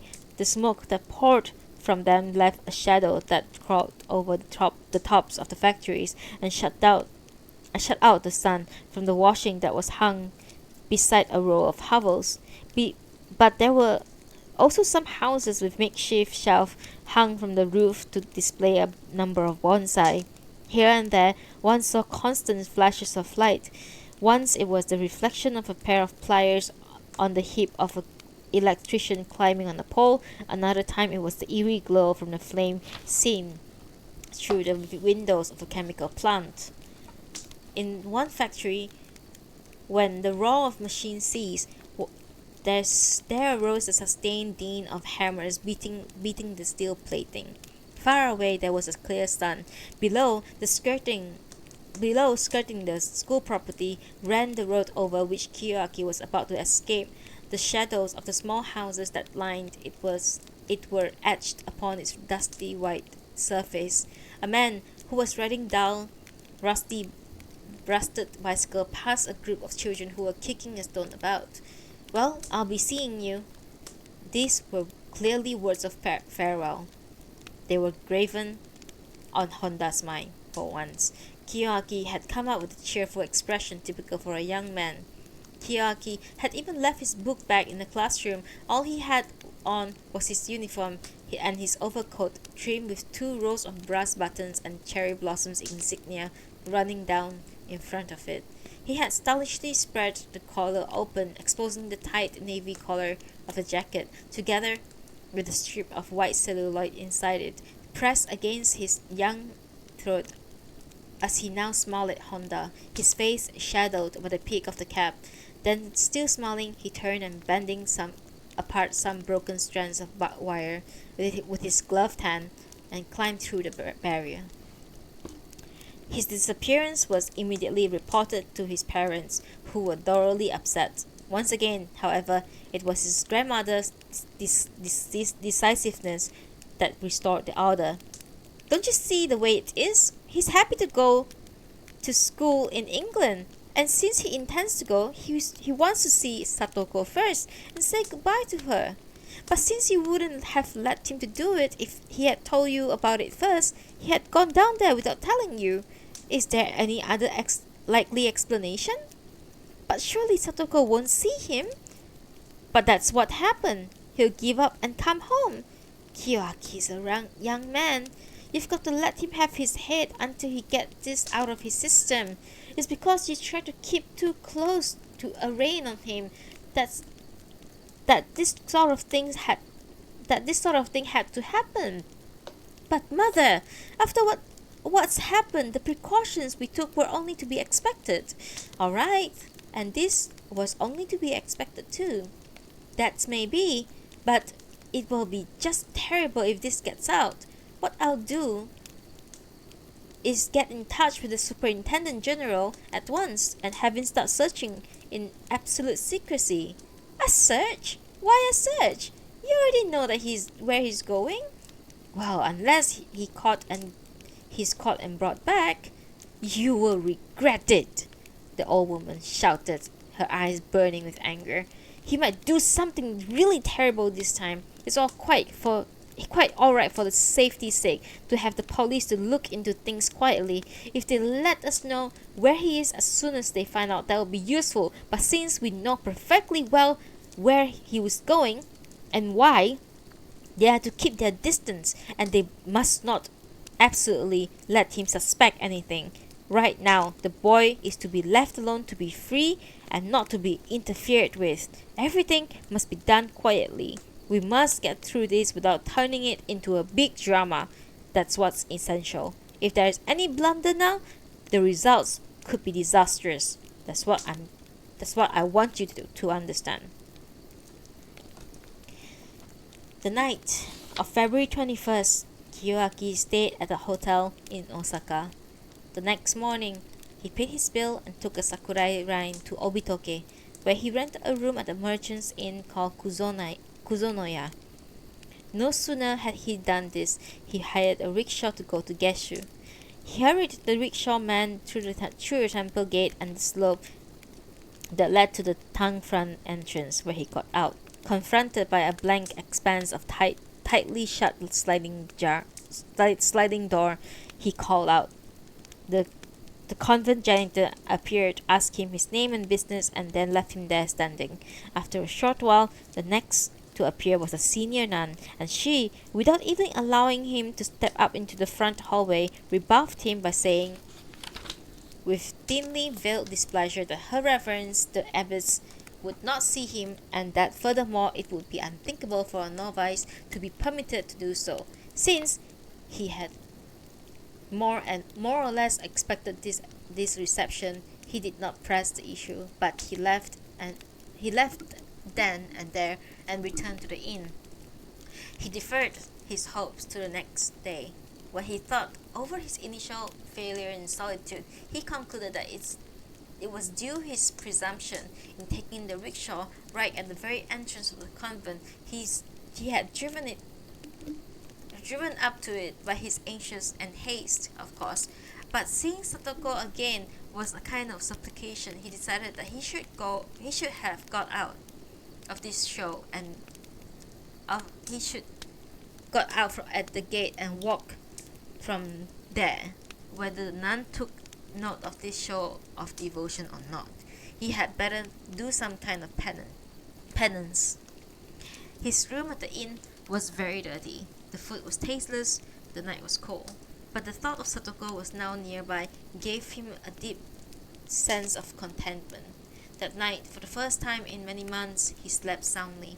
The next day was 23rd. He felt more energetic and went to the convent twice. Once in the morning and again in the afternoon, leaving the rickshaw at the gate and climbed through the long sloping path as a pilgrim would. However, his reception was no warmer than the day before. On the ride back, he began to cough and felt a slight pain inside his chest. He decided against using the hot bath in the inn. His dinner that night proved to be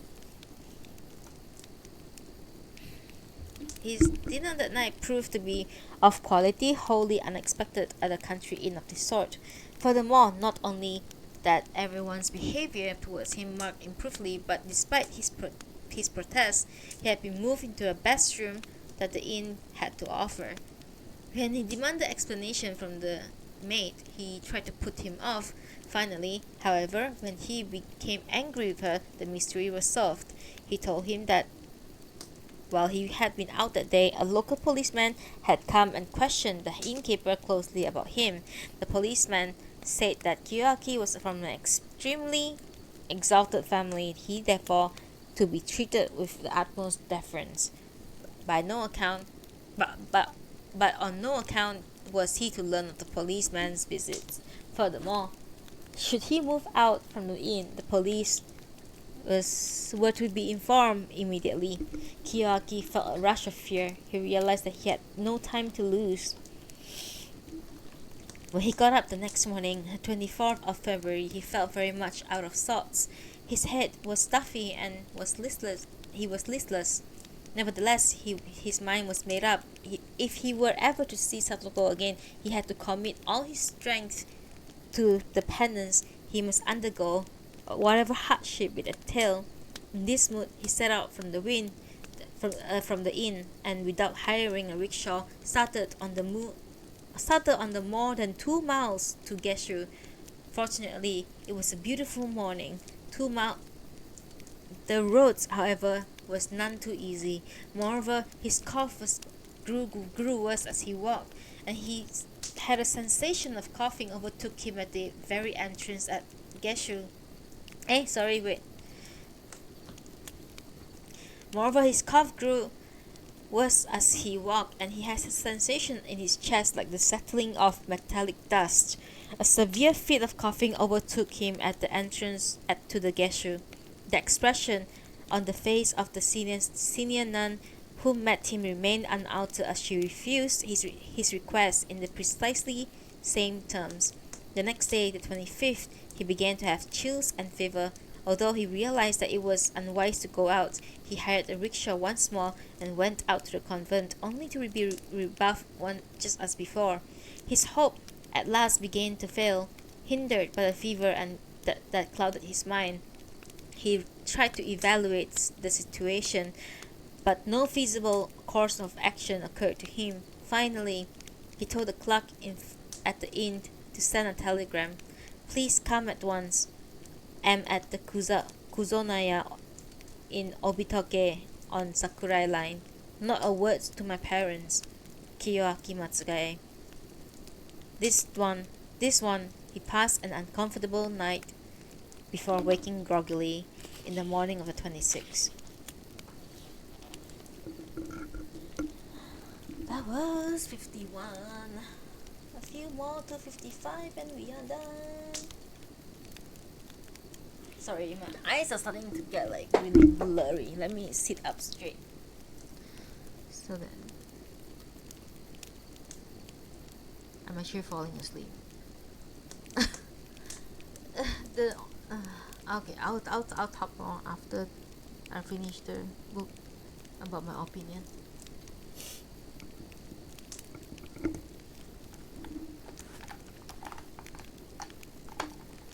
One moment. Glasses falling down. Remember to go fix my glasses. Okay. Chapter 52. It was a morning when light flakes of snow danced in the breeze that swept over the plains of Yamato. They seemed too fragile even for spring snow. Oh, okay, we can end the stream now. The title just appeared. Spring snow. They seemed too fragile even for spring snow, but were rather more reminiscent of swarm of summer insects. When the sky remained overcast, they disappeared against the cloud. Only when the sun shone through did one become aware of the powdery, swirling snow. The cold in the air was worse than it would have been on a day of heavy snow. As he lay with his head on his pillow, he considered how he could prove his ultimate devotion to Satoko. The night before, he had at last decided to appeal to Honda for help. He was sure that his friend would come over today without fail. With Honda to sustain him, perhaps he might be able to soften the abbot's unyielding attitude. But before that, there was one thing he had to do. He had to try it all by himself. With no one's help, he had to demonstrate the purity of his devotion. On looking back, he realized that up to now, he had not even once had the opportunity of proving this devotion to Satoko. Or perhaps he thought his cowardice made him flee away, and flee any such opportunity until now. Today, there was only one thing for him to do. To go out, ill as he was, to risk worse illness, was a significant great penance. Devotion, so overwhelming, might stir a response from Satoko, or then, again, it might not. Whatever the result, even if there were no faintest hope of her being moved, he had now reached to a state where he would have no peace until he had done this thing, done it as a penance, as he demanded of himself. He had begun his journey completely obsessed with a single thought, to have a single glimpse of her face. In the meantime, however, his heart had formed another resolution of its own that overrode his intention and desire. The only force to counter this wayward urge in his heart was his whole body itself. He was in the grip of an aching fever, a heavy gold thread that has been strung through every part of it, embroidering his flesh with pain and heat, the strength that had gone out of him. If he lifted his arm, the pale skin suddenly turned blue and cold. His arm itself became heavy as a full bucket of well. His cough seemed to come from deeper and deeper in his chest, like the constant rumble of a distant thunder on a darkened horizon. His body bulked at his demands, weak and enervated to the very fingertips under the assault of the burning fever that shot through him. He called Satoko names more and more desperately. The empty hours dragged by. This morning, for the first time, the servants at the inn realized that he was ill. He warmed his room anxiously set about doing all that they could do to make him feel comfortable, but he stubbornly refused to allow them either to treat him themselves or call a doctor. Finally, in the afternoon, he told the maid to hire a rickshaw for him. He hesitated and went to tell the innkeeper. When the man came up to his room and tried to persuade him to stay indoors, he struggled to his feet, got into his uniform, and put on his overcoat without help. To put on a show of health, a rickshaw came. He set out in it, his legs wrapped in a blanket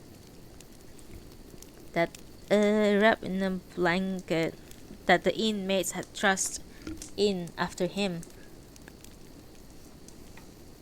Sorry.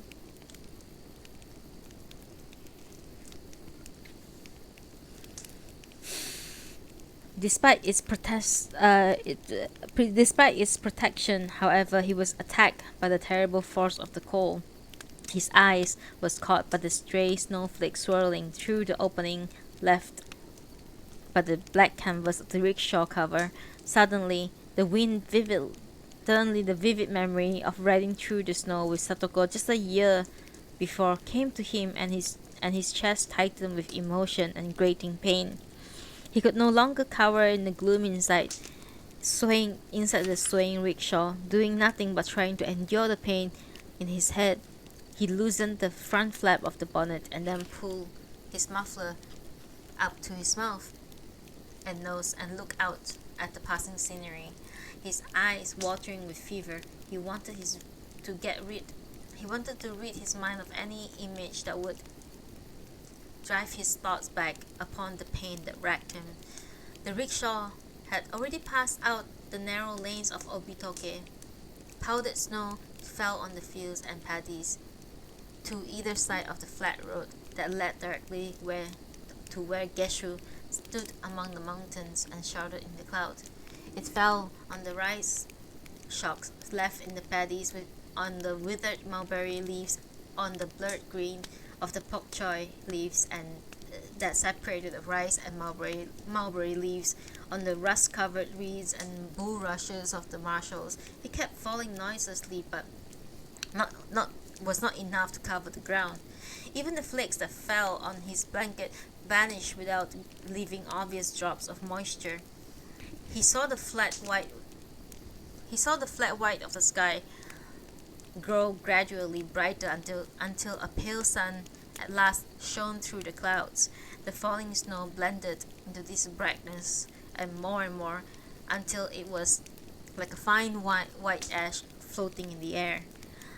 All along the road, the tall, dry grass swayed in the light wind, its wintry plumes having a faint glint of silver in the cold light. Just beyond the fields, the foothills were shrouded in the grey, but in the distance were the corner of clear blue sky, and the snow-capped mountains were dazzling white.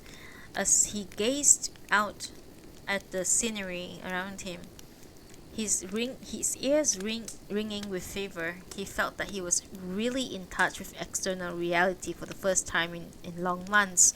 The world around him was absolutely still. The swaying of the rickshaw and the heaviness of his eyelids may well be confused what he saw out there.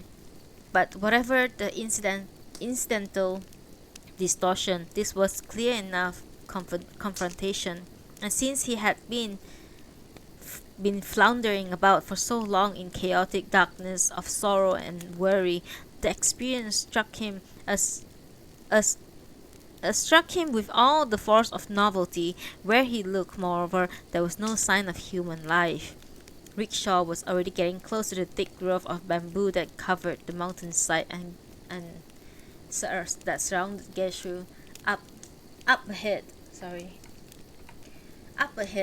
towering over the bamboos stood the pines that lined the road as it began upward climb inside the gate. When he saw the austere stone gate post at the end, the winding length of road that led out of the field, he was convulsed by a spasm of poignant fear.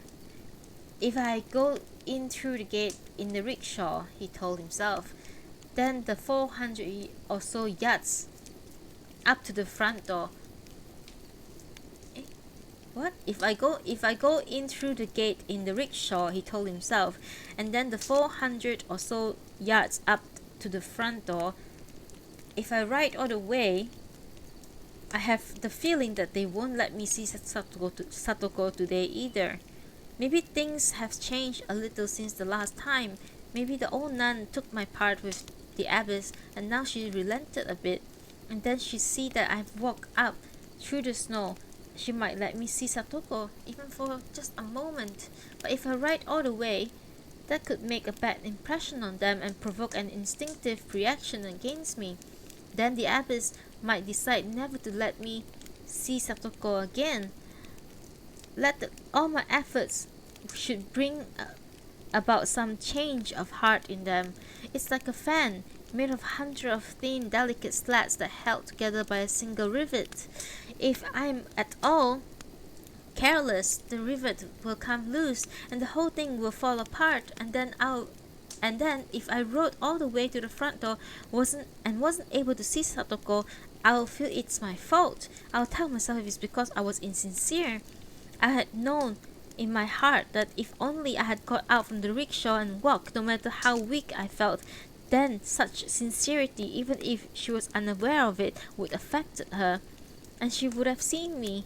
That's it then. There's no reason to have such regrets. I have no other choice but to risk my life if I want to see her. To me, she's the essence of beauty, and it's only that which has brought me this far. He himself no longer knew whether his reasoning was ordered or wildly disturbed by fever. He told the rickshaw-man to stop at the gate. Then, after getting out, telling him to wait there, he began to walk up the slope. The sun was coming through again, and the snowflakes danced in its pale rays. From the bamboo groves on either side of him, he heard a chirping that sounded like a lark. Green moss grew on the trunks of the bare cherry trees that was scattered along among the pines in the roadside. A single plum tree bloomed white in the midst of the bamboo. Having come this way 6 times in the last 5 days, it would seem that there was nothing left for him unaware. But as he began to make his way upward from where he had left the rickshaw with his unsteady legs and stumbling feet, he looked around him, and the world took on a mournful clarity in his fevered eyes. The scenery that had become familiar in recent days now had a strange novelty about it that was almost unnerving. At every moment, sharp-pointed silver arrows of cold shot through his spine. The fern along the road, red-berried spear flowers, the pine needles rustling in the wind, the bamboos with their green trunks and yellowed leaves, the abundance of tall dry grass. The road itself, rutted with white and with frost as it passed through the midst of it all. Kiyoaki's eyes followed everything until it finally merged into the black shadow that lay across the road ahead as it rose through the grove of cedars. Surrounded by unbroken silence and utter clarity with clarity was a world untouched with blemish of any kind, and at its center, so inexplicably poignant at its innermost heart, he knew was Satoko herself. Her figure was quiet and still as an exquisite gold statue. But could such, oh my god, my brain, sorry, wait, hang on. My eye suddenly just went crossed. I'm not even kidding.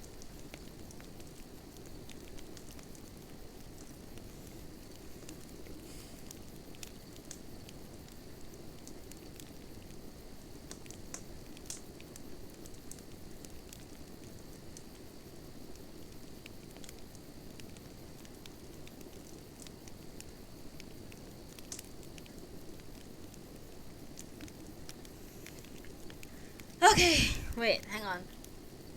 My eyes went cross, seriously. That I want to show, like, I wish I can show you how many words it is right now on my page right now that made me feel that way. Oh my, I want to show, I need to show someone. My eyes went crossed, like seriously went, like just went crossed. I need eye drops. Severely. I'm not even kidding. My eyes went crossed. One moment, please.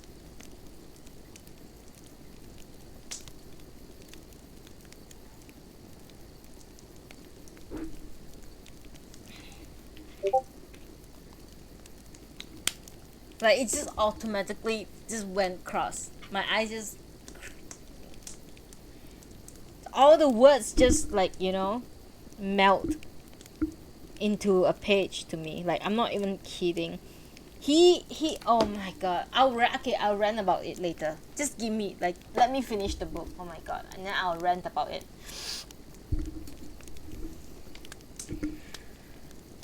Okay.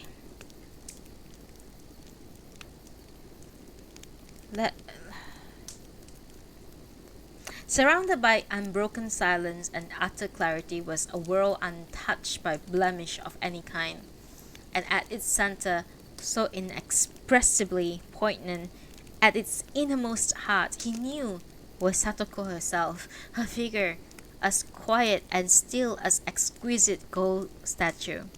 But could such a still and perfect world, which eschewed all intimacy, really bear any relations to the familiar world he knew?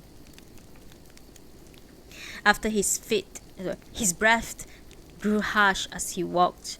Stopping to rest, he sat down on a large rock beside the road, only to be struck to the bone immediately by its intense chill, as though his layers of clothing could do nothing to hinder it. He coughed deeply and as he did so, he saw the handkerchief he held over his mouth, and it was covered with rusty phlegm. After his fit had gradually subsided, he looked up dizzily at the distant snow-covered mountain peaks that rose up beyond the sparse grove of trees. As his eyes were filled with tears from his coughing spell, his blurred vision seemed to heighten the sparkle of snow. Yeah, I felt like that just now. At the instant, a memory of his 13th birthday came back at him. He was an imperial page once more, looking up at Princess Kasuga ahead of him as she held her train. The snowy peaks before his eyes today were the very image of the white that had dazzled him that day. The pure color that of the nape of her neck under the lustrous black of her hair, that had been the moment in his life when a divine female beauty had first moved him to adoration. The sun disappeared once more. Gradually the snow came down more heavily.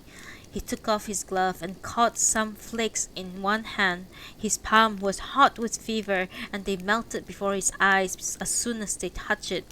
How well he had looked after his beautifully shaped hand, he reflected. It had never been dirtied, never known a blister. He had used it, but only in emotion. Finally, he got to his feet and started walking again, wondering whether he would be able to plod through the snow and reach the temple. By the time he had climbed as far as the cedar grove, the wind had grown much worse, and its harsh whine throbbed in his ears.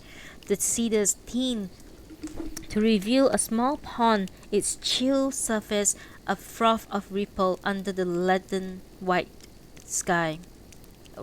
winter sky. Once past the pond, the gloomy darkness of the thick old cedars closed in on him again, and their branches deflecting the force of the pelting snow. By now he had but one objective: to keep putting one foot in front of the other. All his other recollection of the past had crumbled away. He now knew that the future would only reveal itself foot by foot, yard by yard, as he painfully struggled forward. He went through the gate without realizing it, and when he looked up, he saw the tongue entrance itself in front of him. Snow clung to the row of chrysanthemum tiles that formed from its eaves. Collapsing in front of the sliding door, he broke into such a violent fit of coughing that there was no need to call out. The senior nun opened the door and immediately began to rub his back to relieve his spasm. In a kind of trance, he had the indescribably blissful feeling that Satoko had come, that her hands were now caressing him. The old nun did not refuse him at once today as she did before. Instead, she left him there after a few moments and went back inside. He waited for a long time, feeling the minutes stretch out interminably, and as he waited, a mist seemed to cloud his sight. His pain, his joyful hope, both dissolved gradually into a single vague state of mind. He heard the women's voices in a flurry of conversation, then silence again. More time passed. When the door slid open once more, the senior nun was alone. "I am sorry. Your request for a meeting cannot be granted. No matter how many times you come here, sir, I shall be forced to give you the same answer. I will arrange for a servant of the convent to accompany you, so please be kind enough to leave." Helped by the janitor, who was fortunately a strong man, he went back down to the road where his rickshaw was waiting. Chapter 53. Oh my god.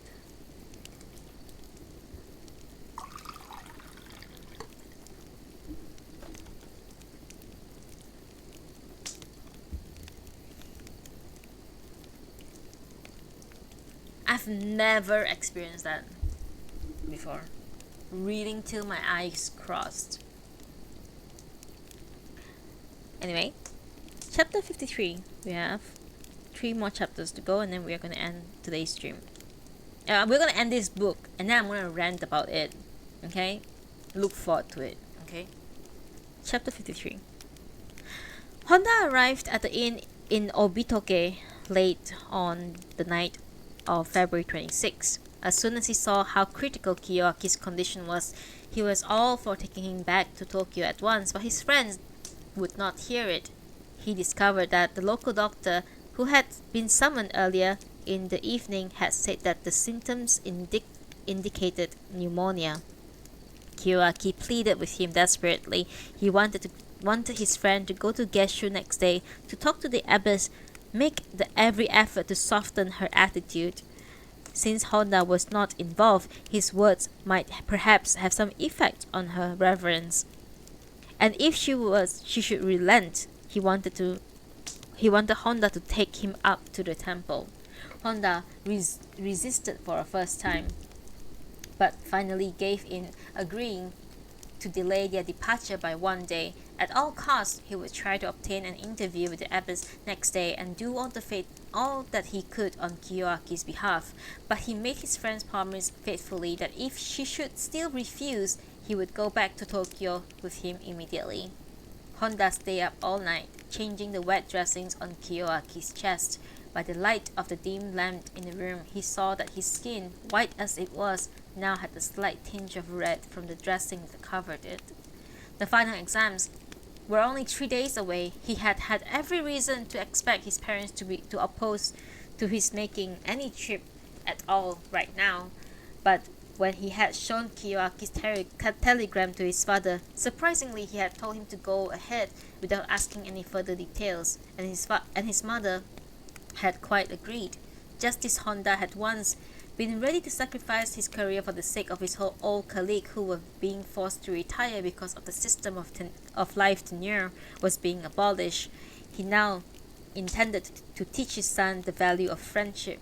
During the train ride to Osaka, Honda had worked intently, and even now, as he held watch at Kiyoaki's bedside, he had his logic notebook open beside him. In one circle of pale yellow light of the lamp above him caught the ultimate symbols of two diametrically opposed roles to which this young man had given themselves. One of them laying critically ill for the sake of love, the other was preparing himself for the grave demands of reality. Kiyoaki, half asleep, was swimming in chaotic sea of passion, seaweed clutching at his leg. Honda was dreaming of the world of creation securely based on the foundation of order and reason.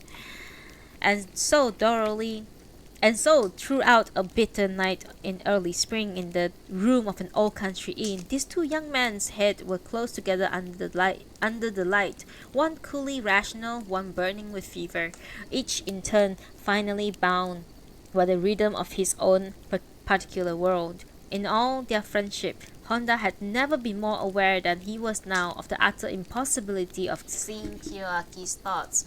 He lay in front of him, but his spirits was off racing somewhere else. Sometimes he would deliriously call Satoko's name, and his cheeks would flood with color. His face lost its haggard look and instead seemed more than normally healthy. His skin glowed as if it were fine ivory with fire inside. But Honda knew that there was no way for him to reach that essence. Here before him, he thought, was passion in its truest form, in its truest sense. The kind of thing that would never take possession of him. But more than that, he thought, wasn't it true that no passion whatsoever would succeed in sweeping him away? For he realized that his nature seemed to be lacking in the quality that made this possible. It would never assent to such an invasion. His affection for his friend was deep.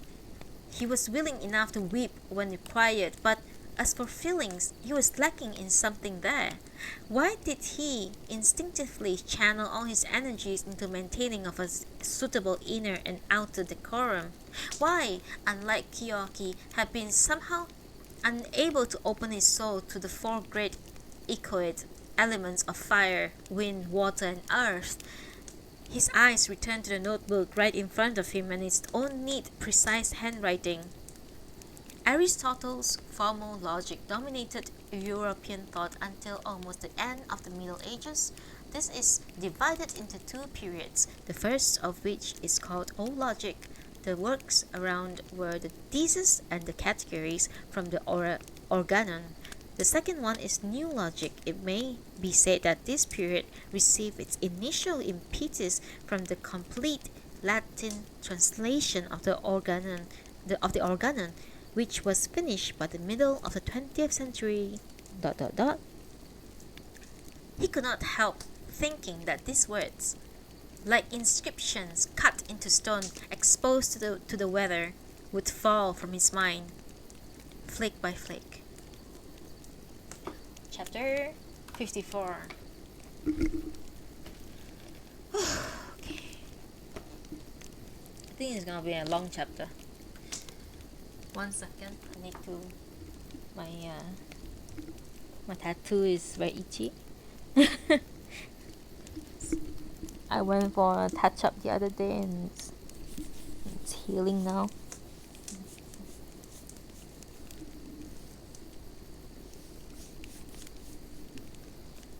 Okay. Chapter 54 of Spring Snow. Honda had heard that the convent day began early, so he shook himself out of the brief doze that just as dawn was breaking.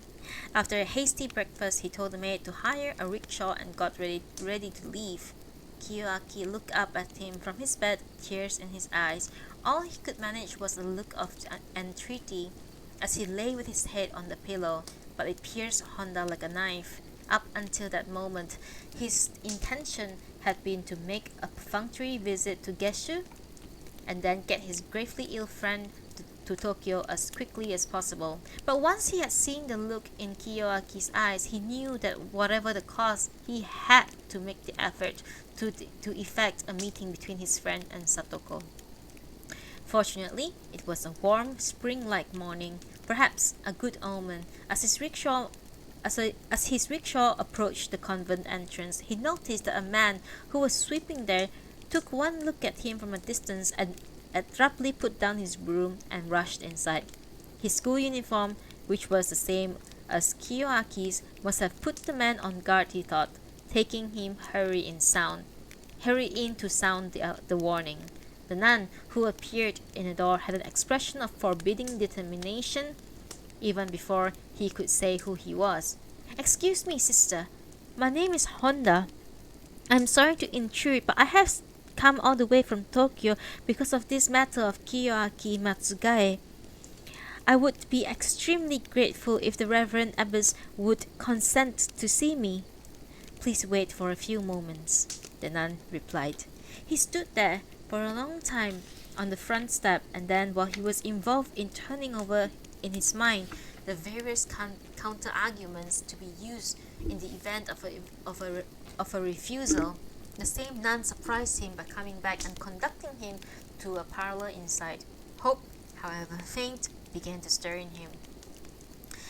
In the parlor he was again left to himself for a long time. The song of warblers came from the inner garden, though the sliding door was fully shut and he had no view. In the shadows he could just make out the intricate paper crest design of cloud and chrysanthemum on each door catch. The flower arrangement in the tokonoma alcove combined blossoms and peach buds. The bright yellow flowers seemed to pulse with the vigor of spring countryside, and the dull bark and pale green leaves of peach. Ah! Stop! Oh my god! Sorry, I'm just yelling at myself.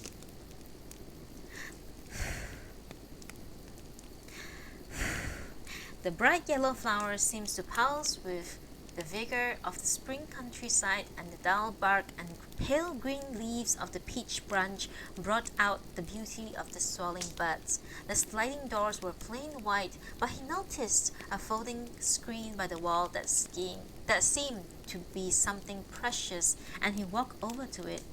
He inspected it in detail.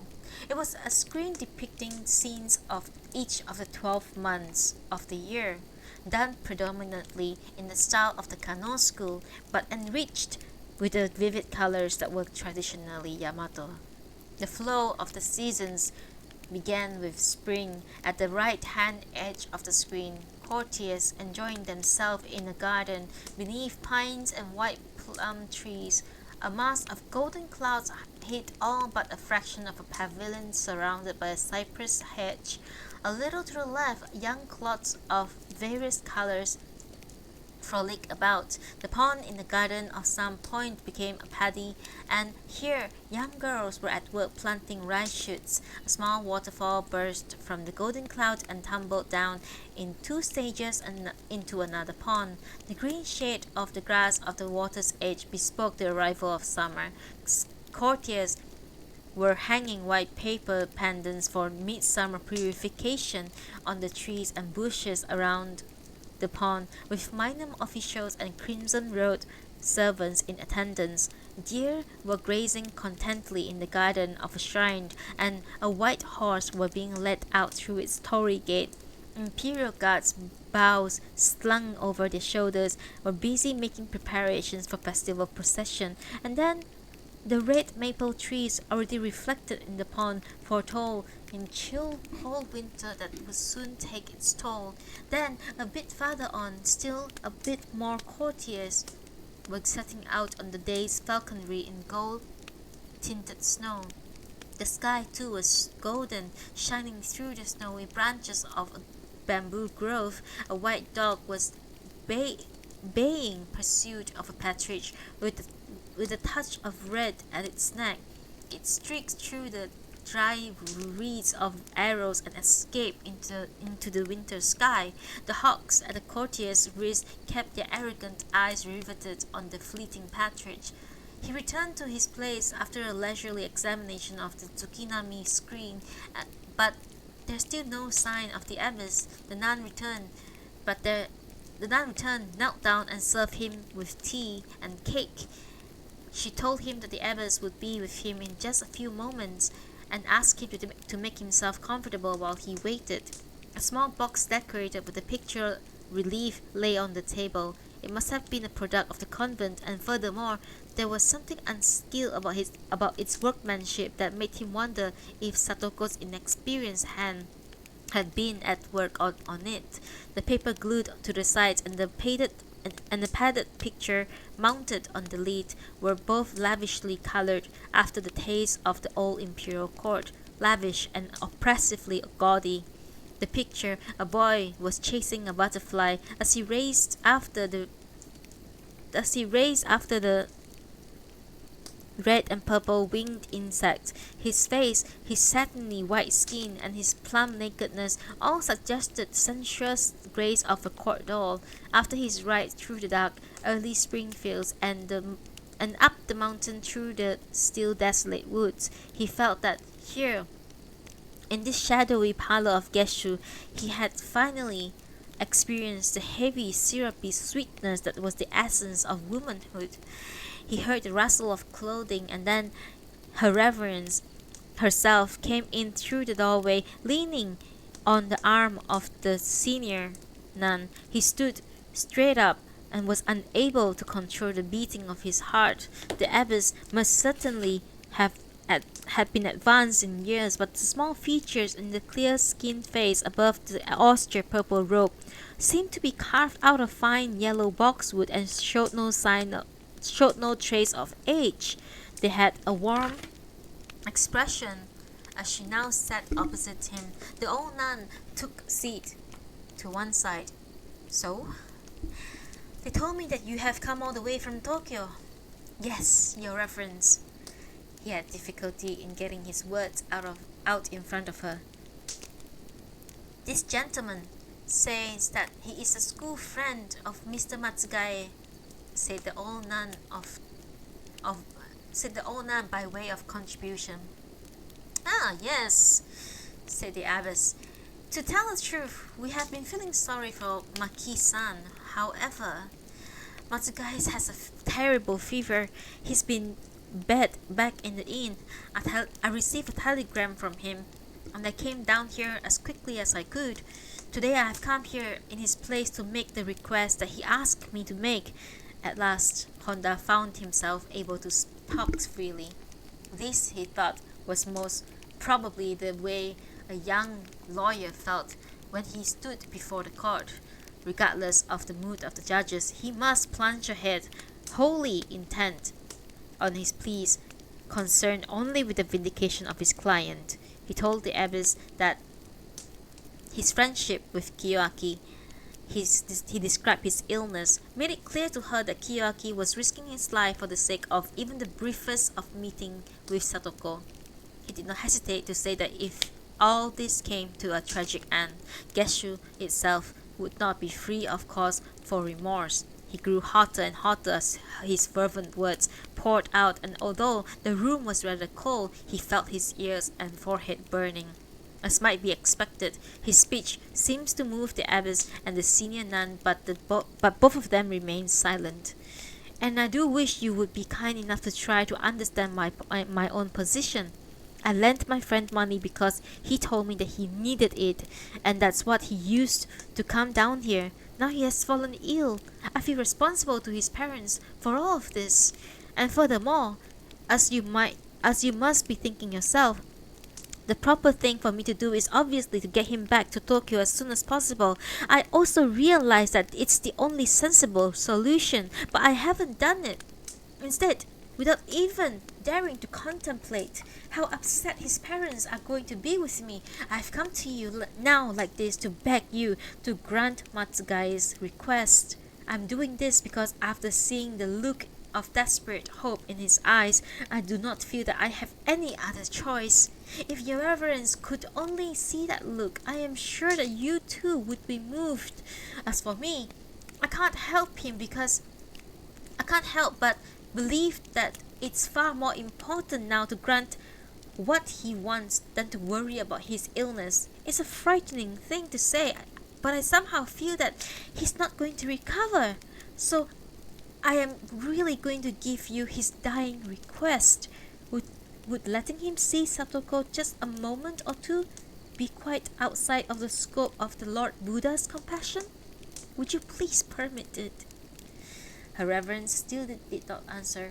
Although he was completely wrought up, he stopped there, afraid that if he said anything further, his words would only make it less likely that the abbess would change her mind. The chilly room was hushed. The light that filtered through the pure white paper of the latticework doors made Honda think of a thin mist. At the moment, he thought he heard something. It was not by any means so close as to be in the next room, but close enough, coming perhaps from a corner of the hallway, or from the next room but one. It sounded like a muffled laugh, as faint as the opening of a plum blossom. But then, after a moment's reflection, he was sure that unless his ears had deceived him, the sound that had carried to him through the chill convent atmosphere of this spring morning was not a muffled laugh, as he had thought, but a young woman's stifled sob. Stifled sob. It did not have the weight of a woman fighting down her tears. What he had heard, as dark and faint as the sound of a cut bowstring, was the trailing echo of a hidden sob. But then he began to wonder if it was no more than a momentary quirk of his imagination. "Ah," said the abbess, breaking her silence at last. "No doubt you think me unduly severe. You may feel that I am the one who is using every means to keep these two apart. However, surely it may well be that some superhuman agency is at work here. It began when Satoko herself made a vow before the Lord Buddha. She swore never to meet this man again in this world. Therefore, I think that the Lord Buddha, in his wisdom, is making sure that she does not. But for the young master, what a tragedy it is." Despite everything then, Your Reverence will not give permission? No. Her voice had an inexpressibly dignity, and he felt quite powerless to answer her. The simple no seemed powerful enough to tear apart the very sky like fragile silk. After that, seeing his deep distress, the abbot's beautiful voice began to direct an exalted monologue at him. Although he was by no means eager to leave and have to face Kiyoaki's dejection, his distress prevented him from paying more than half-hearted attention to what she was saying. The abbess referred to the net of Indra. Indra was an Indian god, and once he cast his net, every man, every living thing, without exception, was inextricably caught in its meshes. And so it was that all creatures in existence were inescapably bound by it. Indra's net symbolized the chain of causation, or in Sanskrit, Pratya Samutpada. Yuishiki, the fundamental doctrine of the Hosho sect, to which Geshu belonged, was celebrated in the 30 verses of Yuishiki, a canonical text attributed to Vasubandhu, whom the sect regarded as its founder. According to the verses, Alaya is the origin of the chain of causation. This was a Sanskrit word that denoted a storehouse, for within the Alaya were contained the karmic seeds that held the consequential effects of all deeds, both good and evil. Deeper within man than the first 6 forms of consciousness, sight, hearing, smell, taste, touch, and mind, with which sentient beings are endowed, there was a 7th called mana, or self-awareness. This is the one that a lot of people don't have. Self-awareness. But Alaya, the ultimate form of consciousness, lay deeper yet, just as the 30 verses expresses it, like unto its violent torrent, ever flowing, ever changing. The 8th form of awareness, like a raging river, changed incessantly, never ceasing to flow. In constant flux, Alaya is the source of all sentient beings and in the sum of all effects on them. Asanga, the co-founder, along the Vasubandhu of the Yuishiki school, in a doctrinal work along the providence of the greater vehicle, evolved on the basis of the eternally mutative nature of Alaya, a unique theory of the chain of causation in terms of time. It dealt with the interaction of Alaya consciousness and the law of defilement that gave rise to what termed the ever-recurring cycle of annihilation. I hate that word. And renewal of causality. According to the doctrine of Yuishiki, awareness only, each to the various dharmas, which were actually nothing more than consciousness, far from enjoying the permanence, existed purely for the moment, and once the instant was past, they were annihilated. At the present moment, the alaya consciousness and the law of defilement exist simultaneously, and the interaction gives rise to the causality of the present moment. Once this moment is past, both alaya and the law of defilement are annihilated. Fuck! But with the next moment, both are reborn and both once again interact to give rise to new causality. Beings in existence thus are annihilated from moment to moment, and this gives rise to time. The process whereby time is engendered by this moment to moment annihilation may be likened to a row of dots and a line.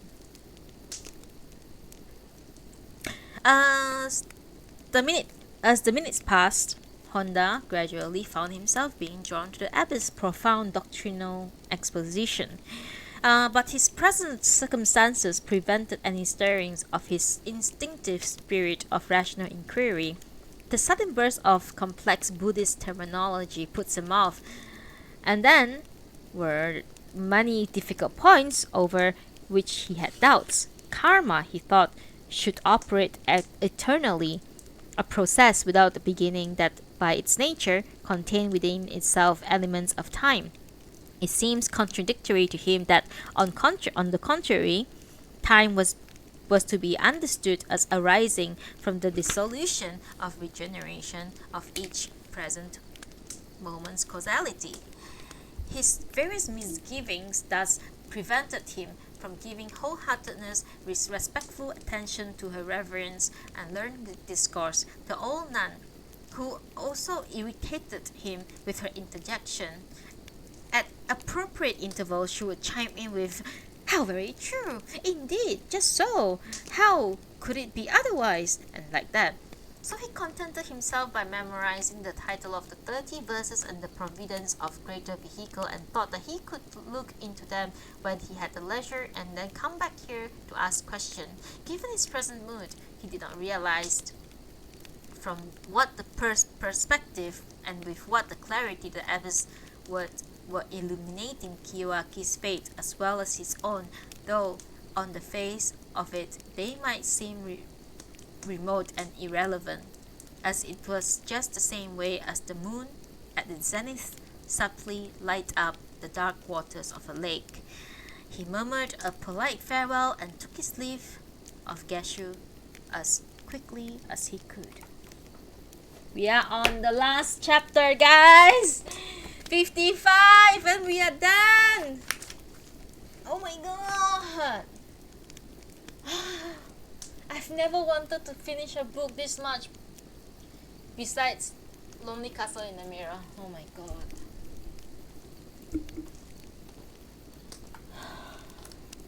Jesus Christ. Okay, let's go! We are now ending Spring Snow by Yukio Mishima, Chapter 55. Let's go! During the train ride back to Tokyo, Kiyoaki's all too evident pain was constant source of distress to Honda. He put aside his books entirely, his sole concern now to get his friend home as soon as possible. As he looked down at Kiyoaki lying gravely ill on his berth, being carried back to Tokyo without having achieved the meeting he had so desired, he felt a gnawing regret. He was now wondering if it had really been the act of a friend to give him that money. Kiyoaki had fallen into a doze. Honda, on the other hand, was more alert than ever despite having gone without sleep for so long. He allowed a multitude of thoughts to come and go unchecked. Among these, the memory of the abbess's sermon on 2 occasions came to him, each with an entirely different effect. In the autumn of the previous year, he had heard his first sermon from her, the parable of drinking the water from the skull.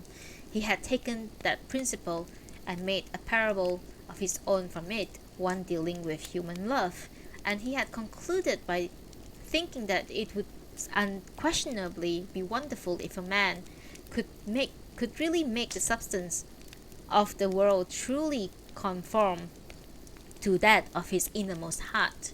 Later, in the course of his legal studies, he had given considerable thought to the doctrine of reincarnation as expressed in the laws of Manu. And this morning he had heard the abbess speak again. He now felt as though the only key to the riddle that had been vexing him had dangled momentarily on a cord before his eyes, swinging back and forth with so many confusing jumps and twists, and the riddle itself seems to have become all the more complex. The train was due in Shimbashi Station at 6 in the morning. The night was already well advanced. The heavy breathing of the passengers mingled with the rumble of the wheels. He would stay awake until dawn, watching Kiyoaki in the lower berth, directly opposite him. He had left the curtain open so that he would know at once if there was any change in at all in Kiyoaki's condition. And now he stared out the window at the fields clothed in darkness. Though the train was racing through the night, the darkness was so thick and the sky was so overcast that the fields and mountains beyond were almost blotted out, leaving nearly nothing to mark the forward progress of the train. From time to time, a tiny flash of light or brief glow of lantern tore a brilliant rent in the curtain of blackness, but this could not provide any orientation. It was not the train that made this rumbling noise, Honda mused. It was something else, something that enveloped this little thing as it made its significant way through the night. The roaring issued from the massive darkness itself.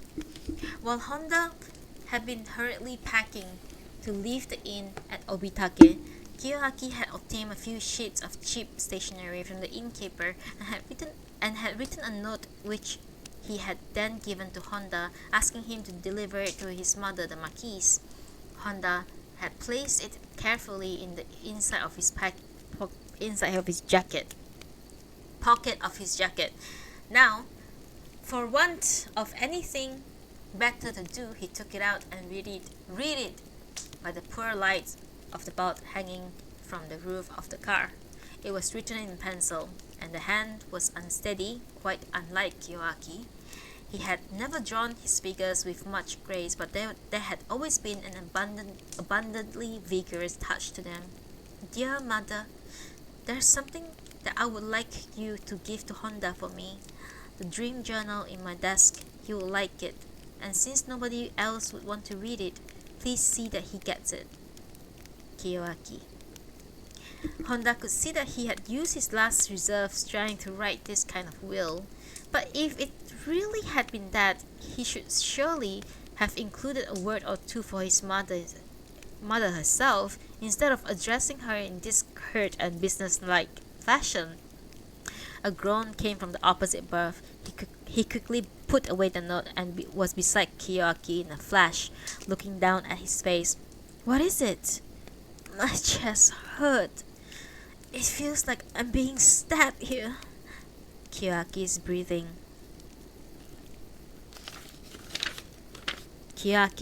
was harsh.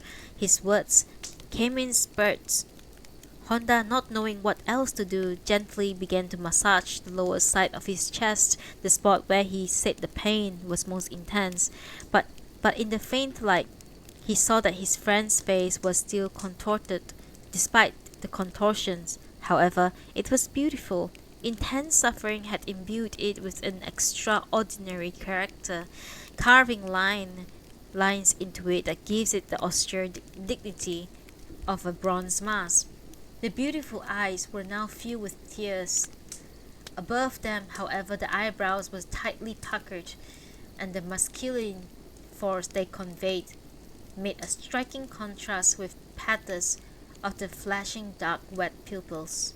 As he fought his pain, his finely chiseled nose jutted upwards as if he was trying to probe the darkness around him, and his lips, parched with fever, were drawn back to reveal palely gleaming mother of pearl of his teeth.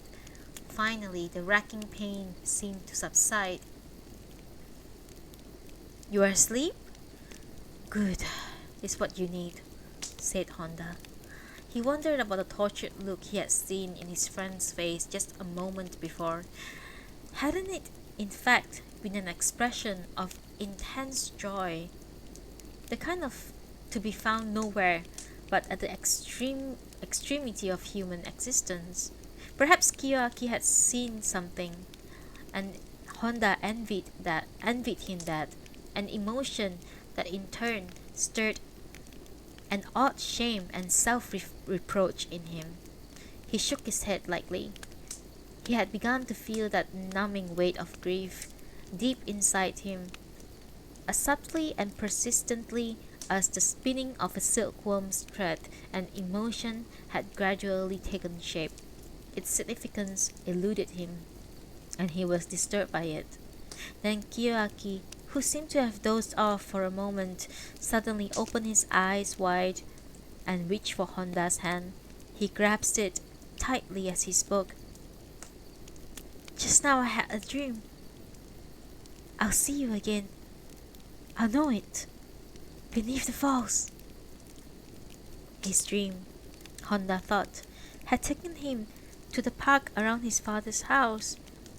And there, the most vivid of all the images must have been the falls tumbling down from the crest of the hills in its 9 stages. 2 days after his return to Tokyo, Kiyoaki Matsugae died at the age of 20.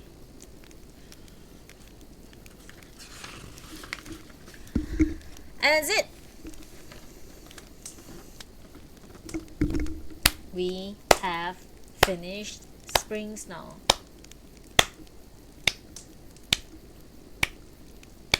I am never going to read another Yukio Mishima's book again. Maybe one more, I don't know. I'll see.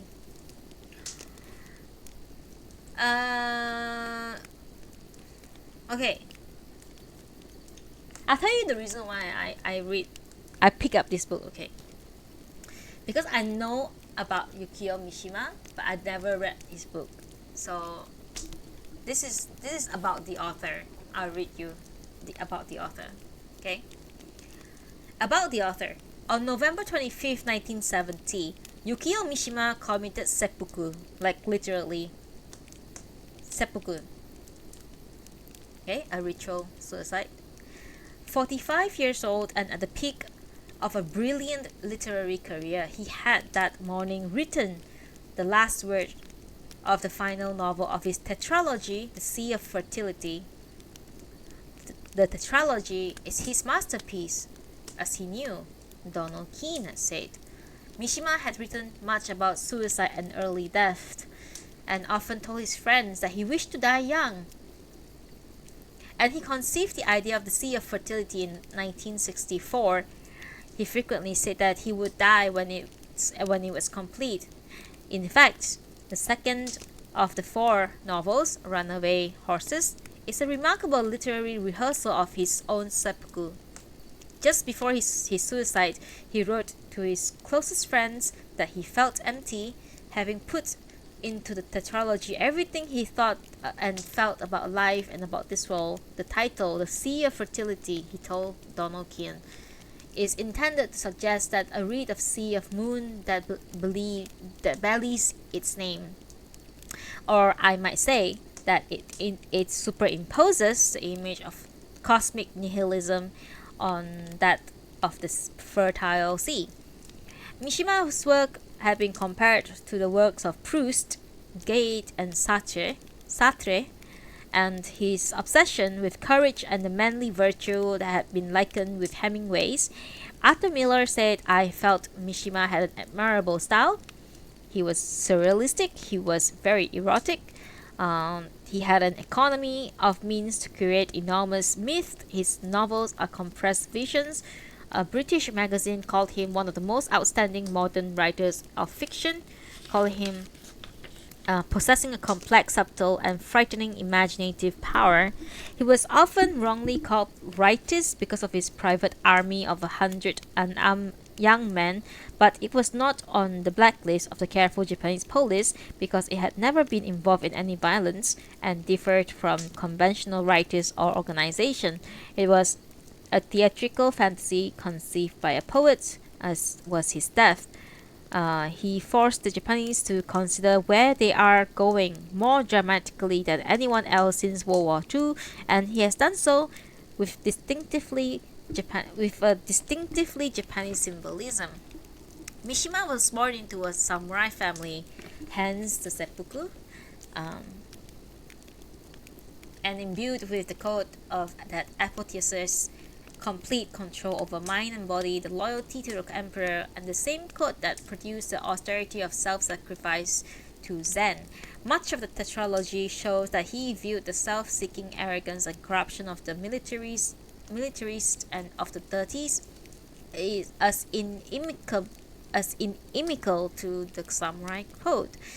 His first novel was published in his school magazine when he was 13.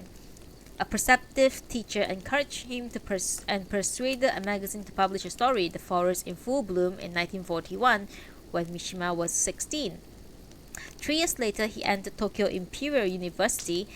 His first collection of stories was published under the same title and pen name. The first printing sold out within a week. In 1946, he brought 2 essays in manuscript into Kawabata. Later, Nobel Prize winner, whose protege he became. Altogether, 257 books by him, including 15 novels, have been published in Japan and 77 translations here and in Europe. Mishima reverenced and mastered the martial arts of Japan, creating beautiful body he hoped age would never make ugly. He began practice bodybuilding in 1955 and kendo. He took up karate as well. By 1968, he had become kendo master of the 5th rank. He traveled widely and often, and 2 travel books and many collections and stuff. Okay, anyway, that's the reason why I bought this book, because I thought that a writer who influence modern writer, like I don't know, like accomplished writer basically. But I thought, a very very famous accomplished writer, surely the book is good. I'm sure it is good. I'm not saying that it's not good, because good or not good depends on different people, right? Personally, I don't think it's good. I think it's a drag. It's so painful. Oh my god. I've never crossed my eyes when I was reading. This was terrible. Like, I'm not even kidding.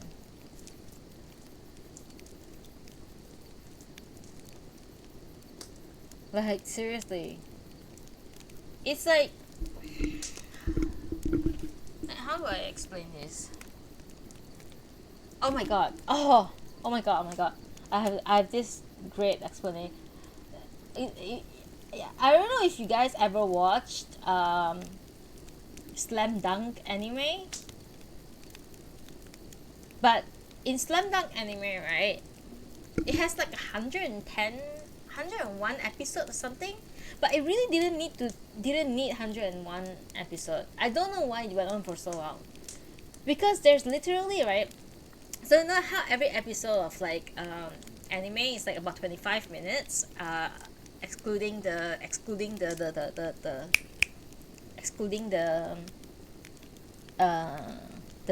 advertisement, the ads in between. So it will start with like previously this happened, and it will take like 2 to 5 minutes just to tell you what happened last time. So that's 20 minutes down, right? Okay, 2 to 5 minutes of like the opening song, and also previously what happened in this episode, right? And then after that, at the end, the same thing happened, the ending song, and also next episode this will happen, look forward to it, right? So you cut 5 minutes from the beginning and cuts 5 minutes from the bottom. You have 15 minutes, right? So you have 15 minutes of anime left, and you know what they do in the 15 minutes, and you would think that, oh, we only have 15 minutes to tell a story. How are we going to do this, right? But no, if they are, oh my god, I can tell you this, if they are either practicing basketball with their own against their own teammate, or they are in a regional fight, like a basketball competition, basketball game competition, a basketball game with like other schools or something like that, literally they will take that 15 minutes, right, to tell you how that one player shoot that ball. Because you'll be like, oh, throw this ball to him, throw this ball to him. And then after that, the guy who is going to like plan to shoot, like, you know, the 3-point shoot or whatever, right? He will be like, oh, looking at it, and then it will be slow motion. Alright, right? This is Slam Dunk. I'm talking about Slam Dunk anime, by the way. Okay, it will be slow motion, right? So in that slow motion, right, he has a flashback to how he trained to throw this 3-point shoot.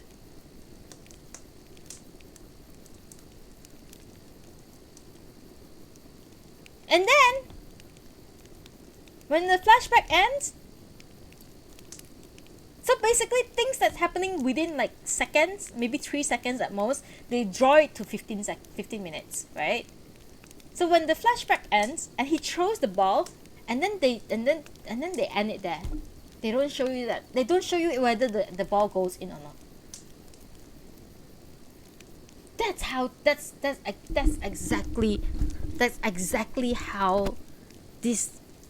exactly how this fucking novel read to me. Exactly. It's like he like they're doing something, and then they will talk about other thing, right? So there are so many examples. Like Honda talked about law for like an entire chapter at one point, and I'm like, what the fuck is this? And then the whole Buddhism story that came out of nowhere at the end. There's that. Oh my god. Anyway, yeah. At the end, if you have somewhere to go, you can go. It's okay. You don't have to stay. I'm just ranting because I'm so pissed off. Like I don't want to hate.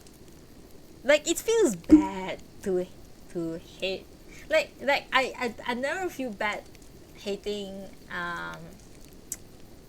Haruki Murakami, because he's just a super incel. Somehow that's who is married,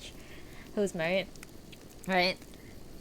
But I feel bad for saying that I don't like this, because he literally killed himself. He's literally seppuku, you know.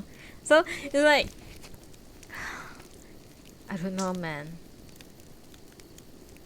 It's so fucking annoying. Like every page is so annoying. I have to give this to my friend and then ask her how she feels about it. Like my other like, you know, avid reader friend. I want to give this to her. I don't want to keep this. This is stupid. I don't know.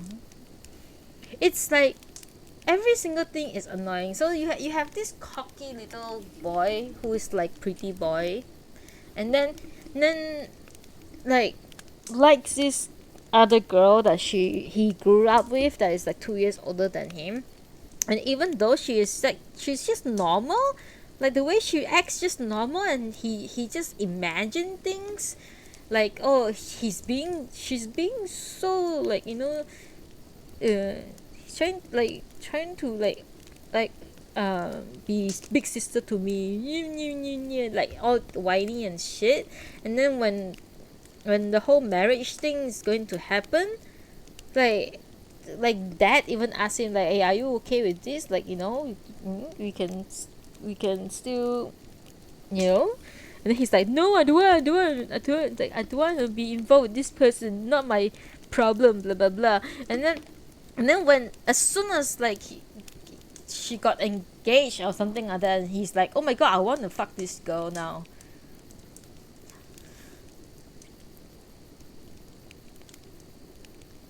And it was being absolutely manipulative about it as well.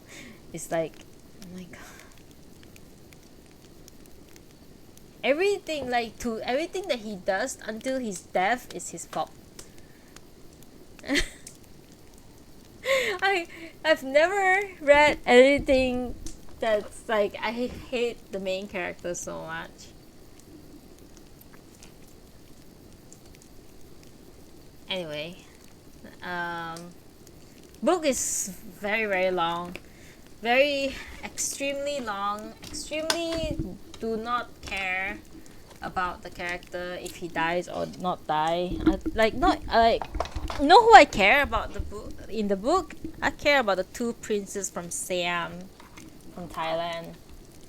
The one Prince Patanadit, Patanadit and Prince Krisada, and the younger sister who died. That one. I care about those two men. Any other people, I don't give a shit. Basically, it's a stupid book. Like, kind of wish I never read it so that I would have like a good impression of Yukio Mishima. But right now, I just feel like, oh my god, Yukio. He just goes on and on and on. Like, if like.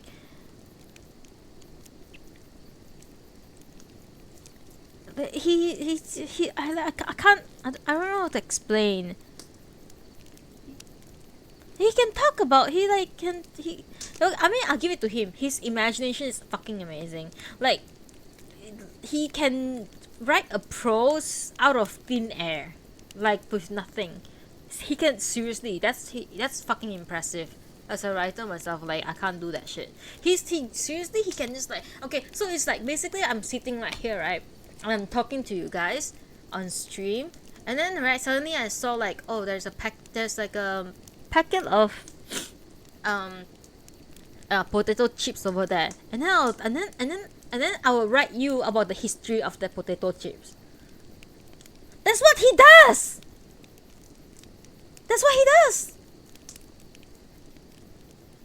Like, yeah, like I'll be like talking, like just streaming here, and then I look over there, and then, oh, there's a potato chips there, and then yeah, and then suddenly he'll write about how potato chips become potato chips in great details, and then he'll tell you, right, the feeling of the person who make the potato chips into potato chips, and then what kind of hand was holding these potatoes before they turn this into slices of potatoes and then become fried, and the feeling of the potato chip owner.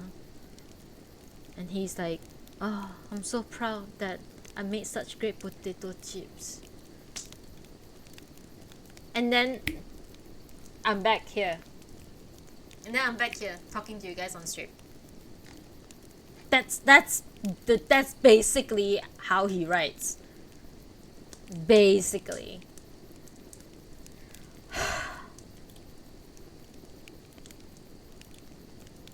And I don't want to hate it, but I do hate it. So it's very, very, like, ugh.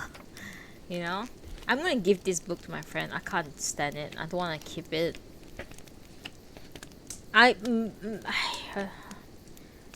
I'll look into stuff, but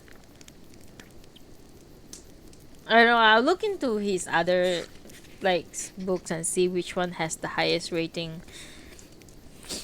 But if any of them is as insufferable as this, and to the point that when I'm reading it there's so many words that my eyes crossed, I don't think I wanna do it. So I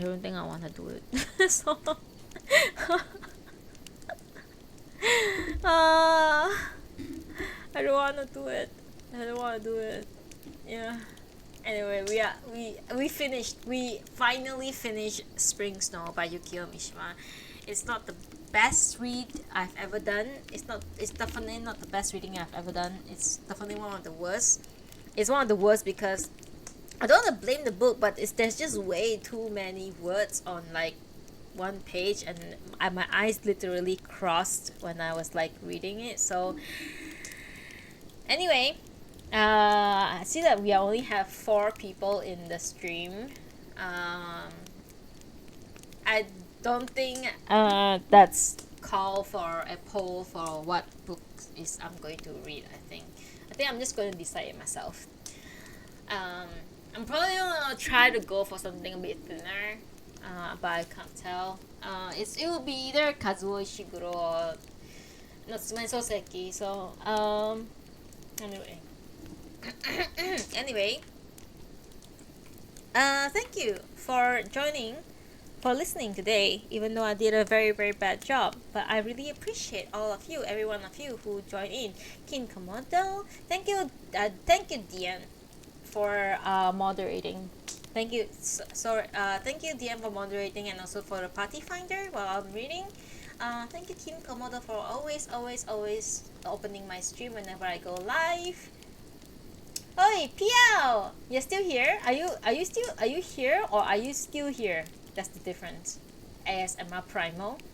Uh, is easily beaten, unfortunately. Anyone who has a nicer voice than me, um, anyone who has a nicer voice than me, anyone who has better pronunciation than me, they can just beat me.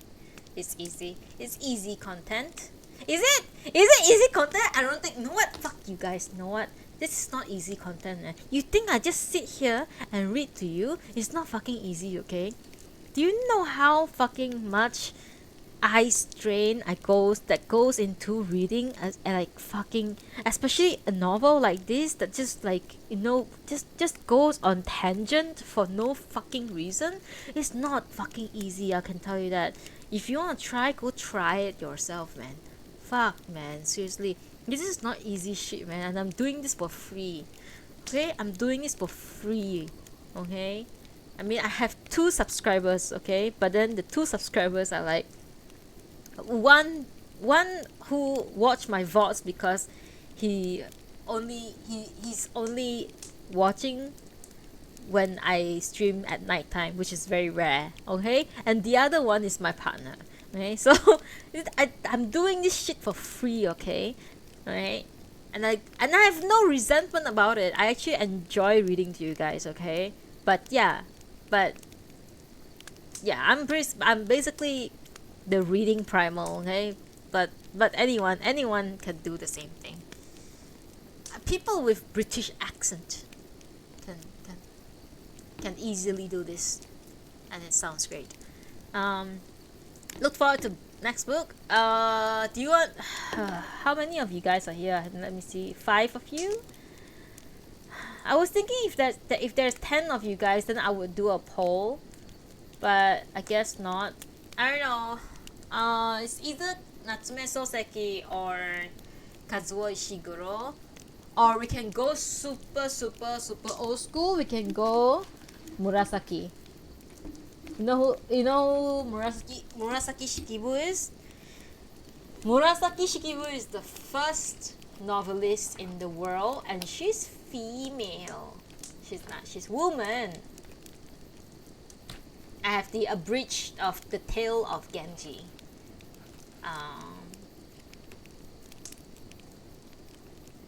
Yeah, we can do that one day.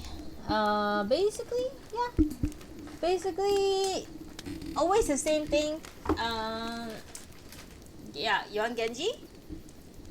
Maybe I'll do Genji then. Very, very classic. Tale of Genji, yeah. I've never read Tale of Genji. I'm basically going through, like right now, all the books. I don't know. I've never read Tale of Genji, so I don't know what you're referring. Unless you're talking about some game, so that's even more. I don't really know what you're talking about.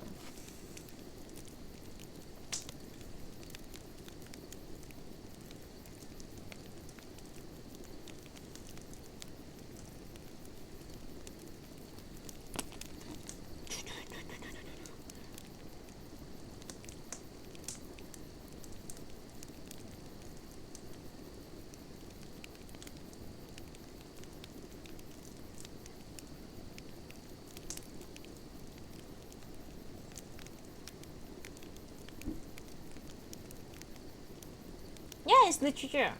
It's the Tale of Genji. But I never read Tale of Genji.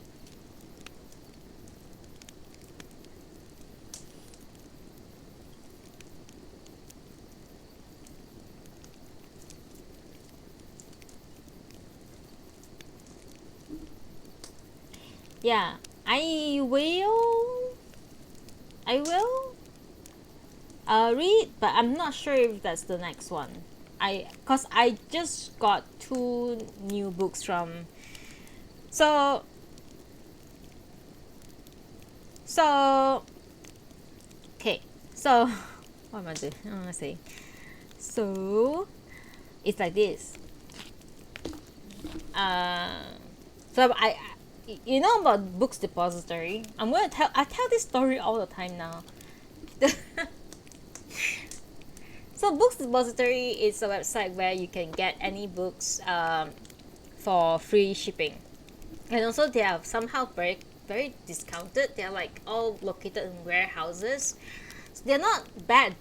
They're not secondhand books or anything. They're like all new books, but very heavily discounted. They're always discounted. Yes, it's closed down. It closed down in April. Like seriously, I thought that it was an April Fool thing, but it was not. So I had until like 26th of April to order books, and then their customer service will close down on in June. Sorry, in June. So when I heard the news, I immediately bought the remaining 2 out of 3 Natsume Soseki books that I had in my wish list, which is The Gate and Sorekara and The Gate. I didn't buy Light and Dark, which is his unfinished last book, because it was like 200 ringgit or something like that, like quite very expensive. And then I bought a very expensive 100 plus ringgit Ultimate Basho Haiku collection, right? I really splurged on that, okay? So I bought 3 books, and then all 3 of them came from 3 different warehouses. And then I made a mistake. I don't know why. Every time I put the address, my home address in Books Depository, everything that sends to that address just goes into a black hole. It's either I get like a paper telling me that, oh, you're not at home, we couldn't deliver the book to you, which is impossible because I'm always at home. Or then I'll go collect it myself, or it just goes into black hole and disappears from the earth. Like seriously, just disappears. So I made a mistake and not set of putting my own address, and I didn't send it to my friend's house, which it if you send it to certain, like my friend's house, right, you will always get the book even if it's like 2 months late. So what happened was my friend's book, we ordered around the same time. My friend's book arrived like 1 month after she bought her book, and then I was like, shit, I better email them. It was like in early June or end of May. I think end of May. I emailed them and said that because I was scared that by July their support the support system is gonna be closed, right? So I won't find out what happened to my books, right? So I emailed them and asked them, hey, it's been like a month and a half and I still haven't received my books. What can we do about this? And then they just replied me immediately and say, I think it's lost, so we'll just refund you the whole thing. So they just refunded me my books. And then guess what? I got my book early this month, 3 months late. And they are all free. I mean, it happened before, but it's a kind of bittersweet that it happened like this. Like, you know, this is basically why I guess this is basically why the Books Depository is closing. It's the fact that they have to refund people and still have to send out their stocks, you know. So I don't know, but it's an Amazon. But I doubt it's that problem. I think it's an Amazon thing. So I don't know. It's like I don't know. It's just. So anyway, I got 2 new books from Natsume Soseki that I haven't read before, so that's awesome. And I also have a lot from Kazuo Ishiguro.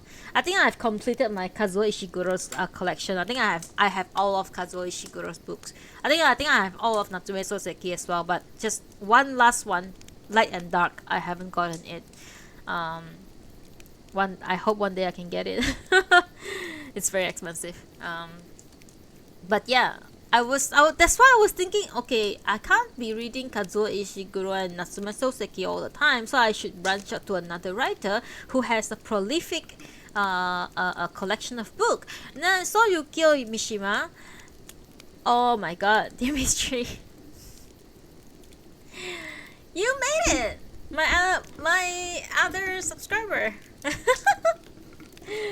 The bees are living their best of life right now. I'll show you, okay? Give me 1 second. I'll show you.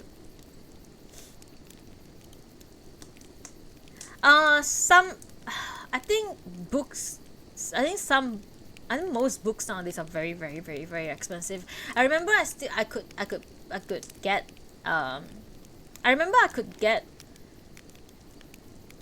books for like a few dollars, but now it's like at least $10-12 per book. Wait, you are in UK, right? Okay, so usually I can get books for like, I don't know, maybe like £6, £7, but I can't get that anymore nowadays, basically, unfortunately.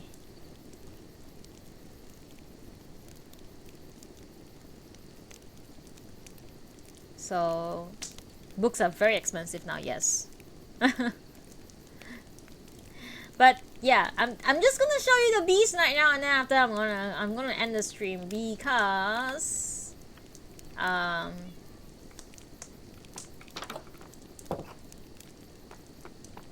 because I just finished reading a really long-winded book and it's really annoying.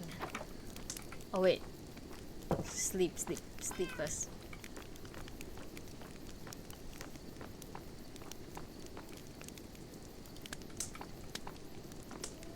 I planted a lot of like sakura trees, yeah, at our biome. Anyway, yes. What was I saying? Yeah. Anyway, it's like this. Books are expensive, and I'm very, very sad that Books Depository is closing. I mean, not is closing. It's closed. It's basically closed. Oh, it's morning. It's not evening. I don't know why I thought it's evening. Anyway, I don't know if you can tell there's a difference in this place. Dimitri will know. Dimitri watched my previous Minecraft stream.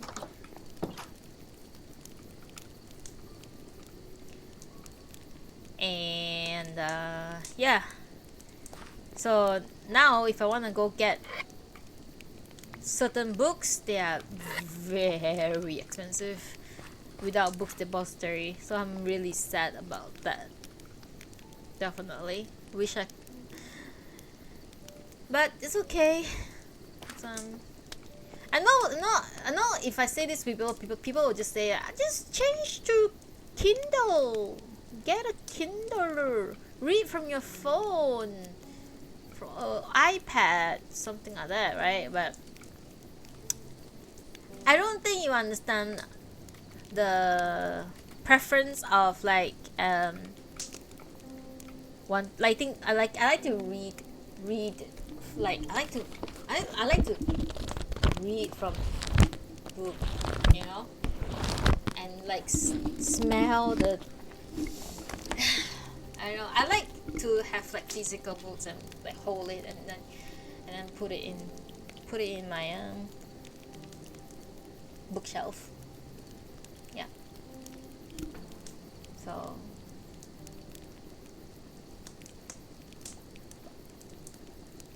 yeah, there are still some book shops that are very good.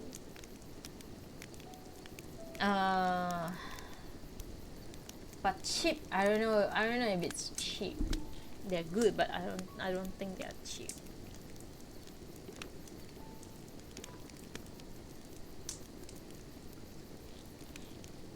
Yeah.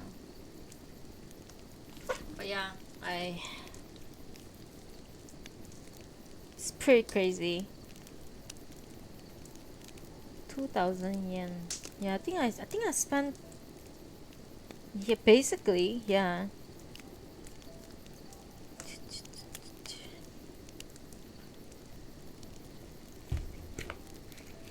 2,000 yen. So on this Yukio Mishima book, it says that it's like 2,000 yen.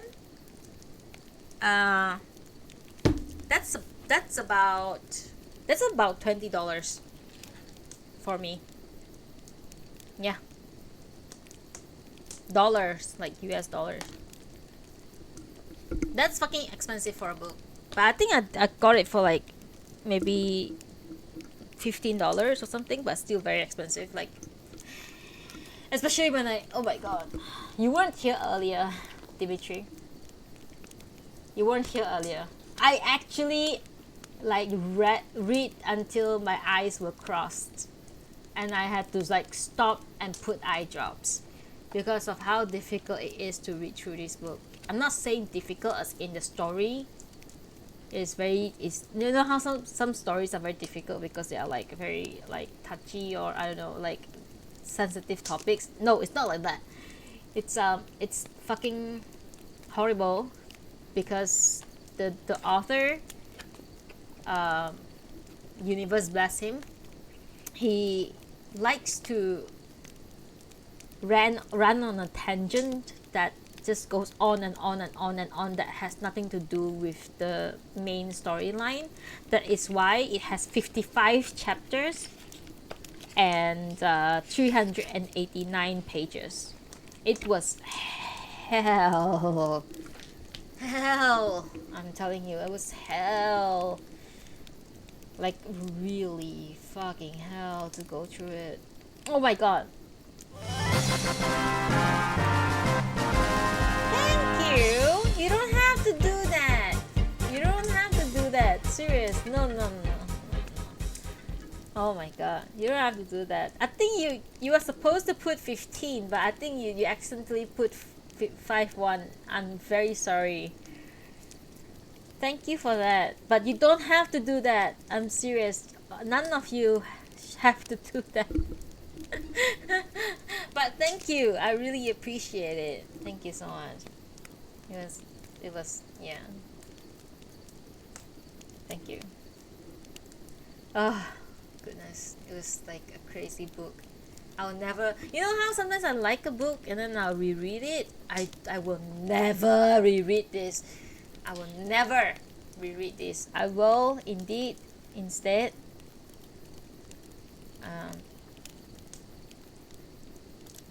give this book away to people who enjoy it more than I do, because I really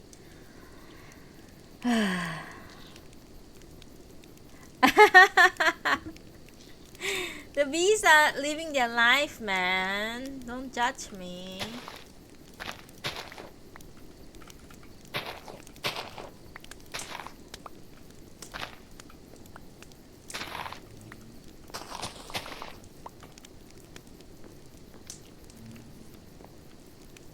It's for bee maintenance. No. Thank you. Thank you for the bee maintenance. I do feed them well.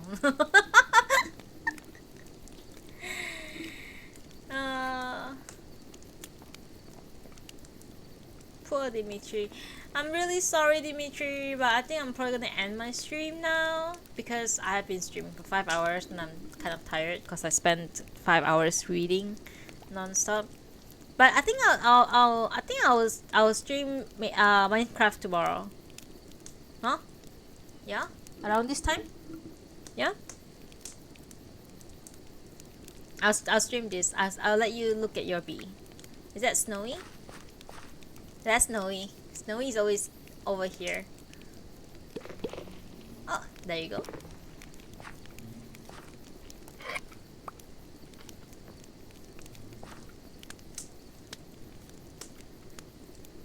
I feel bad because you come in and you cheer and I have to Yeah, I haven't eaten my lunch at all. I'm really hungry. I'll see you tomorrow, okay? I promise I'll stream tomorrow. This is easier to promise. Streaming Minecraft is so much easier to promise. I'll try to stream around this time. Yeah. I'll be ASMR. Your ASMR Minecraft player. I'm still I'm still on Final Fantasy tag. Anyway. Okay. Bye bye. Thank you so much for dropping by. And also for the cheers. Thank you so much. And Dr. and Piao, thank you so much for chatting with me. I really appreciate it. I really love talking to you guys whenever I end. It's a lot of fun. Bye bye. Alright, I'm gonna send you guys off with my favorite song. Have you ever had a dream that you could do you want to Thank you. Thank you so much for everyone who stayed on. Thank you to Dimitri for dropping by right before I go and also giving me cheer. Thank you to Dr. Piao for hanging out with me, talking, chatting. Thank you, super thank you to DN for moderating and also for handling my party finder in game. Thank you to Kin Komodo for always opening my stream whenever I go live. Thank you! And I wish you all a great Friday. I'll see you guys soon. I love you all. Bye bye.